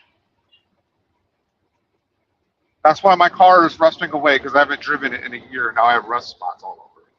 There's a fucking salt, and all this shit from the ocean is on the car. And then the sun gets the car to like 180 degrees, and it's just constantly beating on it. So I have to fucking fix that shit. It's hard to live on the beach. People think it's really no. You gotta maintain shit. You gotta wash shit. It's nice. I could go in the water. I could get a tan. I could do all that type of stuff. But it's a hassle. It's a hassle. I saw a V-Rod night rod for sale for $4,000, and the guy has it for sale for $4,000. It's only got like 5,000 miles on it, motherfucker. I'm like, what's wrong? Oh, somebody just blew a head gas. They're putting white smoke all over everything.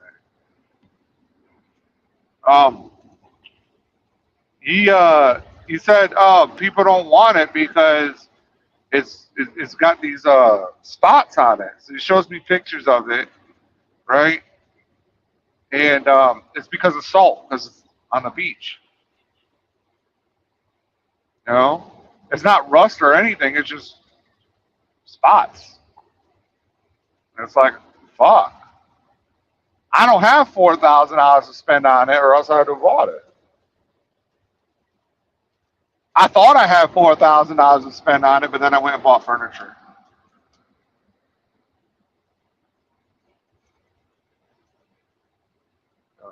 Even though I'm never home, I bought furniture. But it's cool because like when my shit's all set up and I have, you know, dates come over and stuff, like it's gonna be cool. It's gonna be cool. Total man cave, but comfortable. Right? I got this big ass chair. Me and the shorty can be on it, you know, watch Netflix or YouTube, and you know, be laying there. And I got all my Ninja Turtles all over the place. But I got to straighten that up too because I've been getting into 1/6 scale figures. And let me tell you, these motherfuckers are masterpieces of art. I have a Batmobile. I haven't opened the box yet because I haven't gotten the case to put it in. This Batmobile is fucking beautiful from what I've seen. You know, if y'all want to buy it, I'll sell it to somebody for $4,000. But I mean, that's pretty cheap because it's done. The production line is done. You can't get no more, right? and I'm trying to get a couple of arcade.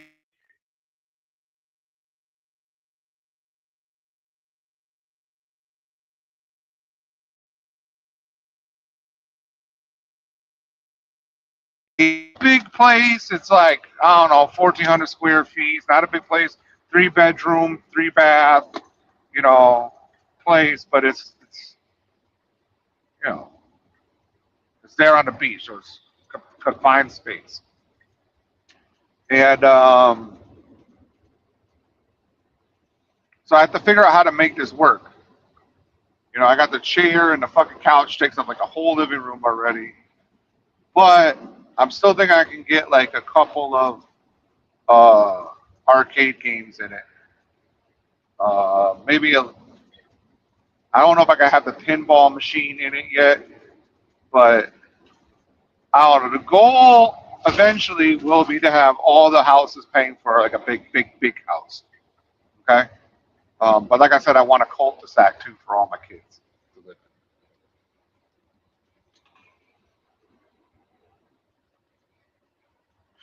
in. Flatbed Trucker says, sounds like you need a garage that can put your cars in. I don't have any cars really. I have, but you're right.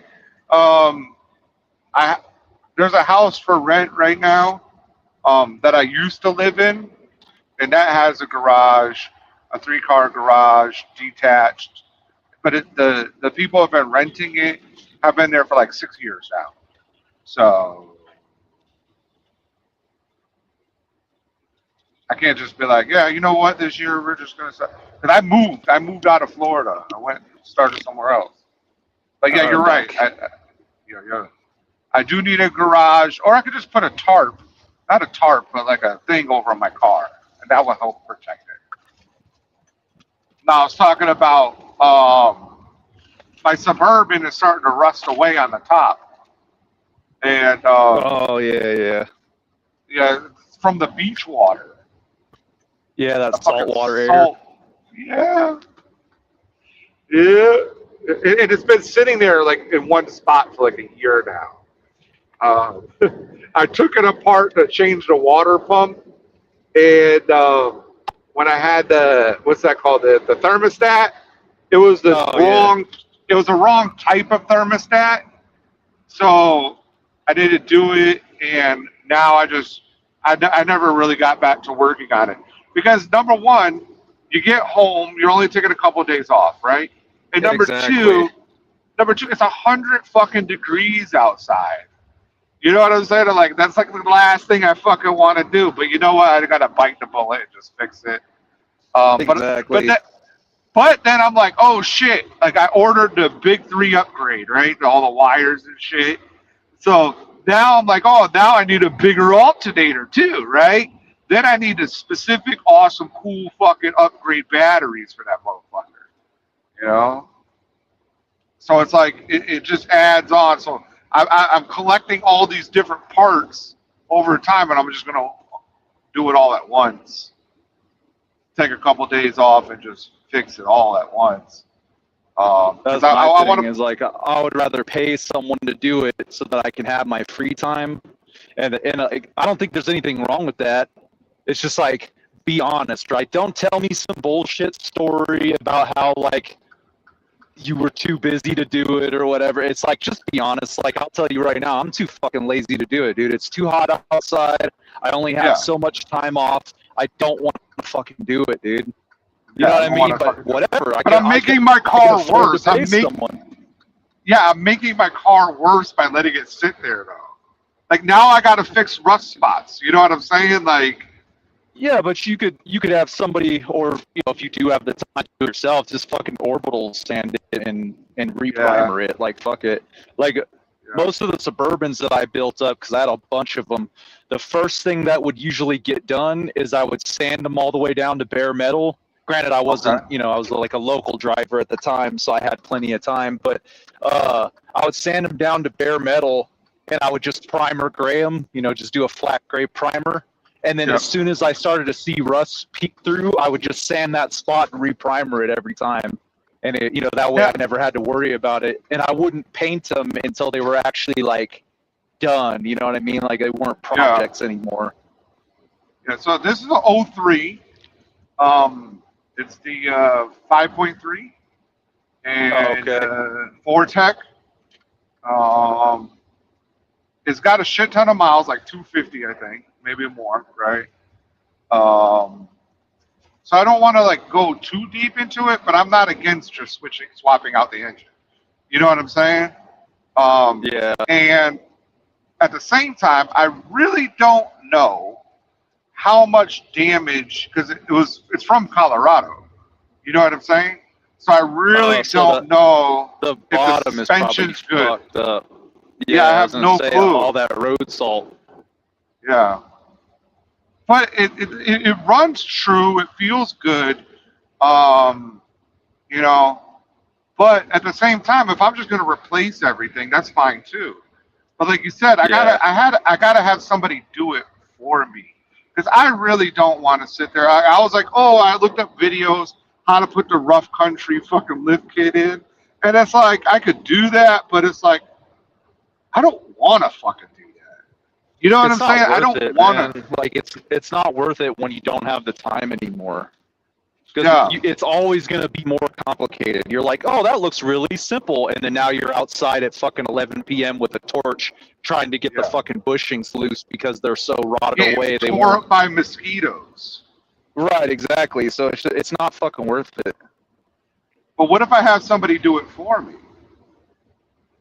Yeah, it's better. Yeah. So what I would probably do in that situation, if I want to get a lift kit, right? I would probably get like new axles. You know, what's that shit called? The that pivots, the fucking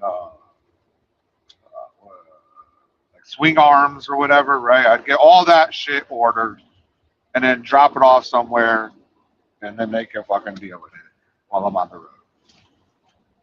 That's what I do. Is That's I what find a shade tree guy, someone cheap who's going to work on it slow, just take their time.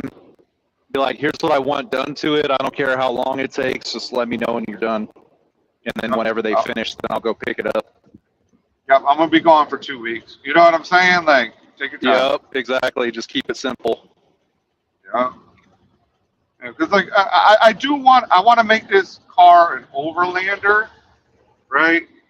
But at the same time, that's a nice power wagon right there.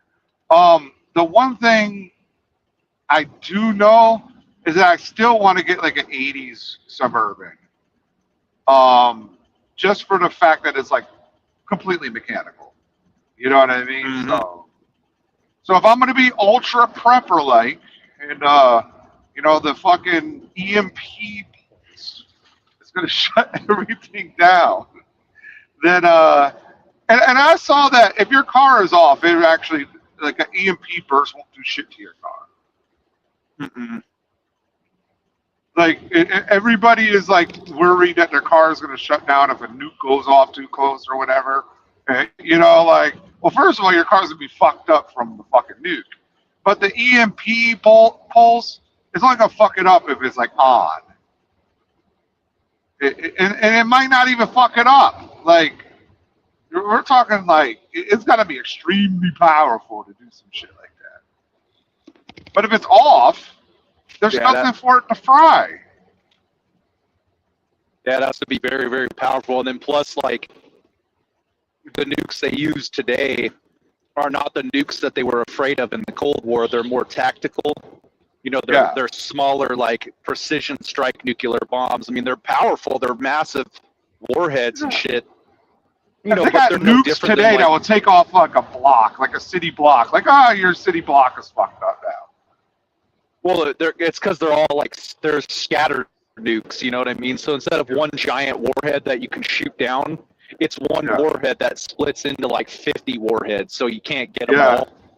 It's like that mutually assured destruction. So like if the nukes are falling, the last thing you have to worry about is if your car's going to start after. It's because that's probably when the world ends. Like the nukes that they have now are meant to like, oh, you're shooting a nuke at me. Well, we're all going to die then. Like that's what the point of them are. Yep. Yep, you're right about that. I agree with that fully. And then people are worried about their fucking car running. This is what I don't get. They're so worried about their car running after the apocalypse. Gasoline only lasts like 6 months if it's stored properly with like a stabilizing chemical, and then it breaks down to where it's almost useless. Like if you leave it sitting too long, it won't work anymore. Like it'll lose its combustive properties. It basically turns into kerosene, then it turns into fucking. That's like why you have to get one of those turpentine. engines. You need an engine that can run everything.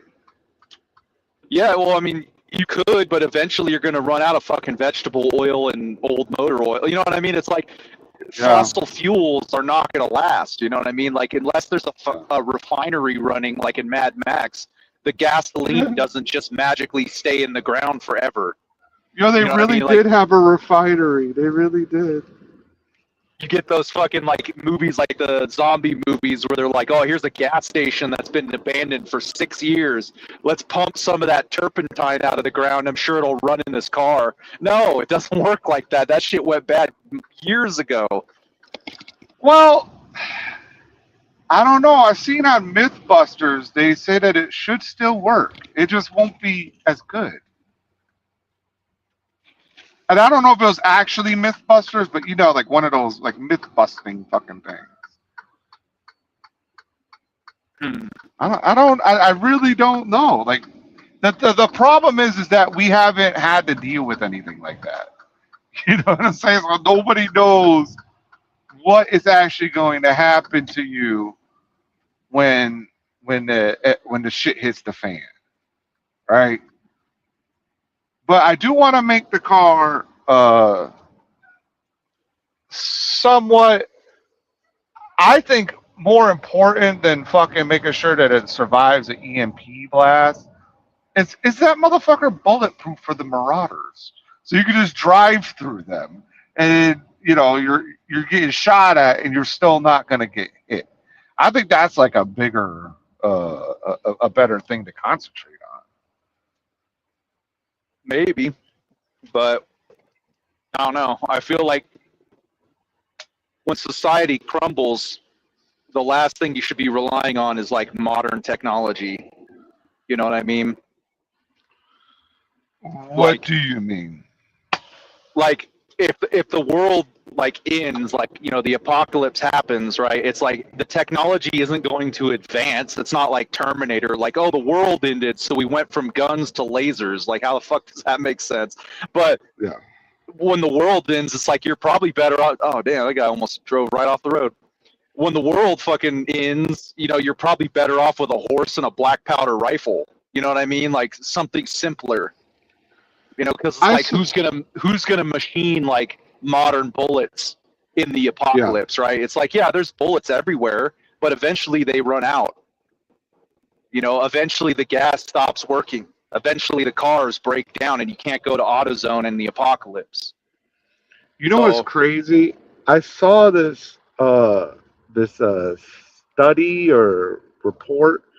It said that if there was like a doomsday event, right? Where people survive, right?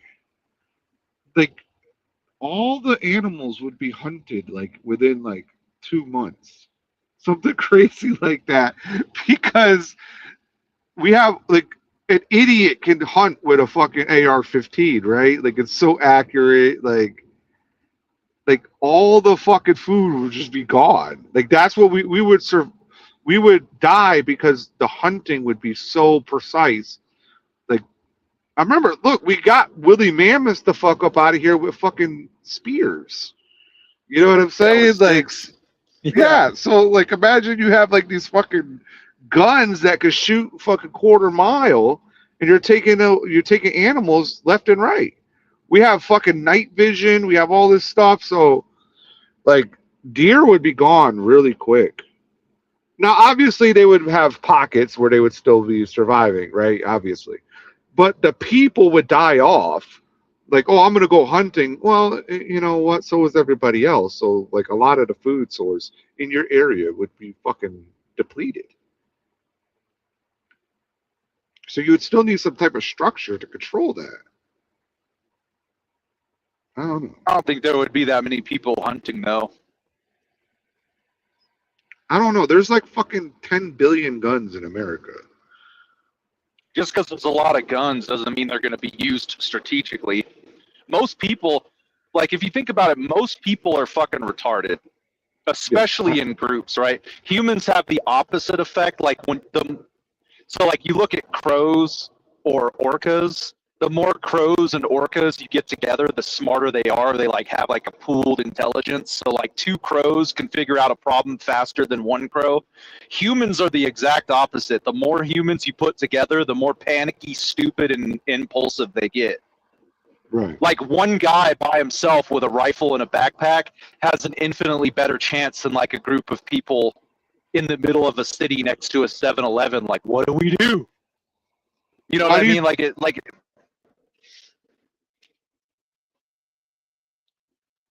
I don't know if I lost you or you lost me or what, but you disappeared.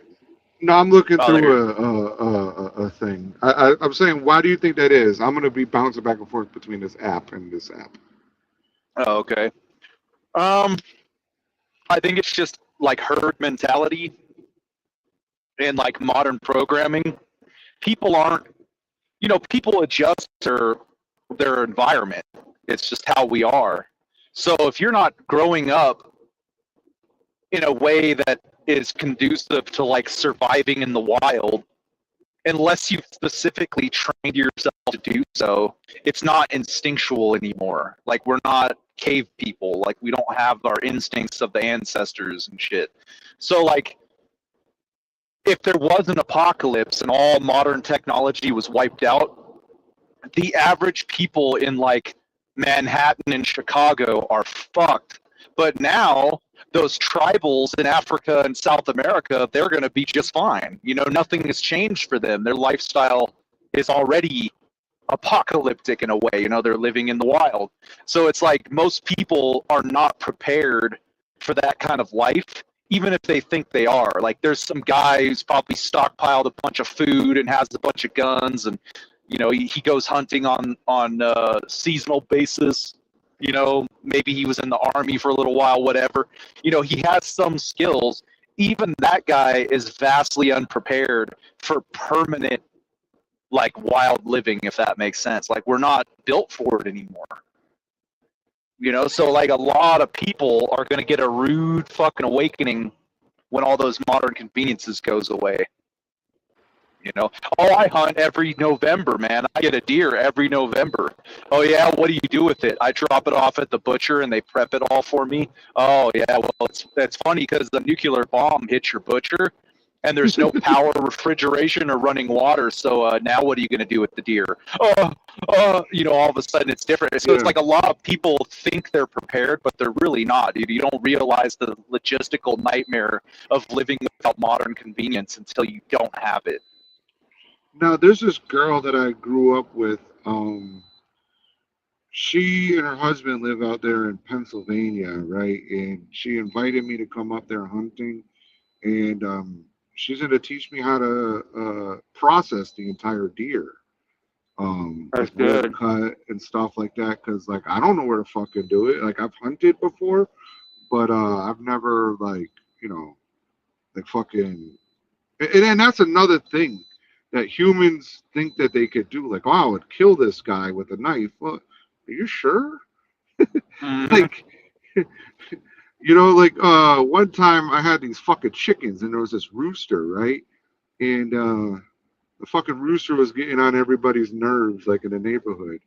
So I was like, oh, well, I guess we'll just eat it, right? And, my wife's brother, right, little brother, he was like turning 18 or something, and I was like, okay, are we gonna let him kill the chicken? Because his father was from like like one of those like El Salvador type countries. I forget which one it was, and he does that, like that's just his life.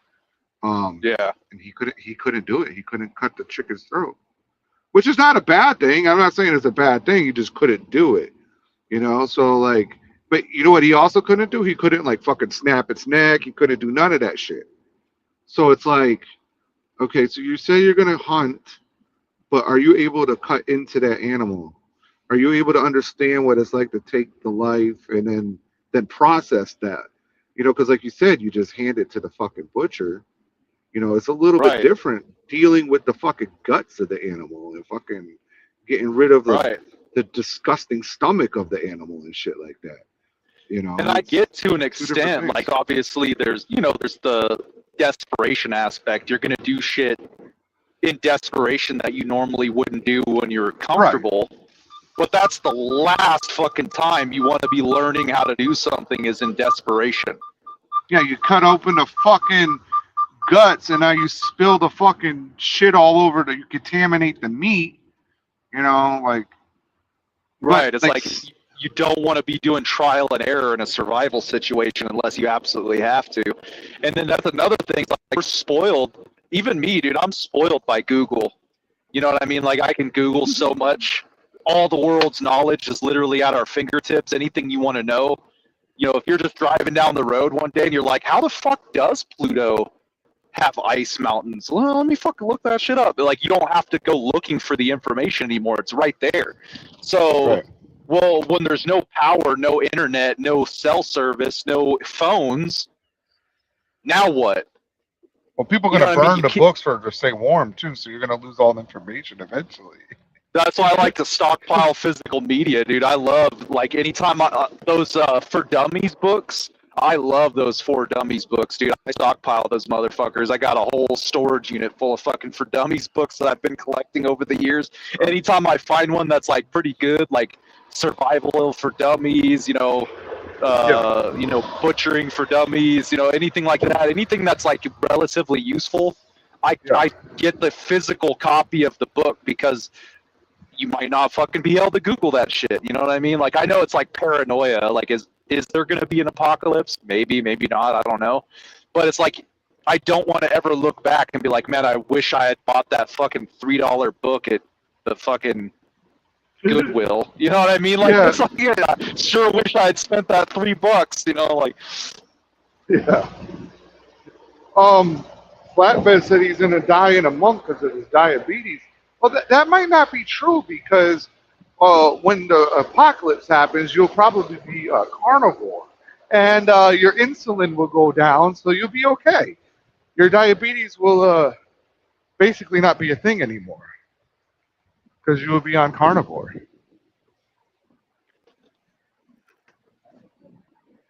Because I guarantee nobody's sitting there growing fucking plants right now.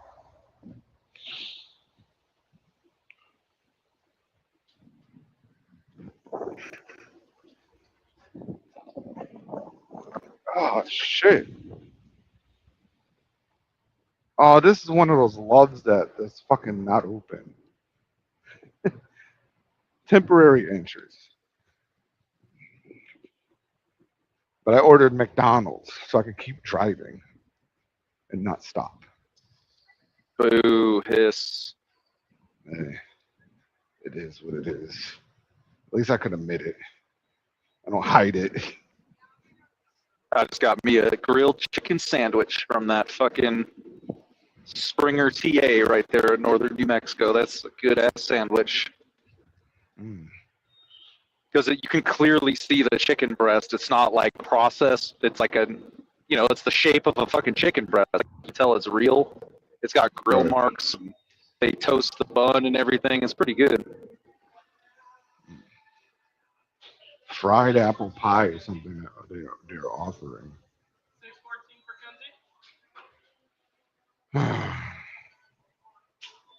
Sorry, Kenzie. I almost knocked Kenzie over. Trip? Thank you. You too.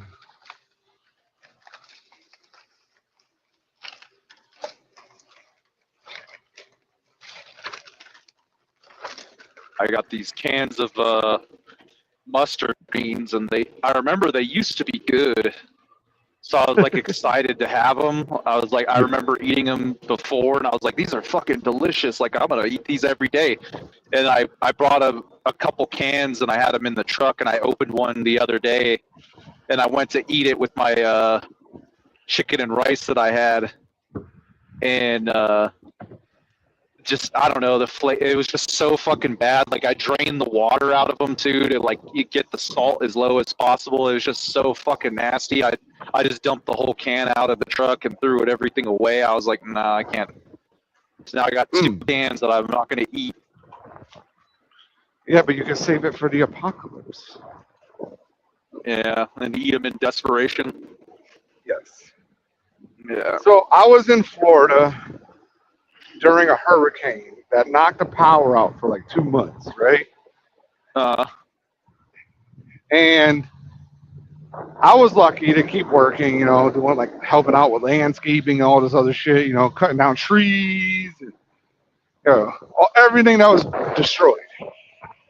So food was a fucked up thing. It was really fucked up. Motherfucker, I eat fucking Vienna sausages, you know, that the military dropped off. I had, but mostly, what I mostly ate was grapefruits that I found on the ground. Yeah, there was grapefruits all over the ground. My grandfather, when he was in the Navy, he was in, you know, he served like back in the late 40s, early 50s, like he went to Korea and shit. Mm-hmm. And the Vienna sausages were like a big thing on the ships. And it's like they would eat all the fresh food first, and then like before they went to port, they would transition to canned. And he always knew, he's like, oh, we're gonna be porting somewhere soon. I know we're gonna be somewhere soon because the scum weenies are out, is what he would call them, scum weenies. Yeah, those things are disgusting. But yeah, I will like, say this: anytime the chef busts out the scum weenies, I know it's almost time to go port somewhere. I will say this: that the National Guard dropped off hot sauce with those packets that they would give you. That's good. Yeah, so you know, at least the government gave us fucking hot sauce to. But that's why I started prepping, because I don't want to feel like that ever again. You know what I'm saying? Like, that was like a bad situation. So it got me into prepping a little bit.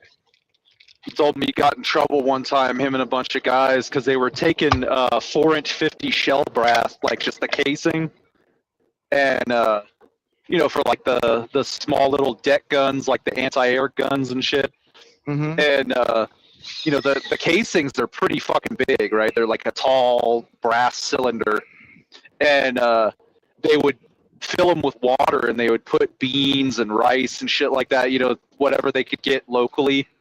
And they would boil it, and one of the fucking like junior officers of the ammo division, I guess, like some lieutenant or something, found out, and he was fucking pissed because he's like, "You're fucking burning up all our brass, you fucking asshole. We got to reload that shit." And they're using it to cook fucking rice because they don't want to eat scum weenies.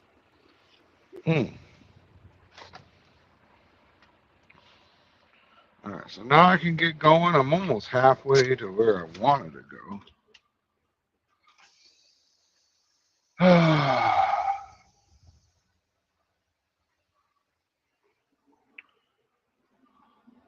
Where are you driving to?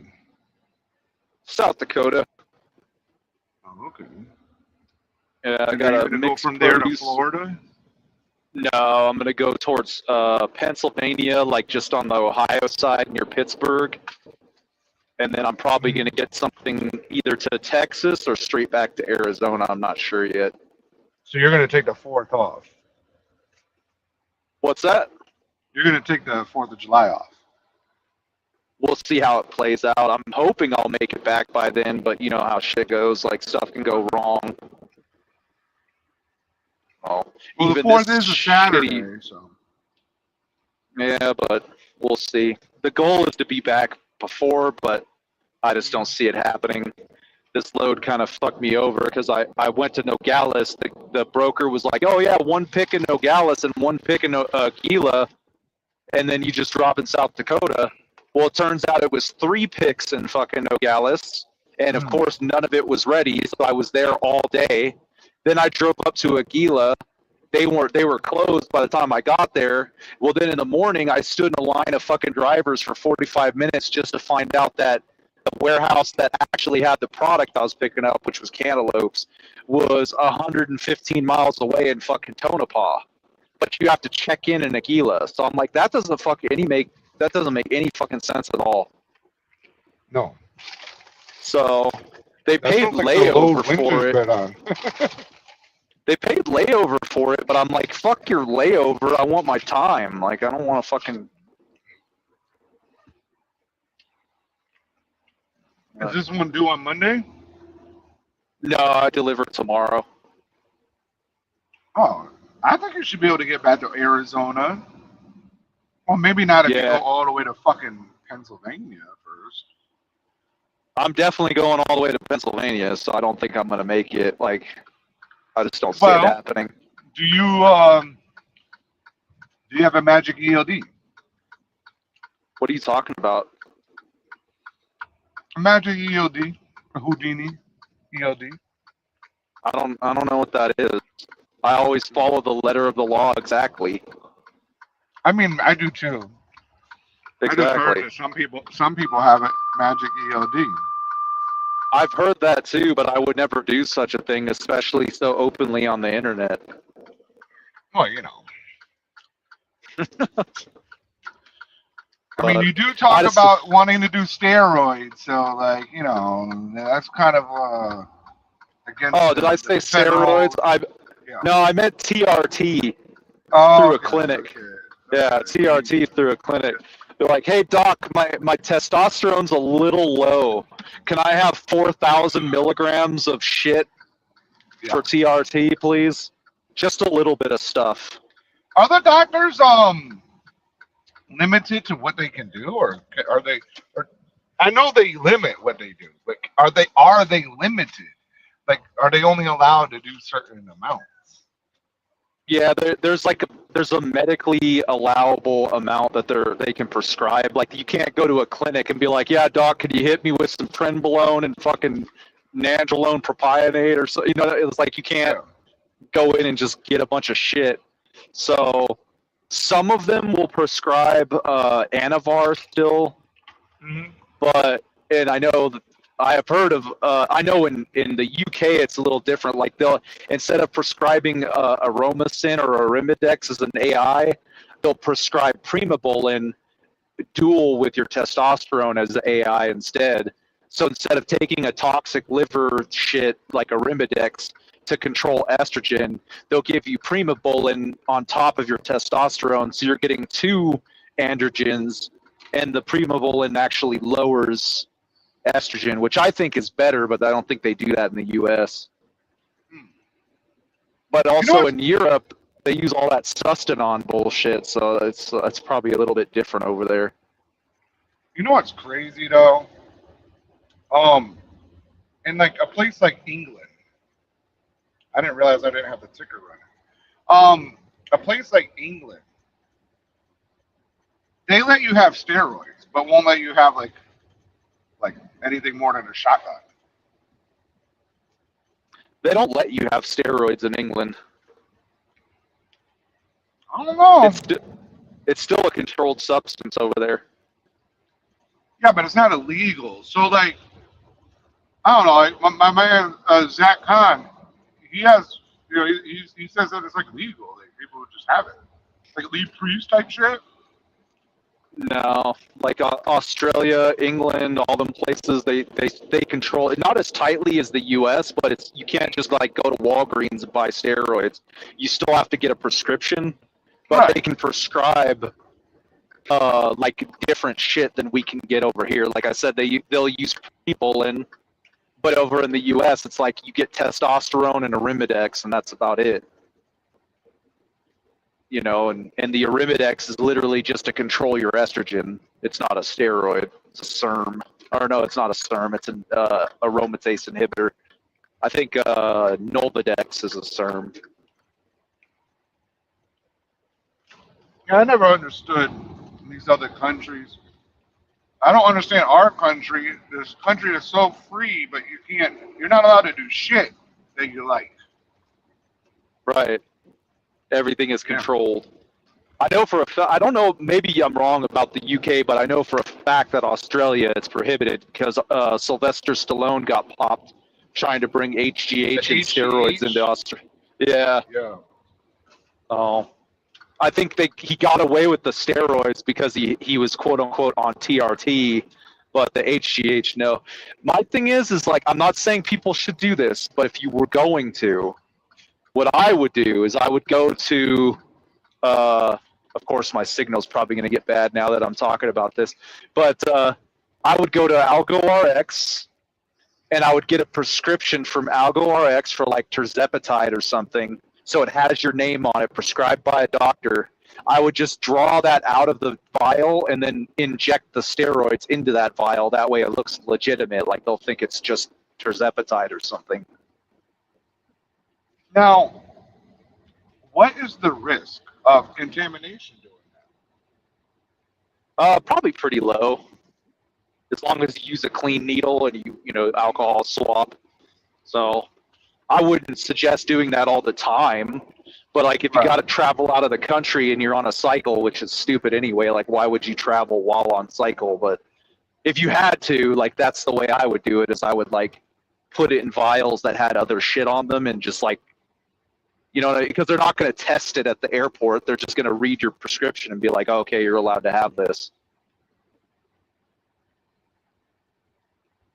Well, They just won't the know Stallone what it situation is. is he's probably been doing that for years, and you know, just didn't think about it, and somebody decided to check his shit.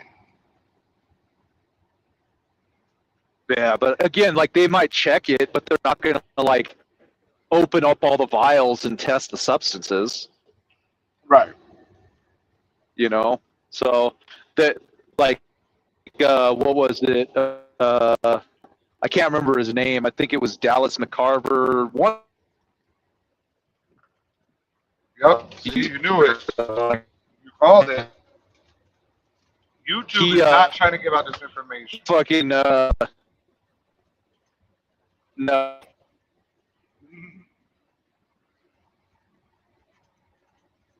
We got to go to Rumble.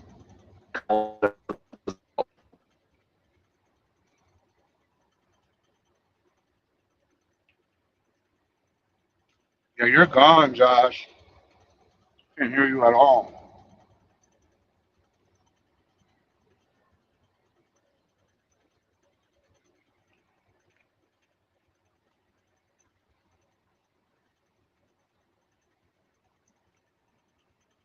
YouTube is shadow banning us. Like Andy Letterman. Speaking about Andy Letterman, where the fuck is Windsor?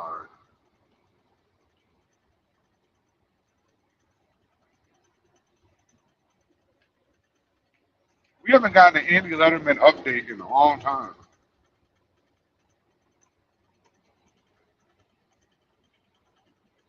I haven't heard nothing about Andy Letterman since he beat his wife.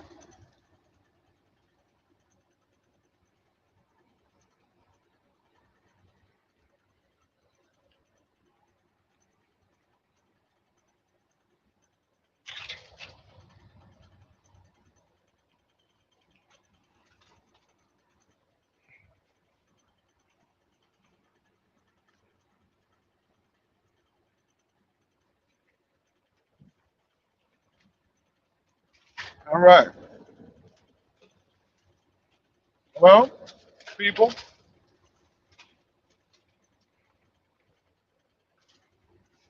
you are rocking with your man Trip. I'm still on I-90. I'm in PA, cruising, doing 65 miles per hour. I should drop it down to 55 miles per hour and soak up all that fuel savings. But you know what? I work enough where I just really don't give a fuck right now.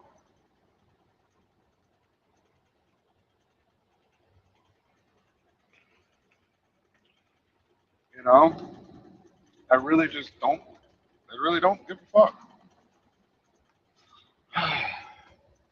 My question to people is, if you had a fleet of 5, 10 trucks or something like that, would you govern the trucks at like, let's say, 62, 63, and then 65 on the pedal? Would you govern your trucks?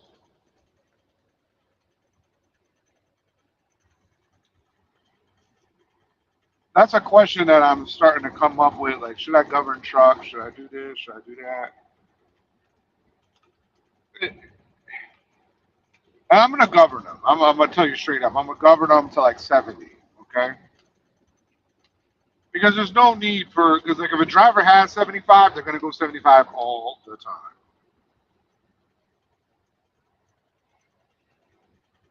But I think I would do like, 67 cruise. I know it's hard to say, maybe 65 cruise, because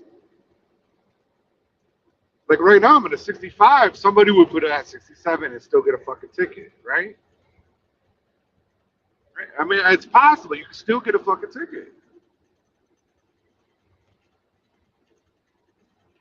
I mean, you can have it set up and they can still fucking get a ticket because they go, oh, I'm going downhill. Cool.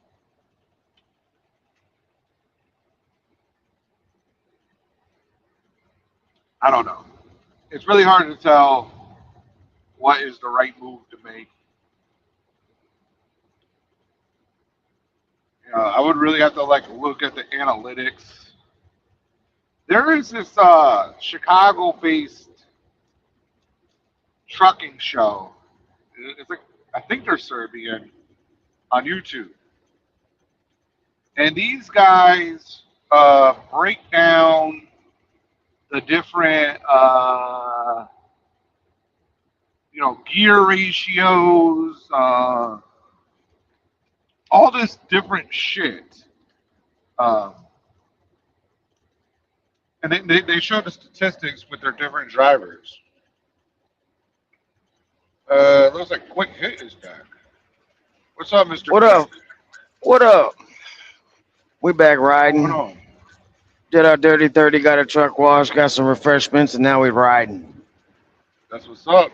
That's what's up. You know, I don't know what just happened. I went from like 9 people to like 2. oh. So, Josh, Well, Josh bringing I in the got numbers. out. I got out, so that was one that got out, and then because I come off of YouTube when I'm on stream here. So, yep. Yeah, So we're just riding. that's what's up. Get Gotta to the get yard. hydrated. You know, to the yard, probably take a shower, figure out what we're gonna do. Yeah. Maybe do Yeah, I some heard wheel that. polishing. I don't know. Maybe. Fuel polishing. You're doing too much. Yeah. They need to be done. I don't ride fucked up, so Do you have your wheel polishing kit on you? yes, I do. So you have that big fucking that what is it called? A buffer? I don't have that. That's at my shop. But since the truck's new, the wheels are new, I'll just do them by hand. Rub it. Yeah.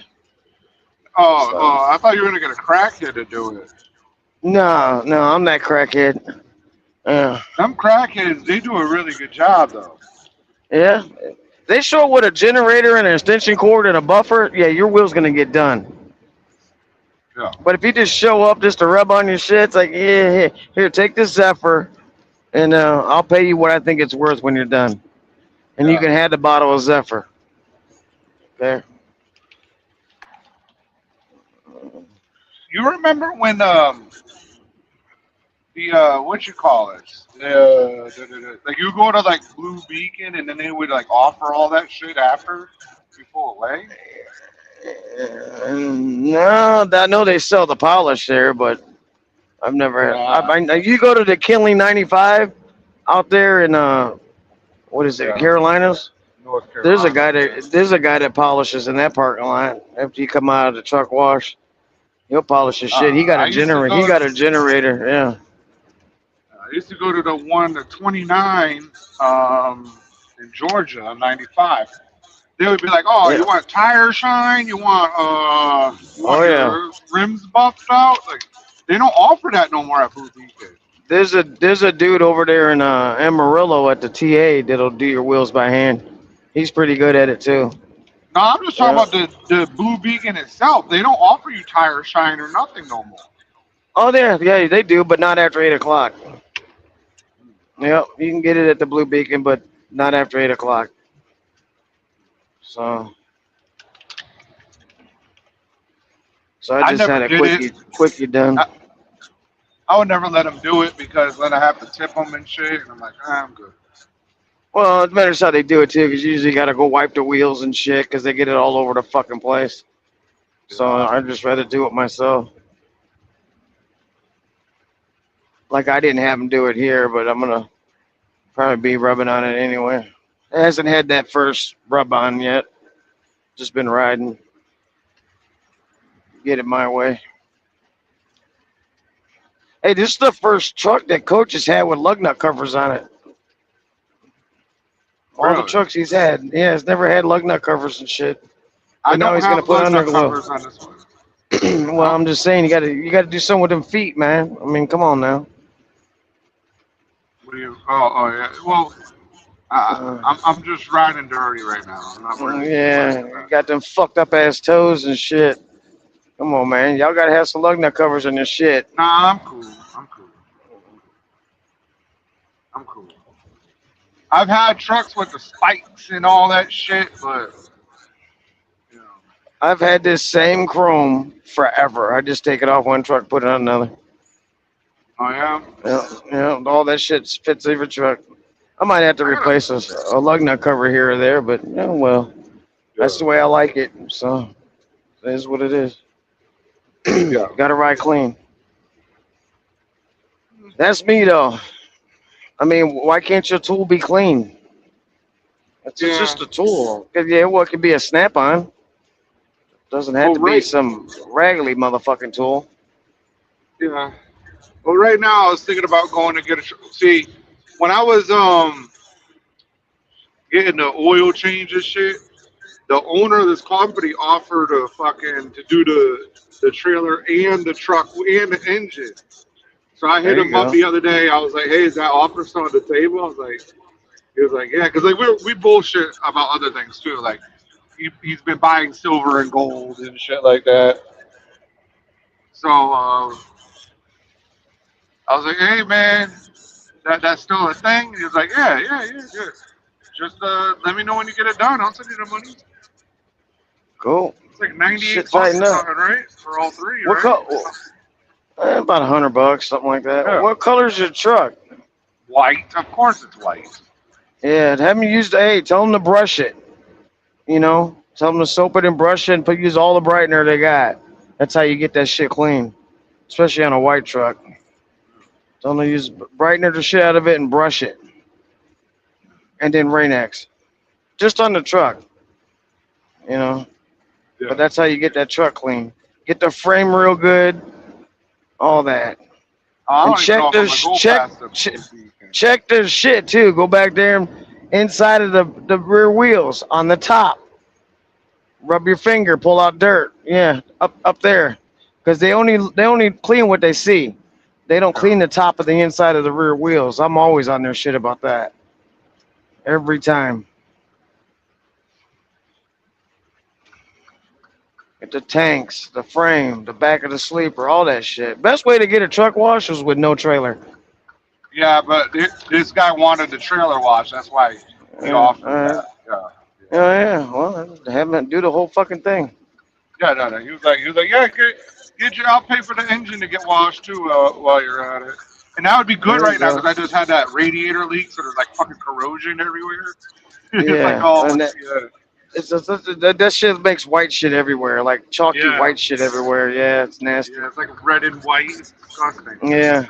And they never do the top of the valve cover, so make sure they lift that fucker up and do the top, but not the airbox. Yeah, because they only wash what they can see. I like to steer the wand around. Turn that motherfucker on. I'll put that fucker where I want it.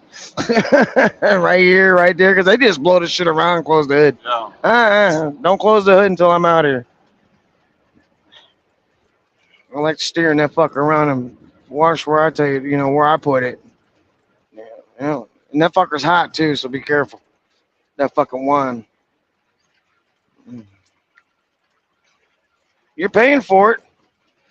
They gotta fucking do their job, So I tell these fuckers and say, hey, if that was your car and you were paying all that money, I bet that fucker looked good as a motherfucker, wouldn't it? But now you're just gonna blow through my shit like it's nothing.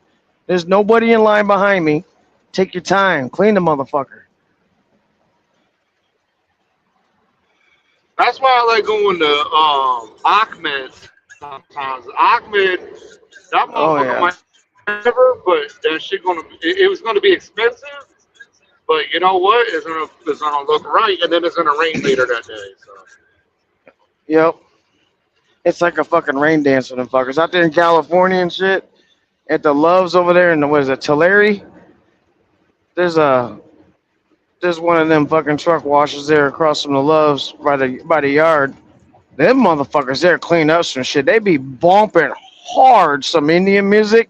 They're in there with their dresses on and their shit and their flip flops and they're bumping hard. It's like, damn, this place is bumping and they're cleaning the shit out your truck. Then they dry it off. I'm like, dressing the tires? Yeah. There's this place in Greeley, Colorado.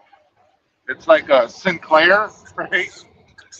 And I'd go through Greeley like daily to get to like work or whatever, So I'd stop off at the Sinclair because they had a good price on blunt wraps, right?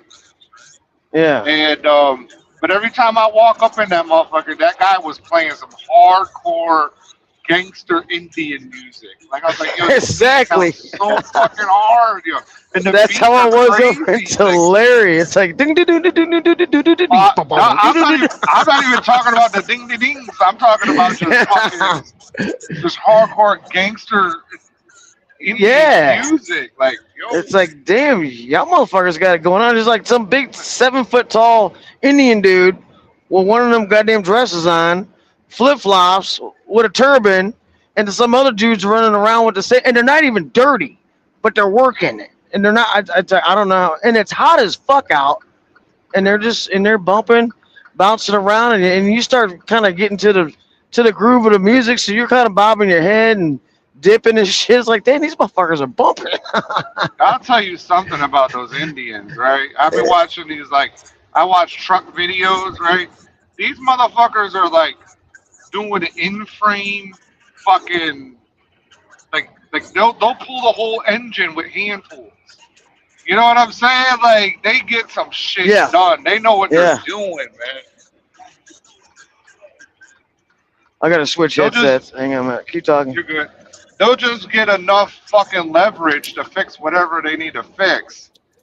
And, there's a blue beacon coming up. I'm about to go get the truck washed.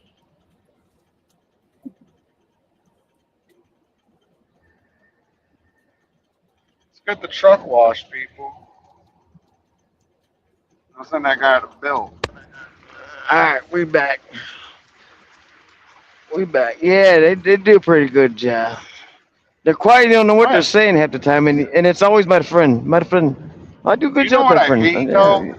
Okay, I'll be watching YouTube, right, about some shit, and it'll be like an Indian motherfucker telling you, and like they speak English. I don't mean English. I mean I-English. Like Indian English, and it's like like Spanglish, but Indian. Yeah, it's like what the fuck? Yeah, like Spanglish. Yeah. They're talking English. Indianish. Let's see what Atlanta has to say. Big Belly will build his engine on a 34-hour break. He does that in the fuel island, though. Like. He'll pull up to the fuel island and take apart his engine. Yeah.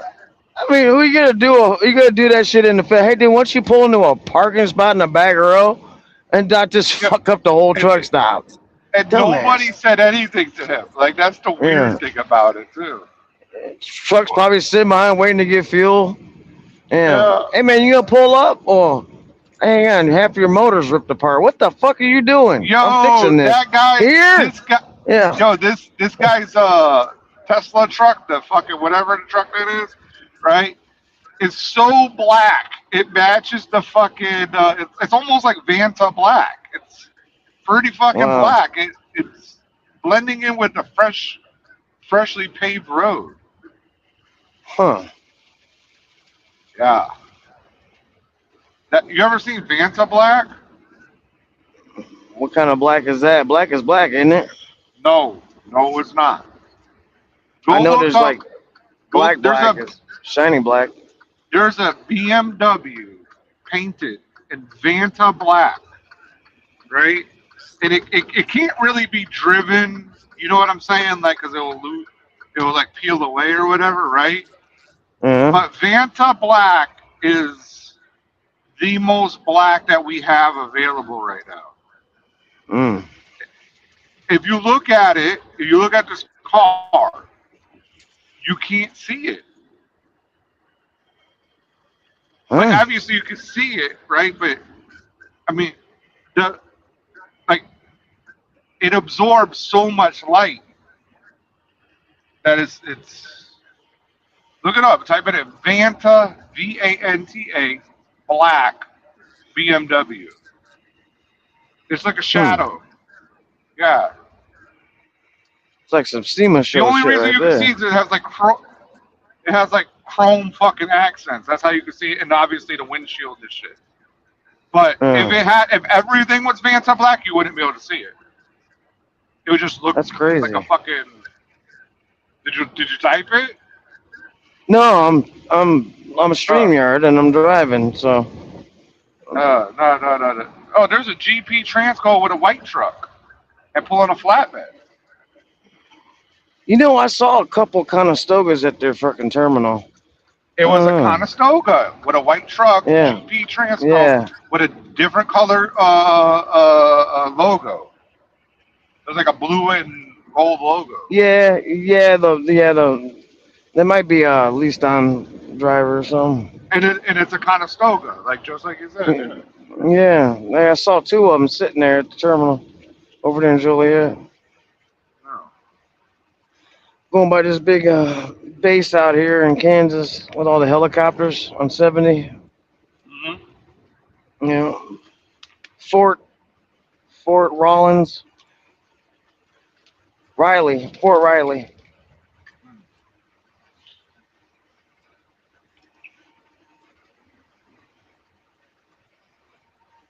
I was watching some guys train with the Black Hawk last summer.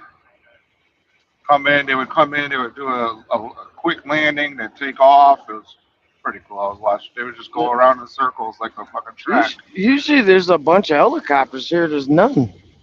Huh. Maybe they'd send them overseas or something. But usually this place is full of big old helicopters, but there's nothing there. I'm in Erie, PA right now. About to go to the blue beacon. That's right.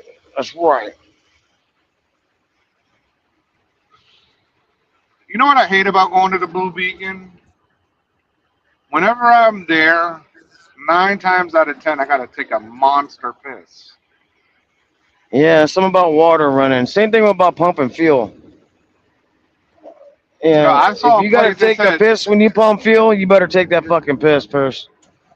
Yeah, because like you might as well just walk in there, take a piss, and come back out and fuel. Because Yeah. I don't know, if you have to take a monster piss, like you can literally just piss your pants by accident. Yeah, and you Like, start running that fucking fuel, nah, it just makes you Yeah. want to piss even more. It's like, I gotta go now. Yeah. I gotta go right the fuck now.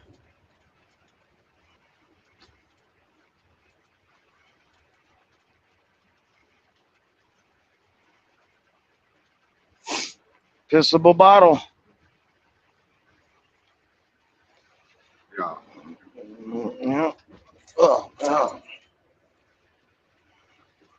Topeka, 51 miles. Pissing in a bottle. Bottle, yeah. If you're not singing the song while pissing in a bottle, you're not doing it right. Pissing in a bottle, Atlanta knows what I'm talking about. They do that at Hurricane all the time. That's truck, man.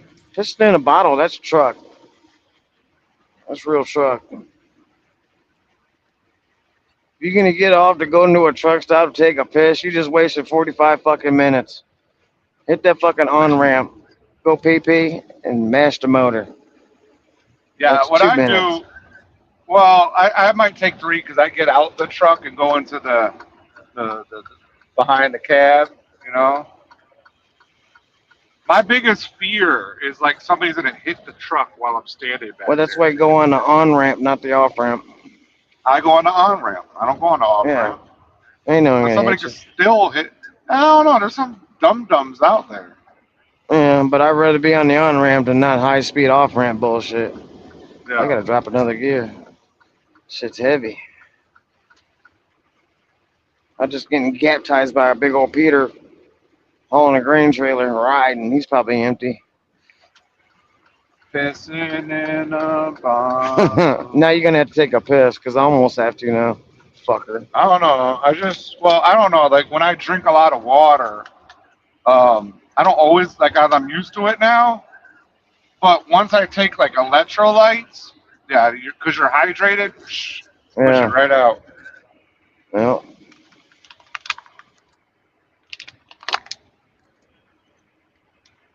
I try to drink 10 bottles a day of water.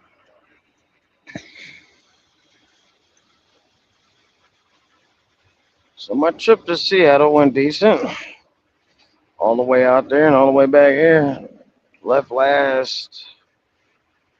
When did I leave? Sunday? 2 Sundays ago? Yes, Atlanta. He Big Belly could have fixed best truck in a 10-hour break. You are right. And he says he wraps a rubber band around it. Yes. Damn. Yes. That's hardcore. Yeah. Just hold it That's in. hardcore. Yeah. I wrap a rubber band around it when I'm trying to like get with a hot chick. You know what I'm saying? That's hardcore too. Yeah. I'm. You don't Changes even know. colors and kind of. Yeah, but you ever busted like that? Yeah, but I mean that's that's a rubber band, not a condom. You know what I'm saying? You're getting things confused. I'm talking about something that's super tight around that junk. Rubber band. You know what the best one is? Is when a chick sits on your face while you nut. I'm talking like you can't breathe. Like so, you're like trying to fight for breath while you're nutting. Try that shit. That's a whole nother level. You'll be shooting across the room. Yeah. I'm not talking about she's gingerly, nicely sitting on your face. I'm talking about you literally can't breathe. You're trying to move your head and you're nutting at the same time.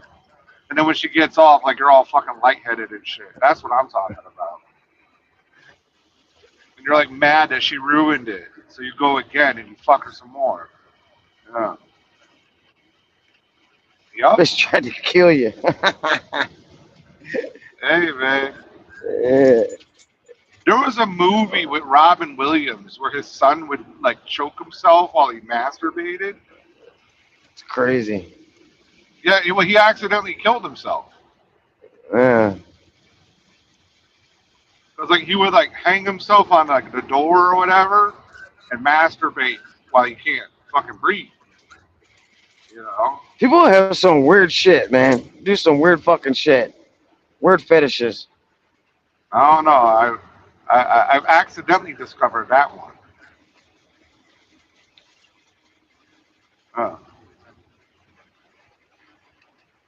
Fireworks. I'm looking for this blue beacon.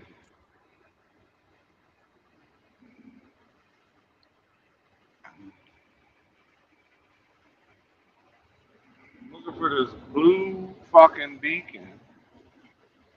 It says it's in 13 miles, and that was like 40 miles ago.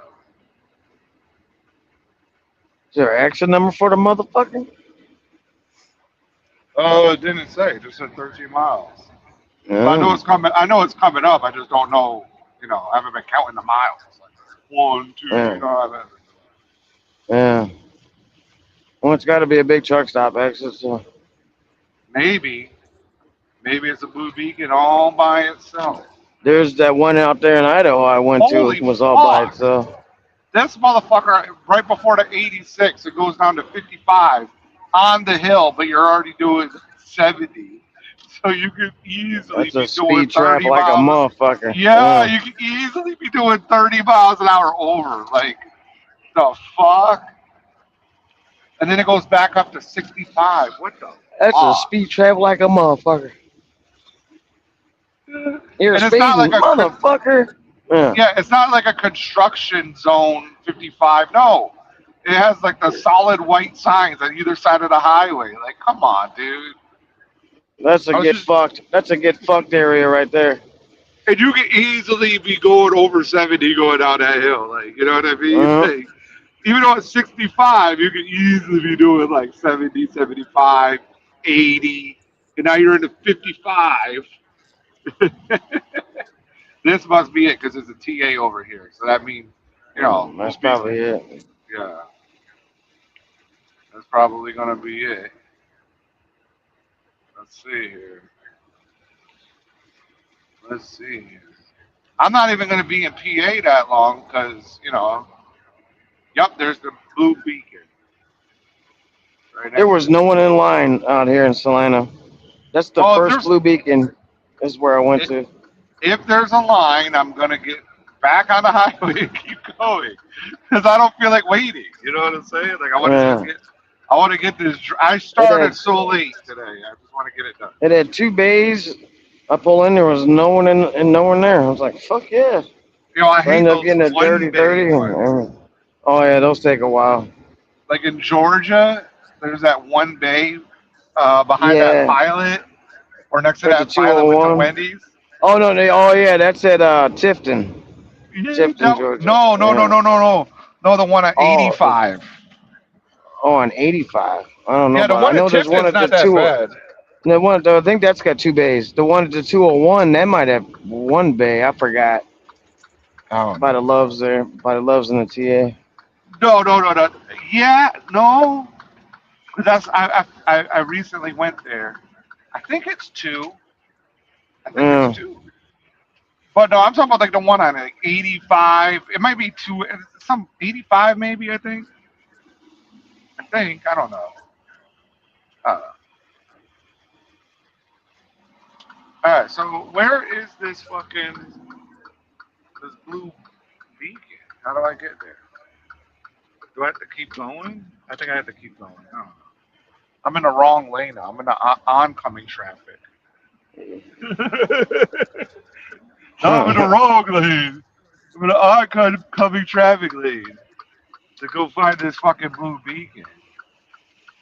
MGK. Oh, man. Oh, it's the back end of this fucking TA. Okay, there's the Blue Beacon. Dude, that dude has a hot ass fucking wife. What the fuck is going on there, bro? Good job. Oh, BBL like a motherfucker. Good job, bro. And you got his kids with him? Good job. If you're hearing this, bro, you did a good job, man. She looks smoking. We got all kinds of shit up on the side of the road up here, all fucked up. And he put Like, his money into his wife. That's a good dude right there. Man, they got fucking all kinds of I don't Wait, know what the fuck they're doing fuck? back there. Oh my god. I gotta back up down this long ass driveway now. What'd you do? I went to this Caterpillar driveway Mm. and I thought it was for the Blue Beacon and there's a fucking a gate. So now I have to fucking back up. You pull into a Blue Beacon, you ain't backing up. It's all curved with big ass boulders and shit. Nah. No. That's when I can. The Blue Beacon's somewhere around here. I just don't know where it is. And now I got to go around a small curve It says gate closed every night, so I'm not gonna be able to turn around there. I gotta go around a small curve, blindside small curve though. That's cool. I'm pretty sure people are recording me right now, so if you see me on the internet, that is me. And I am doing really good though with driving with this blindside curve. We have not had to reset yet. But dude had a fucking smoking wife, dude. Wow. She was tan too. That got you fucked up. Got you pulling in the wrong driveways and shit. Got you. You saw a No. fucking squirrel. Got you fucked up. No, I would have did that anyways, bro. Like, I would have did that anyways. I'm still backing up without fucking up yet. Still going. I'm almost past all these barricade shits, but there's all the guardrails are fucked up from people doing that. Exactly. Oh, it's funny. But not me. I'm an expert driver. When I fuck up. Yo, one time I fucked up somewhere, right? I was like in Ohio or something. And it looked like I could turn around in this place, right? And no, you definitely couldn't turn around in this place. There was impossible. I'm right next to a trailer right now. It was impossible to turn around, right? Of course, somebody's driving right behind me right now. Like, come on, dude, you see me fucked up. I And don't give a fuck about you. when I turned around, there was like, I turned around, you could see that everybody fucked up right there, right? Like Amazon had a fence around it, right? The fence was fucking gone. Like where people would try to turn around at, you know. I think I'm gonna do really good with this turnaround here. Bam, got it. Didn't hit nothing. Didn't even have to stop backing up. R.E. Garrison. That truck looks nice and clean right there. Why didn't Coach go to R.E. Garrison? Didn't he work there too or no? Oh, I don't know. Fuck, that fucker's worked everywhere. Where hasn't he worked?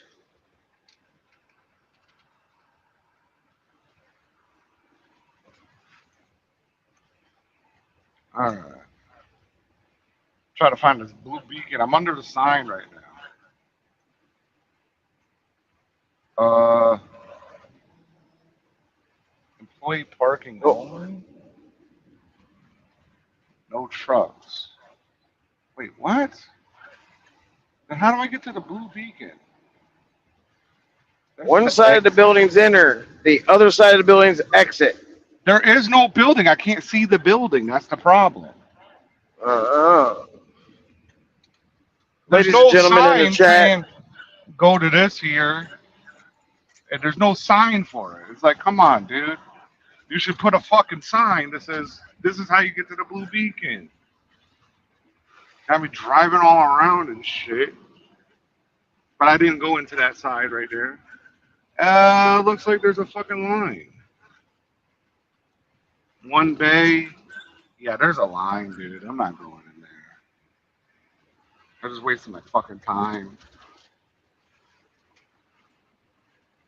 Yeah, I'm not going there. Nope, nope, nope. I'm good. Nope.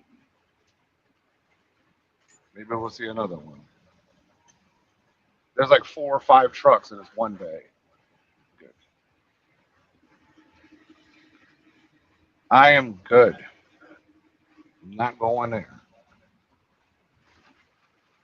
Nope.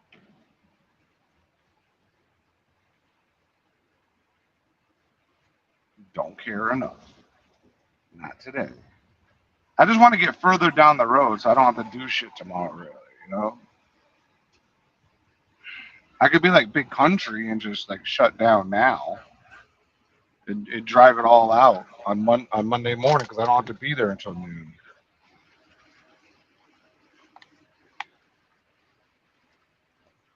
End up doing a 34, then have to start at like midnight to get your load there on time.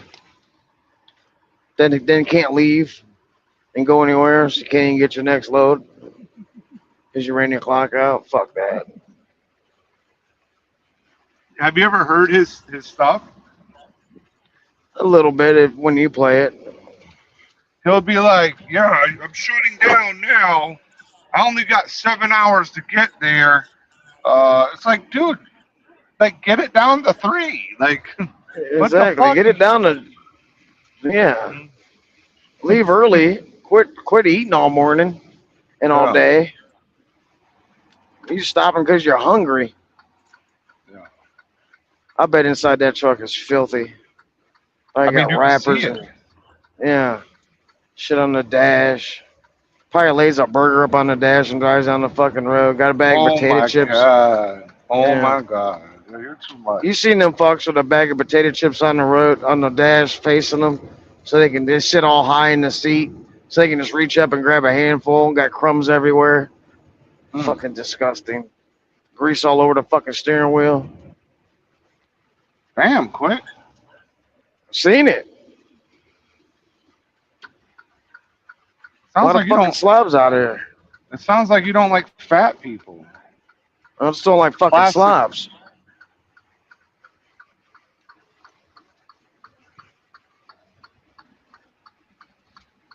Those motherfuckers want to lick their fingers with the Cheetos with dust all over it. Yeah. Wipe it on their pants. It's like, you got a towel. Just now their pants are orange and dirty. Yeah. They'll stand up by themselves when you take them off. They're so greasy and dirty. They're gonna But they wash probably their. sleep in them. Bedding all fucked up. Stinking. Flies and shit everywhere. Bugs. Right. Oh yeah. Reaching into that bag of open potato chips and grabbing fucking bugs and shit. And you just shoving it in your mouth. Hands all dirty with diesel all over them and shit. You're going into extreme details. Is that how you used to operate, or? Oh, fuck no, I've never operated like that. Never been like that. But I've seen it. That's the motherfuckers that get DOT too. Come up onto the scale where your shit fucked up. Yeah, I had a Why you- DOT inspection in Arizona, and like I said, I drink 10 bottles of water a day, so I always have like 2 to 3 cases of the 40 packs from Walmart Yeah. sitting right there. He's like, oh, he opens up the door, and he's like, oh, I see that you have too much stuff here. I'm like, it's just 3 cases of water. That's all that's there. There's nothing else but that. Like, they're stacked up, like, there's nothing in your way. They don't try to Yeah. fucking make it seem like something that it's not, motherfucker. These Yeah, they're like motherfuckers coming have up it and slick. opening that right door. Yeah, well, sometimes I might have like an empty bottle in the right door or whatever, like. Yeah. Yeah, half these motherfuckers open that right door. The fuck goddamn, you better have a goddamn garbage can there. All that shit'll be floating all over the place. Yeah. All over the side of the road and shit. It's like, yeah. Yeah. It's like you're making a mess here. Well, you're the motherfucker to open the door. When it's Yeah. stacked up to the top of by the window, it's like, yeah, dude, don't open that fucking door. That right door shit is like, nah, man, don't even open my doors. Like, I always tell the cops no. Like, they're like, can you open the door now? Like You'll this- get fucking tumbleweeded full of garbage. Well, not only that, but I know why they're asking me to open the door. Yeah, I don't care if they come in. Yeah, open the No, fucking door. Come on in. Fuck it. I don't give No. a fuck. Not me. I'm not letting you violate my rights. No way. I ain't got nothing to No way. hide. Come on in, man. Damn, this is nice. Fuck yeah, it is. You think I'm riding some piece of shit? Yeah, but that's not the point. The point is that they're trying to find something. So you gotta. There's no law that says you have to let them in. So I I've don't been open DOT the door. before, and they don't fuck with me like that. I just cool with them, and they're cool with me. Yeah, I don't open the fucking door. Yeah. I'm not one of the motherfuckers that crack the fucking window and yeah, you can hear me. Here's my license. I don't do that shit. Yeah, I might roll the window down. I would do that because like I'm gonna make your job harder. Like I'm not gonna let you. I have no obligation to incriminate myself. Yeah, but I'm not being. I did nothing wrong. They're gonna do a DOT inspection. I know that's why he's pulling me over. I don't really give a fuck. You pulled me over for a reason. I don't really give a fuck. Do what you got to do. I'll be cool to you, and you won't give me a ticket, and I'll be on my fucking merry way. Yeah, you could do your DOT inspection. I'm not participating in that shit. I've had 10 inspections this year. This year alone. No, I'm good. I don't fuck with these guys no more. Like, nah. You know, because like I said, I got a civil penalty just sent to me from April for having a tire pop while I was driving. Like, are you fucking kidding me? Like, that's the thing? Like, fuck out of here. I pulled onto a scale in Illinois, and the guy stops me on the scale and says, "You got a flat tire." I'm like, "Really? I just left. I didn't have a flat when I left." He said pointed right to it. I'm like, "All right." So he comes out and says, "That fucker will hold air for a half hour. You can go." Everybody else is getting their tires changed. I'm like, "Fuck yeah!" Pulled my shit out and aired it up. Came out. So it's sold. You can leave now. I go, I'll get it fixed in fucking Kansas City. Yeah. I was cool with him. He was cool with me.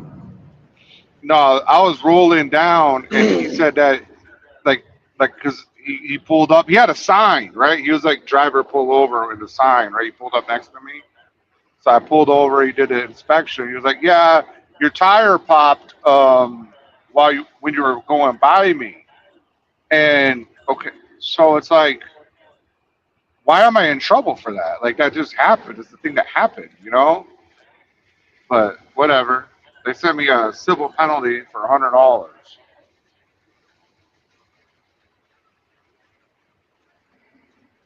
Which is bullshit. But it is what it is. Yeah, I don't let these fucking the DOT just like fucking open my door and shit. Like, no, we can talk to each other just fine. Because like what they're doing, they're trying to see if I smoke, and they're trying to see if there's like burn marks on the ground from possible smoking weed. Like, But I don't have none of that, so I ain't worried about it. I'm doing nothing illegal in here. That's not the point, Quick. The point is that you don't let the cops fuck with you. It doesn't matter if you're doing something illegal or not. You have rights. You're an American citizen. They're not allowed to do certain things. And then what you're doing is you're giving them ways to find things.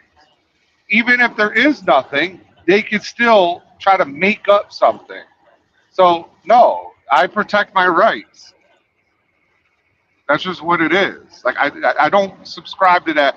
Oh, if the cops pull you over in your car, just do what they say, and everything will be fine. Because no, I've done everything they said, and still ended up outside the fucking car in handcuffs with nothing going on in there, because they want to do a check or whatever. If everything's going cool, next thing you know, this motherfucker says, "Do you mind if I search your vehicle?" That's when things will change. But until then, I'm cool with him. He's cool with me. Yeah, we're cool. I do exactly. Hey, can I have your license and registration? Yes, officer. I'm reaching for the license and that is registration now. It's in this glove part. Is that cool? Yep. Okay. That's what I do. I'm not sitting there. I'm not giving them permission to do nothing. I'm not giving them any. Oh, where you coming from? That doesn't matter. It doesn't matter where I'm coming from. It doesn't matter where I'm going. It doesn't matter any of that shit. You don't need to know. You're just trying to establish a fucking narrative to find a hole in my story. Anything can and will be used against you. It doesn't say anything can and will be used to save you. That's why they say that. So don't talk to the police at all. No. Just like when I was in fucking St. Croix and they wanted me to start doing certain things. No, I said no. if you want to, if you want to check certain things, you can have another off because they wanted me to like push the brake and all this other shit, and like they wanted to be able to check 2 lights or whatever. Can you come out of the truck and pop this airline? No, you could pop the airline. I don't need to do all that. I'm not getting out this truck. You want me to turn on the headlights? Cool. There you go. Bam. But I don't even have to do that if I don't want to. Nope. Your job to turn it on, not mine. You're looking at it, not me. But I drive with my headlights on anyway, so I don't have to worry about that. No lights on. I don't run with no lights on in the daytime because if there is a problem, well, it's not showing. Well, see, you can't have it both ways. You can't say, "Oh, if I did nothing wrong." No, now you're trying to hide something. Well, I'm just saying, if the lights ain't on, you can't pull me over for a light being out. They're not even on. I don't ride with lights on during the day unless it's raining. I ride with the lights on because I want people to see me. And they can't see a big white fucking Cascadia going down the road with a reefer trailer or a trailer? Nah, No. they're blind. You think them lights are gonna help? Yup, they do. Because people I don't are ride that with the lights stupid. on. People don't understand what's going on, so you have to help them out. But I don't have to help out the cops. No. Your job to do an investigation. I'm good. It ain't my job to incriminate myself. That's the thing. You don't talk to police ever. You don't tell them anything good. You don't tell them anything bad. Let them do their job. If your best friend gets murdered, you don't tell them anything. You just go handle it yourself. We don't talk to police over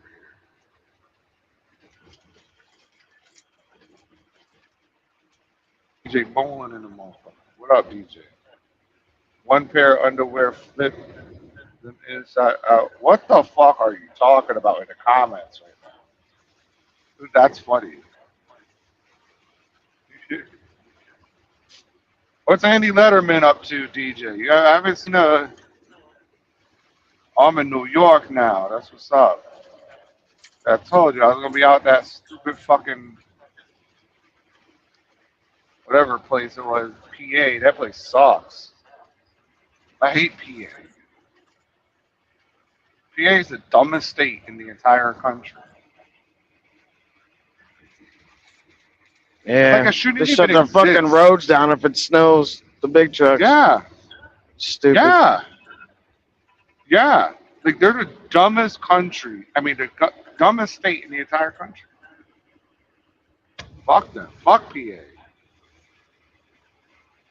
Indiana's another one that's stupid as fuck too, because like, oh, you can only go so fast if you're in this truck. Like what?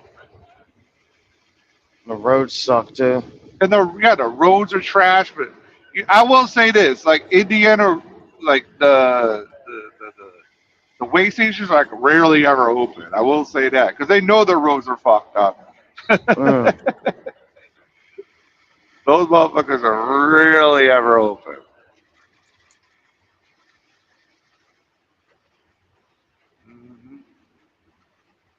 Now, sometimes when I come on this part of 90 and I go to New York, that first way station will generally be open. One time I got pulled into that bitch, right? And the deer guard was broke, right? So I was like, fuck. How am I going to get the deer guard down for these motherfuckers? You know what I'm saying? And they pulled me off to the side, and I was sitting there for like 45 minutes. Nobody ever came to my truck, so I just drove away. Fuck it. Yeah. Well, the cops started getting in their cars and leaving.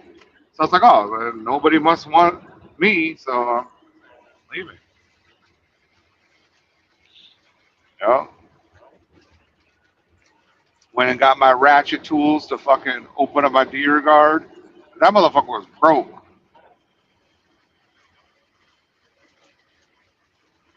That bitch was super broke. So it was like always stuck up. So I couldn't open the hood, you know what I mean? So I had to like take it apart. Yeah. But I don't know. I'm about to shut this live feed down in a little bit here. Got a few people listening. What's up, people? How y'all doing? I hope y'all good today, but it's almost 6 hours into the motherfucker. And I got people I gotta communicate with. Yeah. Guys gotta get up on the panel.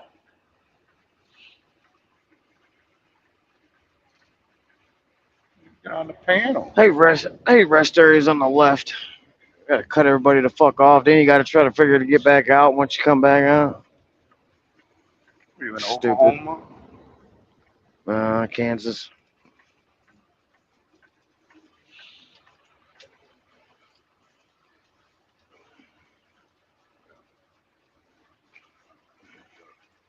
I'm about to shut this bitch down. I'm about to go for a little Okay, bit. bye. Okay, bye. I'll holler at you later. All right, people. I'm about to go do some other things. I gotta catch up on some shit. And it's almost 6 hours today, and roll through a couple states with y'all. So always remember, grind hard, hustle hard, know your work, know your potential, never settle. That's what we spoke about earlier. Thanks, Quick, for coming on. Josh, the trucker's coach, BS, codename Narc. Billy Bob, I saw you trying to get on here. Atlanta, DJ Bolin. Who else was up in here? Oh, yeah, Johnny B. What up, Johnny B? Windsor made an appearance real quick. Bressler. Who else? Let's see if anybody else came in here. Randy Spears. What up, Randy Spears? Isn't that the Kid Ku Klux Klan member? Yeah. So everybody, I hope you have a good day, and I hope your weekend goes well. Thanks for rocking with me. I appreciate it. And remember, hit that like, double tap that screen. That's all you got to do. Hit the screen twice. And if you haven't subscribed, subscribe. You know, all that really helps. I appreciate everybody, and y'all have a good weekend. Police reported ahead. Peace.